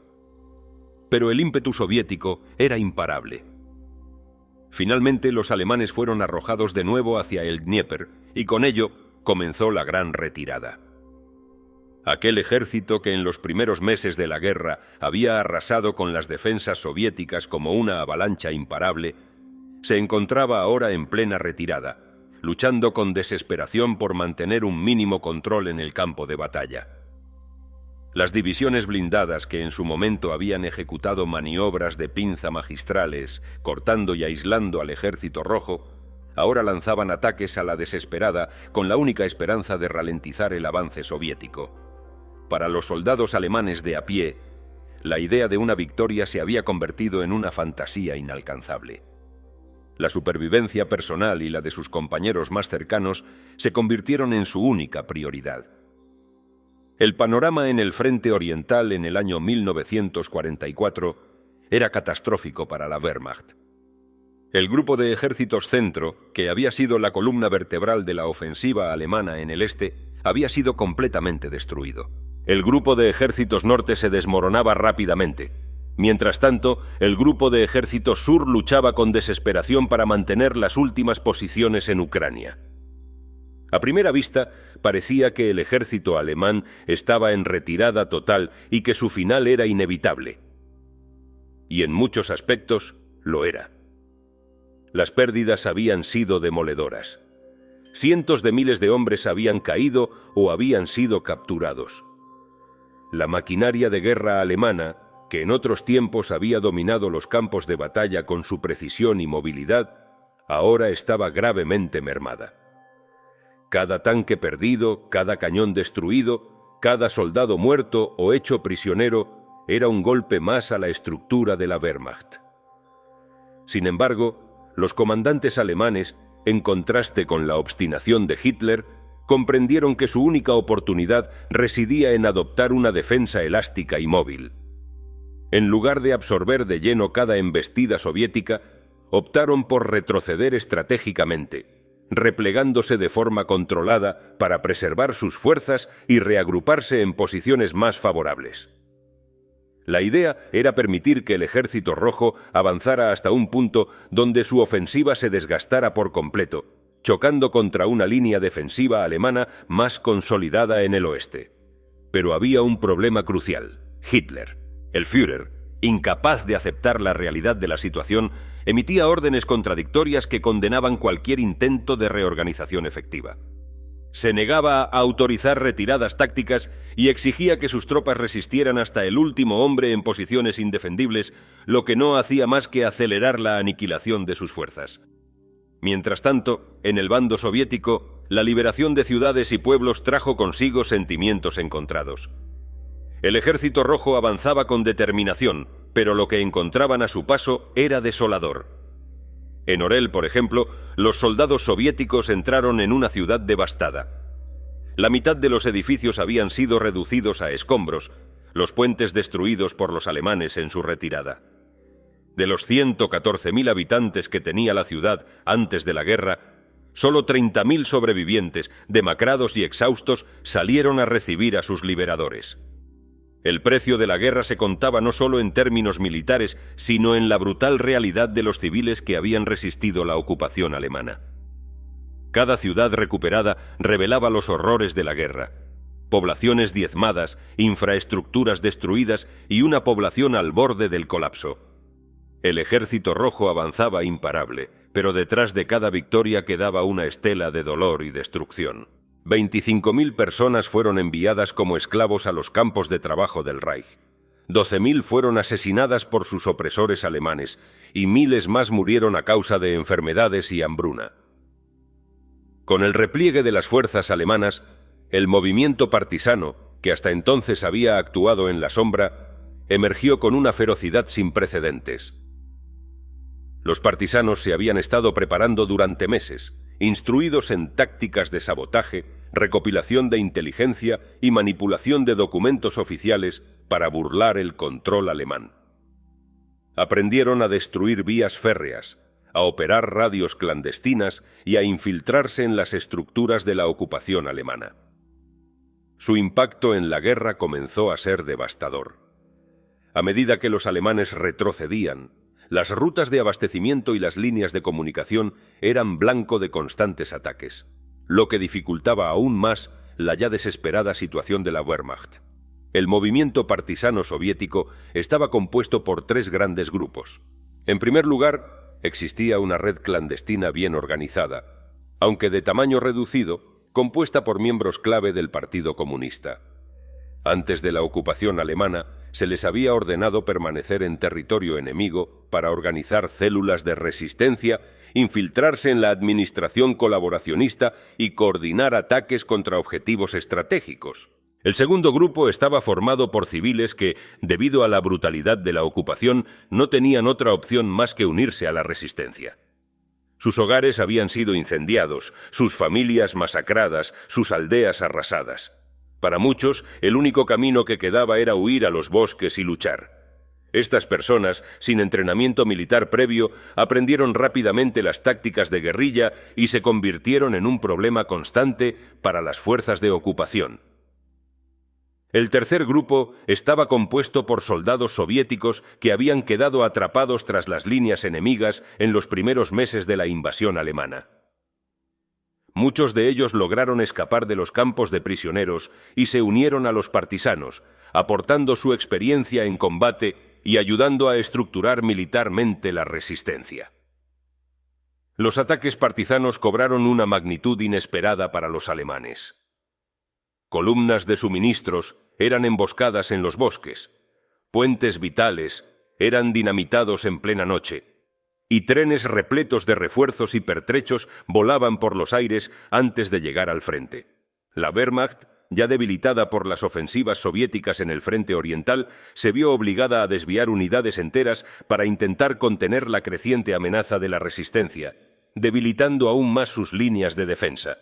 El impacto psicológico sobre los soldados alemanes fue enorme. Ya no solo tenían que enfrentar la dura resistencia del Ejército Rojo, sino que también vivían con el temor constante de ser emboscados en cualquier momento por combatientes que conocían el terreno mejor que nadie. La guerra en el este se estaba convirtiendo en una pesadilla interminable para la Alemania nazi, y la resistencia partisano solo aceleraba su caída. Las unidades alemanas que aún resistían en el frente oriental estaban al borde del colapso. El Ejército Rojo había desmantelado una tras otra las líneas de defensa nazis y el repliegue hacia el río Dnieper se perfilaba como la única alternativa viable para evitar la aniquilación total. Sin embargo, Hitler, aferrado a su política de resistencia a ultranza, se negaba a ceder terreno. Sus órdenes eran claras. Cada posición debía ser defendida hasta el último hombre, sin importar la realidad del campo de batalla. Para los generales alemanes en el este, esta obstinación resultaba un sinsentido. Von Tippelskirch, uno de los comandantes en la región, resumió la desesperación de la cúpula militar con una amarga reflexión. Estaban sacrificando hombres y material no por razones estratégicas, sino por un principio irracional, elevado por Hitler a una cuestión de moralidad. Los soldados alemanes, ya conscientes de que la victoria se les escapaba entre los dedos, descargaban su furia sobre todo lo que encontraban a su paso. La brutalidad con la que trataban a los prisioneros de guerra y a la población civil se intensificó aún más. La orden de tierra arrasada se convirtió en la norma. Aldeas enteras eran incendiadas, cosechas destruidas y cualquier infraestructura útil para el enemigo era dinamitada antes de la retirada. A pesar de la devastación y las pérdidas incalculables, el pueblo soviético no cedió. La resistencia partisano había evolucionado de pequeños grupos dispersos a una red altamente organizada que actuaba en coordinación con el Ejército Rojo. En los primeros años de la guerra, los partisanos habían operado con recursos mínimos, luchando de manera casi autónoma y dependiendo del apoyo de la población local. Pero para 1944 la situación había cambiado radicalmente. La Unión Soviética había integrado formalmente a los partisanos en su estrategia militar. Ahora, estos combatientes no solo saboteaban líneas de suministro y emboscaban convoyes enemigos, sino que también proporcionaban información crucial sobre los movimientos de las tropas alemanas y servían como guías para las unidades avanzadas del Ejército Rojo. El impacto psicológico de la resistencia también fue profundo. No solo minaba la moral de los invasores, sino que inspiraba a la población a seguir luchando. Uno de los ejemplos más icónicos fue el de Zoya Kosmodemianskaya, una joven de 18 años y miembro del Komsomol de Moscú. Capturada por los alemanes mientras incendiaba establos en la aldea de Pestrievo, fue sometida a brutales torturas para que delatara a sus compañeros. No dijo una sola palabra. Cuando fue llevada al patíbulo, con un cartel colgado al cuello que describía su supuesto crimen, se giró hacia sus verdugos y pronunció una frase que resonó en toda la nación. «No pueden ahorcarnos a los 190 millones». Su historia fue difundida ampliamente y su sacrificio la convirtió en un símbolo de la resistencia soviética y del coraje de las mujeres rusas en la guerra. Las mujeres soviéticas, de hecho, desempeñaron un papel crucial en la guerra, mucho más allá del trabajo en fábricas y hospitales. Pilotos, francotiradoras, tanquistas y partisanas demostraron una valentía y una determinación que sorprendió a los propios alemanes. El conflicto, en su brutalidad, había desdibujado las barreras tradicionales de género, y ahora cada ciudadano era parte de una gigantesca máquina de guerra, dispuesta a hacer lo que fuera necesario para derrotar al invasor. Mientras tanto, en el frente, la guerra se volvía cada vez más desesperada para los alemanes. El alto mando nazi había subestimado la capacidad de resistencia de la Unión Soviética, creyendo que, al destruir las divisiones del Ejército Rojo en los primeros meses de la invasión, la victoria sería cuestión de tiempo. Pero la realidad era otra. No importaba cuántas unidades fueran destruidas, siempre había más soldados dispuestos a tomar su lugar. La maquinaria de guerra soviética, alimentada por una industria trasladada a los Urales y una moral endurecida por años de sufrimiento, era inagotable. La retirada alemana se convirtió en una larga y dolorosa marcha hacia el oeste. Los soldados, hambrientos y exhaustos, se veían forzados a combatir en condiciones cada vez más adversas, sin suficiente munición ni apoyo logístico. Para muchos de ellos, la idea de la victoria ya no tenía sentido.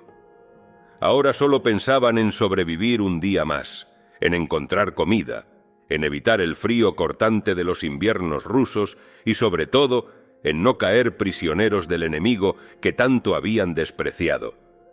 Pero la realidad era ineludible. El Ejército Rojo avanzaba sin tregua, empujando a los nazis fuera de su tierra, cada kilómetro reconquistado con un precio de sangre.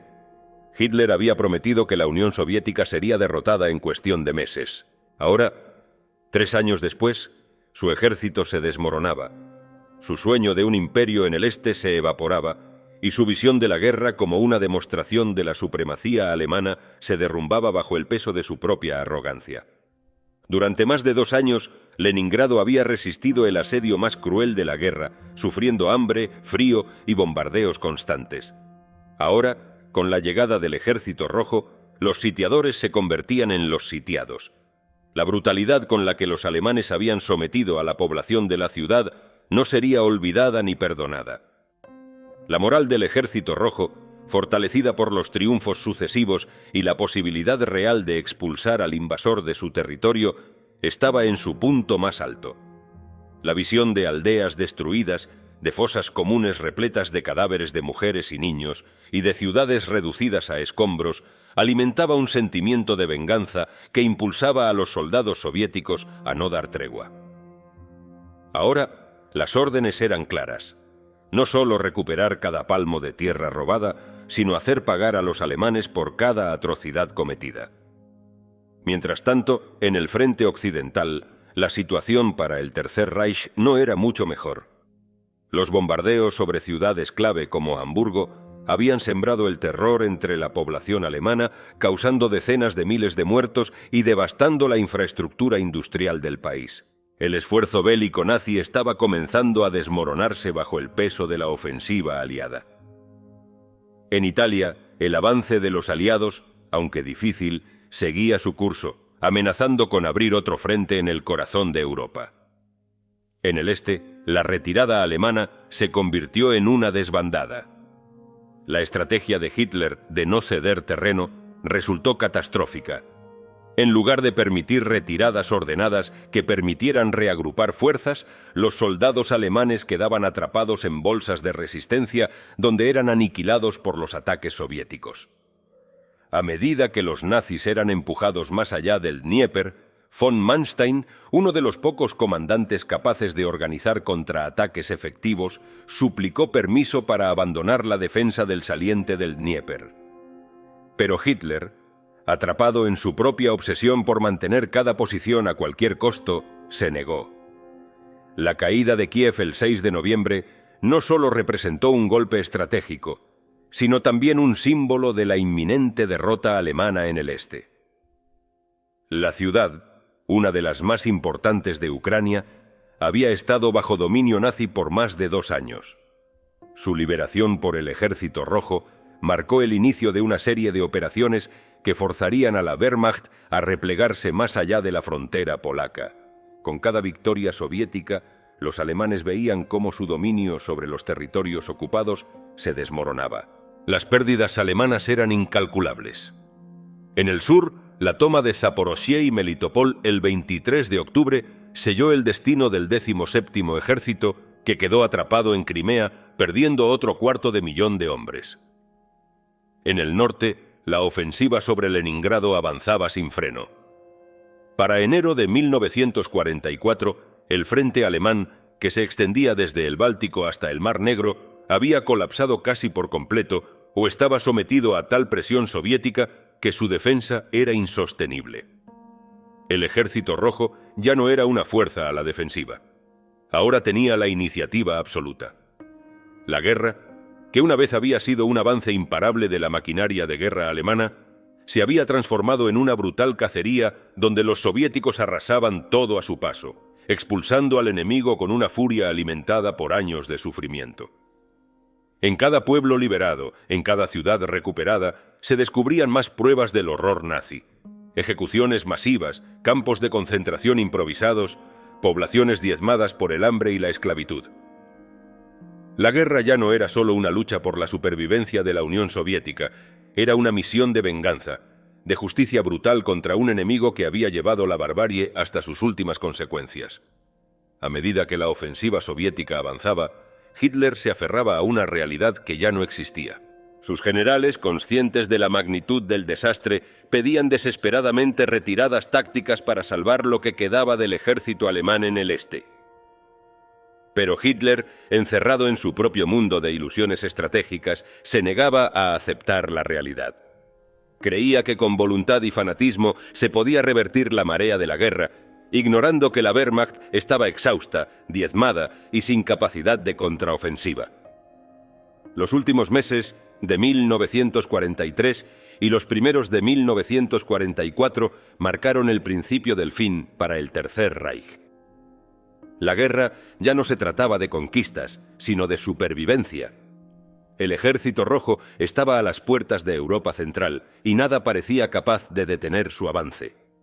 La batalla por la madre patria había sido ganada, pero la verdadera lucha aún estaba por comenzar, la de llevar la guerra al corazón de Alemania y acabar con el Reich de una vez por todas. El Ejército Rojo irrumpió con una fuerza imparable a través de las posiciones defensivas alemanas alrededor de Leningrado, avanzando hacia el sur hasta liberar la ciudad de Nóvgorod. El 17 de enero, tras más de 900 días de asedio, la ciudad de Leningrado fue finalmente liberada. Había sido un calvario indescriptible. Más de 1 millón de personas habían perecido, víctimas del hambre, el frío y los bombardeos incesantes. Para los leningradenses, el fin del asedio no podía haber llegado un día demasiado tarde. Habían resistido en condiciones inimaginables, sobreviviendo con raciones mínimas de pan, ingiriendo caldos hechos con pegamento de carpintería y, en los peores momentos, recurriendo incluso al canibalismo. Las imágenes de la ciudad eran devastadoras. Calles enteras cubiertas de cadáveres congelados, edificios en ruinas y miles de niños huérfanos que vagaban en busca de alimento. A pesar de todo, la ciudad había resistido, convirtiéndose en un símbolo de la tenacidad y la resistencia soviética. Pero la liberación de Leningrado no solo era un golpe psicológico contra los nazis, también representaba un movimiento estratégico crucial. Con la retirada de las fuerzas alemanas, el Ejército Rojo podía ahora golpear directamente al grupo de ejércitos norte, empujándolo fuera de los territorios bálticos y abriendo una nueva ruta para avanzar hacia el corazón de Europa. Mientras tanto, en el sur, la guerra se desarrollaba con igual ferocidad. El 4 de marzo, el Frente Ucraniano I, bajo el mando directo del implacable mariscal Zhukov, rompió la línea del grupo de ejércitos sur de von Manstein. En apenas 3 días, el Ejército Rojo había avanzado más de 160 kilómetros, alcanzando la estratégica línea ferroviaria que conectaba Varsovia con Odessa. Para el 28 de marzo, los soviéticos ya habían capturado Nikolaev en la orilla del río Bug y en las semanas siguientes cruzaron el Dniester, asegurando la estratégica ciudad portuaria de Jersón en la desembocadura del Dnieper. Sin embargo, la velocidad del avance soviético generó un nuevo problema.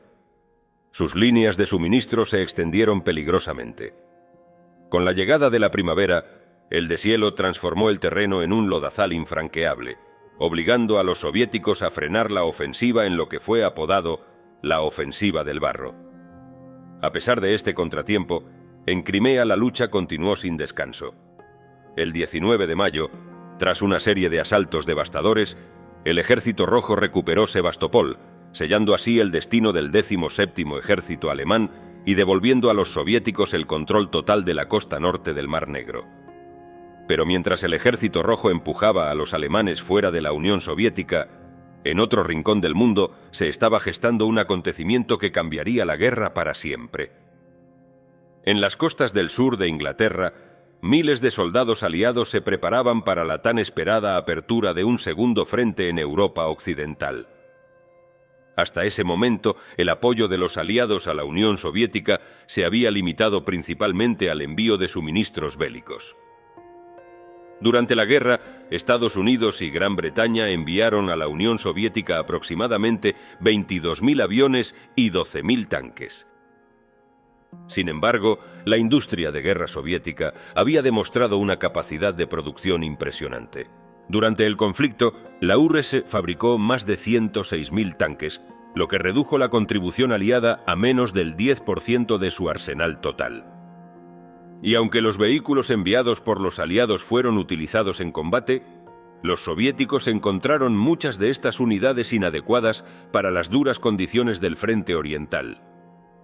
Modelos como el M3 Lee o el M4 Sherman no podían igualar el rendimiento del T-34, diseñado específicamente para la brutalidad del combate en la estepa rusa. A pesar de las limitaciones del material recibido, la importancia del segundo frente no radicaba en los suministros, sino en el impacto estratégico que tendría en la guerra. Con los alemanes aún en retirada en el este, una invasión aliada en el oeste significaría la apertura de una lucha en dos frentes que la Wehrmacht no podría sostener. La presión sobre Hitler aumentaba, y con cada día que pasaba, el sueño de un Reich milenario se desmoronaba bajo el peso de la realidad. La guerra estaba entrando en su fase final, y aunque el camino hacia Berlín todavía estaría bañado en sangre, la marea había cambiado definitivamente. La ayuda aliada a la Unión Soviética no solo se limitó al envío de armamento y aviones. De hecho, el mayor aporte de los aliados fue en términos de movilidad. Más de 400.000 vehículos fueron entregados al Ejército Rojo, incluyendo jeeps, camiones Studebaker y toda una variedad de transporte motorizado. Este suministro fue un cambio crucial en la manera en que los soviéticos conducían la guerra. Hasta ese momento, el Ejército Rojo había luchado con enormes dificultades logísticas, dependiendo en gran medida de la infantería a pie y del ferrocarril. Pero con la llegada de estos vehículos, la guerra adquirió una nueva dinámica. A partir de la batalla de Kursk, el Ejército Rojo dejó de ser una fuerza rígida y lenta para convertirse en un ejército de movimientos rápidos y maniobras envolventes. Ahora, no solo era un ejército de blindados, sino también una fuerza altamente móvil, capaz de avanzar con rapidez y consolidar sus victorias sin dar tiempo a los alemanes de reagruparse. Sin embargo, mientras los aliados apoyaban a la Unión Soviética con suministros, estaban a punto de hacer una contribución aún más significativa en el campo de batalla. En el Canal de la Mancha, una flota sin precedentes en la historia se estaba reuniendo para la invasión de Francia. Más de 5.000 barcos se preparaban para la mayor operación anfibia jamás vista.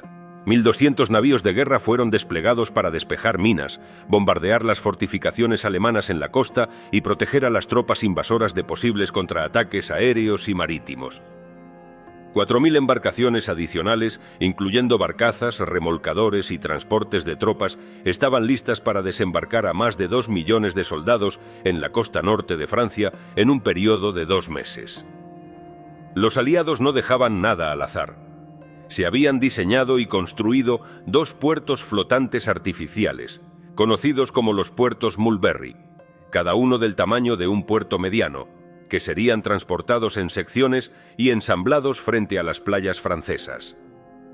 De esta manera, se aseguraba un flujo constante de suministros una vez iniciada la invasión.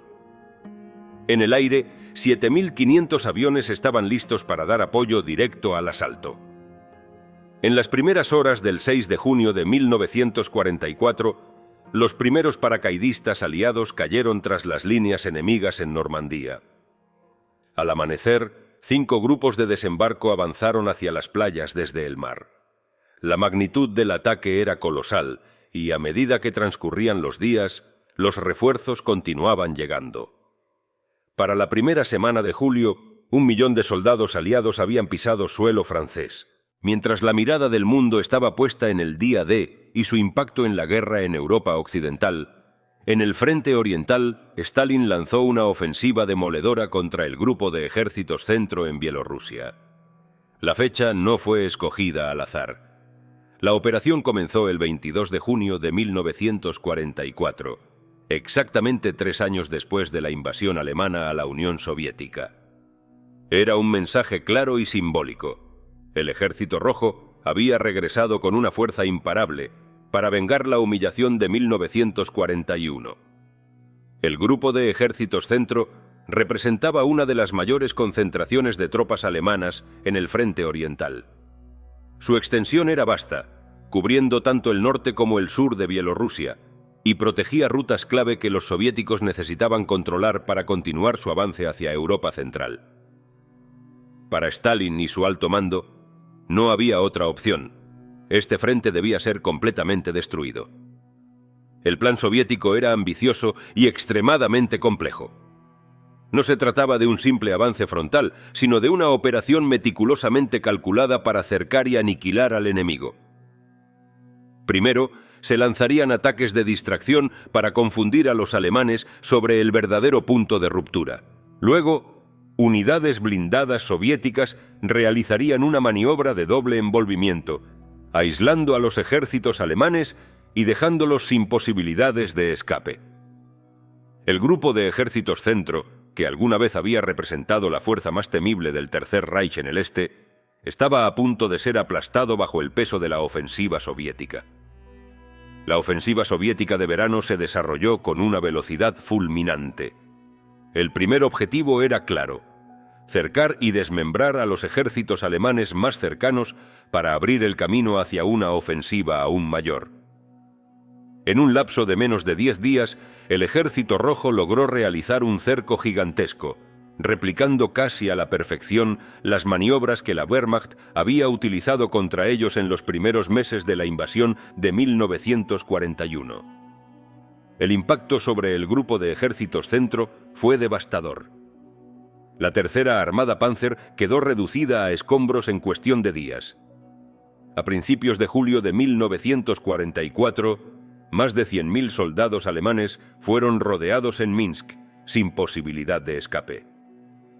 Para el final de la semana, el grupo de ejércitos centro había dejado de existir como fuerza de combate efectiva.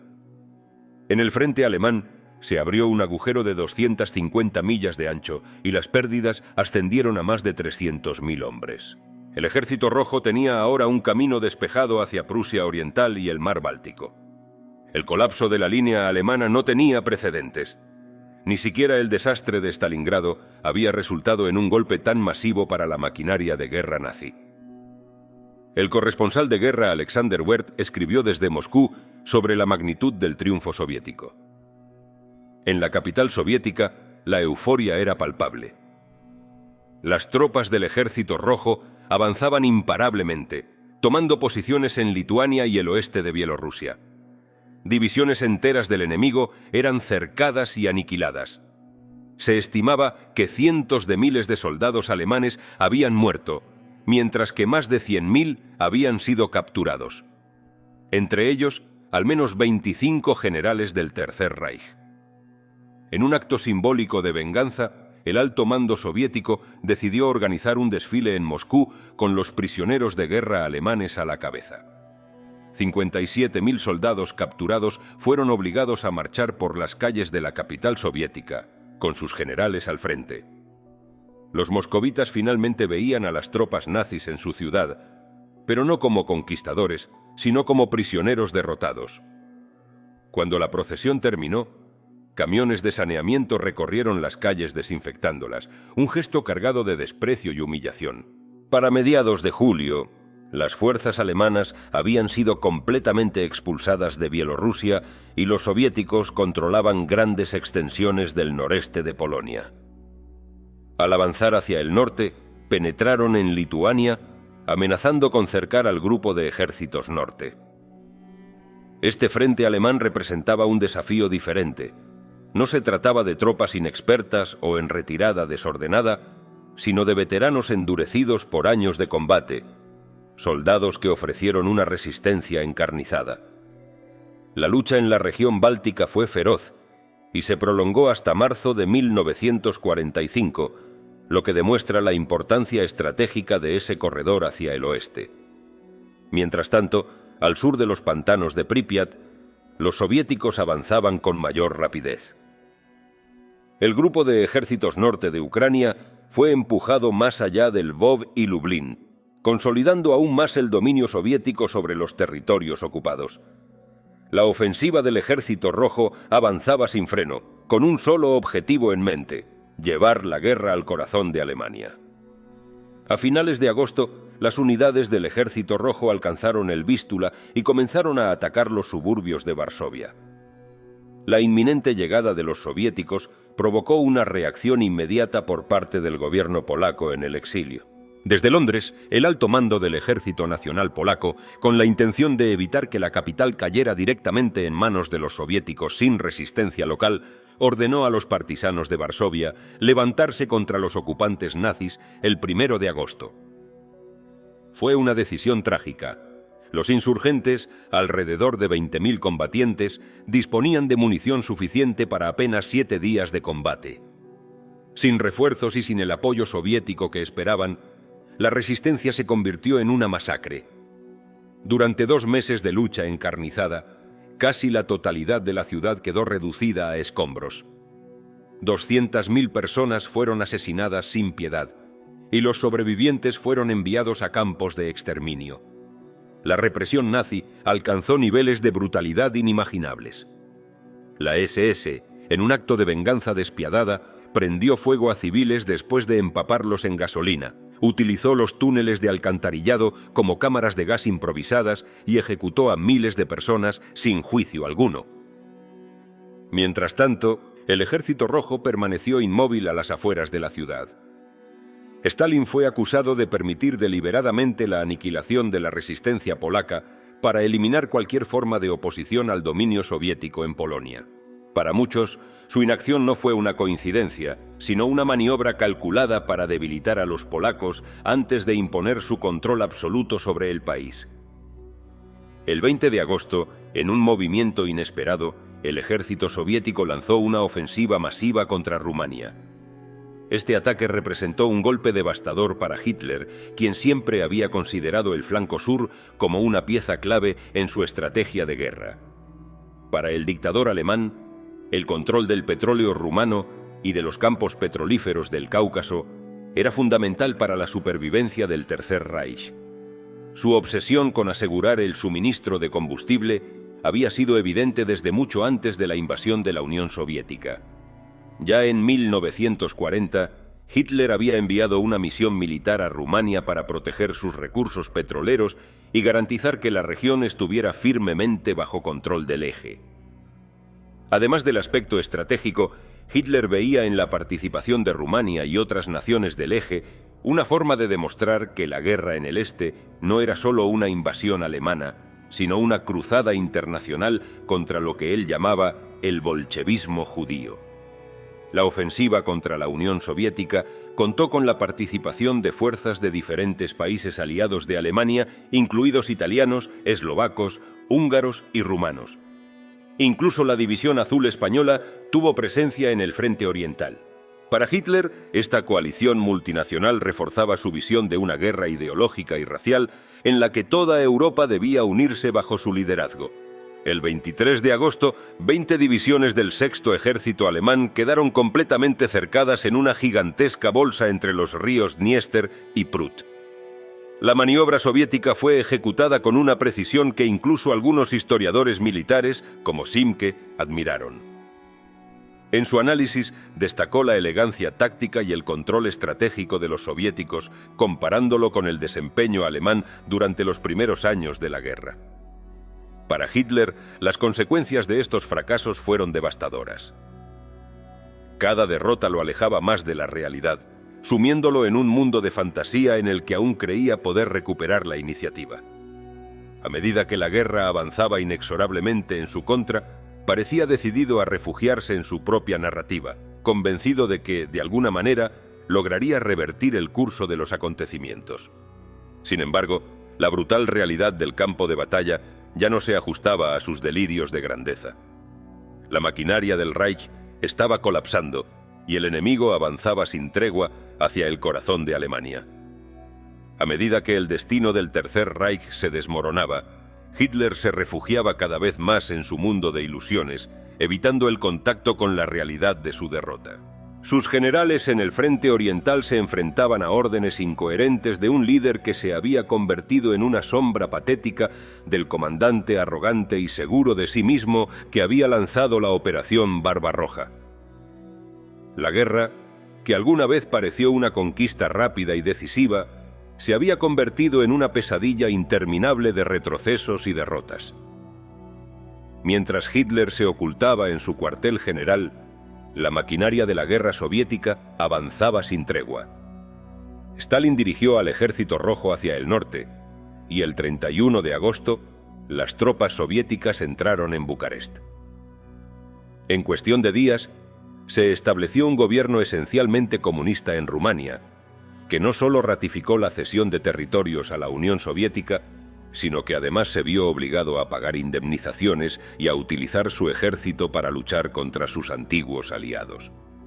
En apenas 12 días, el Ejército Rojo había recorrido 250 millas, y en los siguientes 6 días avanzó otras 200, alcanzando la frontera yugoslava en Turnus Severin. Desde allí, los soviéticos lanzaron una colosal maniobra envolvente contra las fuerzas del Eje que aún defendían Hungría. El 24 de septiembre, el saliente sureste de Hungría había sido completamente desmantelado y el Ejército Rojo se encontraba a apenas 100 millas de Budapest. Desde un punto de vista estratégico, la importancia de esta región del sureste de Europa nunca había sido tan evidente como en el verano de 1944. La deserción de Rumania del Eje marcó un punto de inflexión. Lo que hasta entonces había sido el flanco sur de la defensa alemana comenzó a colapsar de manera acelerada. Hungría y Rumania habían servido como un baluarte defensivo fundamental para Hitler, una especie de escudo estratégico que protegía el sur del frente oriental. Pero tras la aplastante derrota en Stalingrado y la destrucción de los ejércitos rumanos y húngaros, las señales de desafección en Europa del sureste se convirtieron en una seria amenaza para el Führer. El desmoronamiento de la alianza y el colapso de su organización militar en la región revelaban una verdad innegable. La estructura de su imperio estaba empezando a desmoronarse de manera irremediable. Más al sur, la capital yugoslava, Belgrado, fue liberada gracias a una ofensiva conjunta del Ejército Rojo y los partisanos yugoslavos bajo el mando de Josip Broz Tito. En Bulgaria, un país que hasta ese momento solo había estado en guerra contra Gran Bretaña y los Estados Unidos, los nazis presionaron al gobierno para que declarara la guerra a la Unión Soviética. Sin embargo, el 5 de septiembre, apenas 4 días después de esta declaración, Bulgaria se rindió sin ofrecer resistencia. En el flanco occidental del colapsante frente del Eje, la situación en Eslovaquia se tornó caótica. Antiguo aliado de Alemania, el país había sido sacudido por crecientes tensiones desde el año anterior. Finalmente, en la segunda mitad de 1944, se desató una revuelta generalizada. No obstante, el avance soviético, que había comenzado en septiembre, fue detenido en los Cárpatos por una feroz resistencia alemana. La esperada liberación de Eslovaquia se retrasó y las tropas del Ejército Rojo no lograron llegar a la región hasta mediados de octubre. La marea de la guerra había cambiado de manera irreversible. Los aliados de Hitler en el este caían uno tras otro, y su ejército, que alguna vez había avanzado con impunidad por el corazón de Europa, ahora estaba siendo empujado hacia una derrota inexorable. A pesar de sus intentos desesperados por sostener el frente, la realidad se hacía cada vez más clara. El Reich, que alguna vez soñó con la dominación absoluta, estaba en su ocaso final. Para entonces, el levantamiento eslovaco, que había contado con 65.000 combatientes, había sido brutalmente sofocado. Cuando los soldados soviéticos entraron en la región, se encontraron con los horrores ya tristemente familiares de la barbarie nazi. Más de 200 fosas comunes albergaban los cuerpos de eslovacos asesinados en represalias despiadadas. Al norte, Finlandia firmó un armisticio con la Unión Soviética, y las tropas alemanas fueron expulsadas hacia Noruega, donde las duras condiciones climáticas finalmente detuvieron los combates. Las repúblicas bálticas de Estonia, Letonia y Lituania cayeron bajo el avance soviético, y lo que quedaba del grupo de ejércitos norte quedó atrapado en la península de Curlandia, aislado y sin posibilidad de refuerzos. Para enero de 1945, con las últimas tropas alemanas finalmente expulsadas del suelo sagrado de la madre Rusia y Stalin controlando los Balcanes y los estados bálticos, el Ejército Rojo se preparaba para su última ofensiva, la que llevaría la guerra hasta las puertas del Reich. Entre junio y noviembre, el ejército alemán en el frente oriental había sufrido más de 1 millón de bajas, 214.000 muertos y 629.000 desaparecidos en combate. Además, otros 600.000 soldados habían quedado gravemente heridos. El año 1944 había sido, sin duda, el más desastroso para Alemania en el frente del este. 106 divisiones alemanas habían sido destruidas, 3 más que el total de las fuerzas movilizadas en septiembre de 1939 al inicio de la guerra.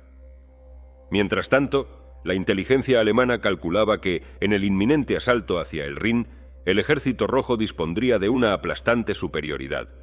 11-1 en infantería, 7-1 en tanques y 20-1 en artillería. Pero Hitler, encerrado en su propio mundo de fantasías y negación, desestimó estos cálculos como meras exageraciones. El 12 de enero, la esperada ofensiva soviética se desató desde el Vístula contra el debilitado frente central alemán. En una franja de más de 200 millas, las 70 divisiones del Grupo de Ejércitos Centro y del Grupo de Ejércitos A fueron atravesadas como si fueran papel. A través de la brecha abierta, casi 200 divisiones soviéticas avanzaron en un torrente incontenible. En cuestión de semanas, el Ejército Rojo había alcanzado la desembocadura del río Oder y se encontraba ahora a solo 40 millas de Berlín. Al norte, lo que quedaba del Grupo de Ejércitos Centro quedó atrapado en Prusia Oriental. En un último intento de obedecer las delirantes órdenes de Hitler, sus restos se atrincheraron en la ciudad de Königsberg, decididos a cumplir con la absurda instrucción de defender la región hasta el último hombre. Sin embargo, la realidad era ineludible. En febrero, la marea soviética fue temporalmente detenida en la línea de los ríos Oder y Neisse, pero cualquier intento de contraataque alemán era solo una medida desesperada para retrasar lo inevitable. Con Berlín a la vista, el destino del Tercer Reich estaba sellado. A medida que la ofensiva soviética avanzaba sin freno, el frente en Hungría se derrumbó y, para el 1 de abril, el Ejército Rojo ya se encontraba en las fronteras de Austria. 6 meses después, los disparos de artillería comenzaban a caer sobre las afueras de Viena. La capital del antiguo imperio de los Habsburgo, ahora en ruinas y cercada, se encontraba ante un destino inevitable. Para Hitler, este territorio tenía un significado particular.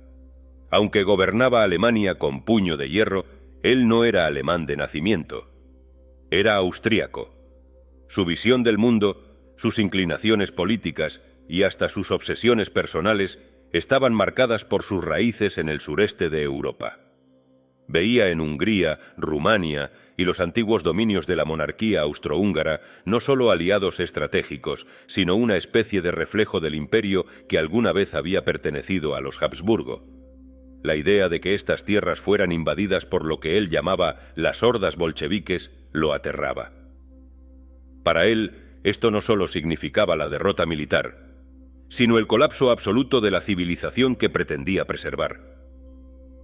Era el fin de todo. Pero mientras Hitler seguía atrapado en sus delirios, la ofensiva final sobre Berlín se ponía en marcha. El 16 de abril, el Ejército Rojo lanzó su último asalto sobre la capital del Reich. En un solo día, más de 42.000 piezas de artillería y morteros dispararon un aluvión de proyectiles que equivalía a la carga de 2.450 vagones de tren. Zhukov, obsesionado con ser el primer comandante soviético en llegar a Berlín, ordenó un bombardeo masivo iluminado por potentes reflectores, cegando a los defensores alemanes y sembrando el caos en sus filas. En el interior del búnker de la Cancillería, Hitler se debatía entre ataques de furia descontrolada y momentos de enfermiza euforia, mientras el Reich que había construido se desmoronaba a su alrededor. Acusaba de traición a sus generales, a su pueblo, a sus aliados. Aún en sus últimos días, su única obsesión era la destrucción total. Albert Speer, su arquitecto y ministro de armamento, lo describió como un hombre decidido a llevar consigo al abismo todo lo que alguna vez había gobernado. Para Hitler, si Alemania no podía ganar, entonces tampoco debía sobrevivir. Para el 22 de abril, los soldados soviéticos ya combatían en las calles de Berlín. La propaganda nazi había inflado el miedo a la invasión soviética hasta convertirla en una pesadilla nacional. Se decía que los rusos no solo acabarían con el Reich, sino con la misma existencia del pueblo alemán. En medio del caos, la población bromeaba amargamente. Disfruten la guerra mientras puedan, la paz será terrible. En la noche del 28 de abril, con los disparos resonando cada vez más cerca de su refugio subterráneo, Hitler tomó una decisión final. Se casó con Eva Braun en una ceremonia apresurada dentro del búnker. Tras una cena de bodas silenciosa, se retiró a redactar su testamento. En él, reafirmó su creencia en el concepto de Lebensraum y despotricó una vez más contra el pueblo judío, al que culpaba de su derrota. La tarde del 30 de abril, después de despedirse de sus seguidores más cercanos, Hitler envenenó a su esposa y a su perro. Luego, se disparó en la cabeza. Sus ayudantes envolvieron los cuerpos en una lona y los llevaron al exterior, donde fueron incinerados con gasolina en una fosa improvisada. La misma noche en que Hitler se quitó la vida, Joseph Goebbels y su esposa Magda envenenaron a sus 6 hijos antes de suicidarse. Para entonces, el Ejército Rojo ya había alcanzado el corazón de Berlín.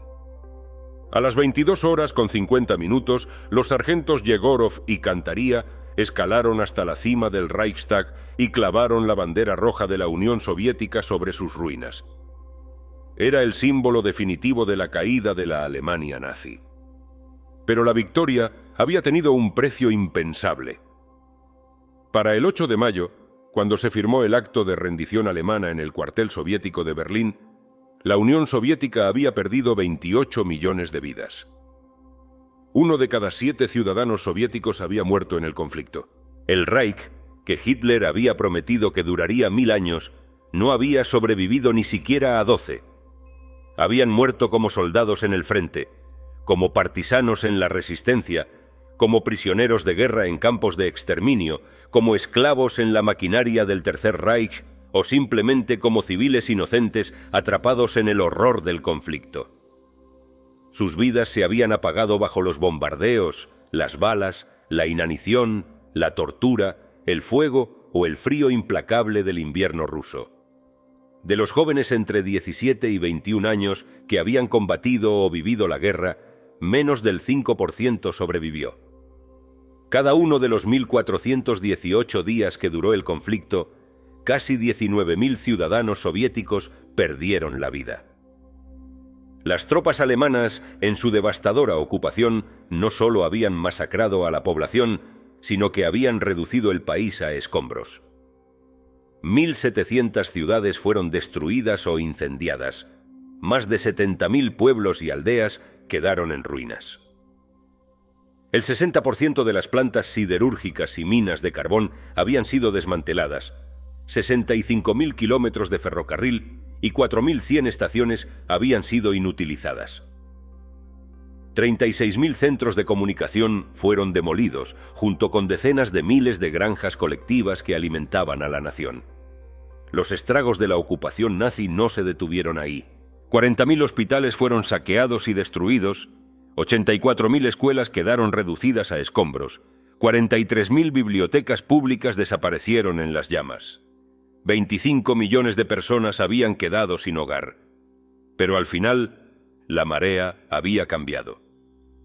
El Ejército Rojo había destrozado a la Wehrmacht, había aplastado su maquinaria de guerra y había llevado la lucha hasta el corazón del Tercer Reich. La Alemania nazi, que en 1941 parecía imparable, se había desmoronado por completo en 1945. En toda Europa occidental, miembros de la SS, oficiales del ejército y burócratas del régimen nazi fueron juzgados por los crímenes cometidos durante la ocupación. Sin embargo, la magnitud del castigo fue sorprendentemente leve en comparación con la escala de los horrores perpetrados.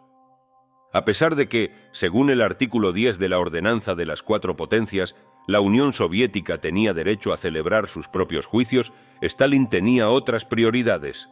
Para él, la verdadera venganza no debía caer sobre los nazis capturados, sino sobre aquellos que él consideraba traidores a la Unión Soviética. 250.000 prisioneros de guerra soviéticos se encontraban en manos de los aliados, pero habían sido capturados vistiendo uniformes alemanes. Bajo los acuerdos firmados en la Conferencia de Yalta en 1945, cualquier ciudadano acusado de traición o deserción debía ser devuelto a su país de origen para ser juzgado. Muchos de los que habían combatido en las filas del enemigo sabían lo que les esperaba y optaron por la única salida que les quedaba: el suicidio. Para las autoridades soviéticas, aquellos hombres no eran víctimas de la guerra, sino escoria humana que debía ser erradicada sin piedad. Otros 2.250.000 prisioneros de guerra soviéticos habían sido capturados durante la ocupación o se habían rendido en el campo de batalla. Irónicamente, en lugar de ser recibidos como sobrevivientes de una guerra brutal, fueron tratados como traidores por el simple hecho de seguir con vida. Para los administradores del régimen estalinista, cualquier soldado soviético que hubiera sobrevivido a los campos de concentración nazis o a la esclavitud en la industria alemana debía haberlo hecho a costa de traicionar a su patria. Miles fueron enviados directamente desde los campos de prisioneros en Alemania a los gulags en Siberia, donde la supervivencia era tan incierta como en los campos nazis que habían dejado atrás. Mientras tanto, dentro de la Unión Soviética, el sistema prebélico se reimplantó rápidamente. La estructura de control del régimen de Stalin no solo se restauró, sino que se fortaleció con renovada dureza. La guerra había servido no solo para derrotar al enemigo exterior, sino también para afianzar aún más el poder absoluto del Estado. El culto a Stalin, convertido en la personificación misma de la victoria, consolidó su posición como dictador absoluto de una sociedad autoritaria y centralizada. Cualquier vestigio de reforma o liberalización que había surgido en medio del caos organizado de la guerra fue eliminado con rapidez. La tolerancia religiosa, una mayor participación democrática en la administración civil y el fomento de la iniciativa individual y colectiva se volvieron incompatibles con la necesidad del régimen de mantener un control total sobre cada aspecto del desarrollo social. La guerra había servido para justificar un Estado aún más rígido, donde cualquier desviación de la doctrina oficial era vista como una amenaza. Sin embargo, nada de esto debe eclipsar el colosal logro del pueblo soviético.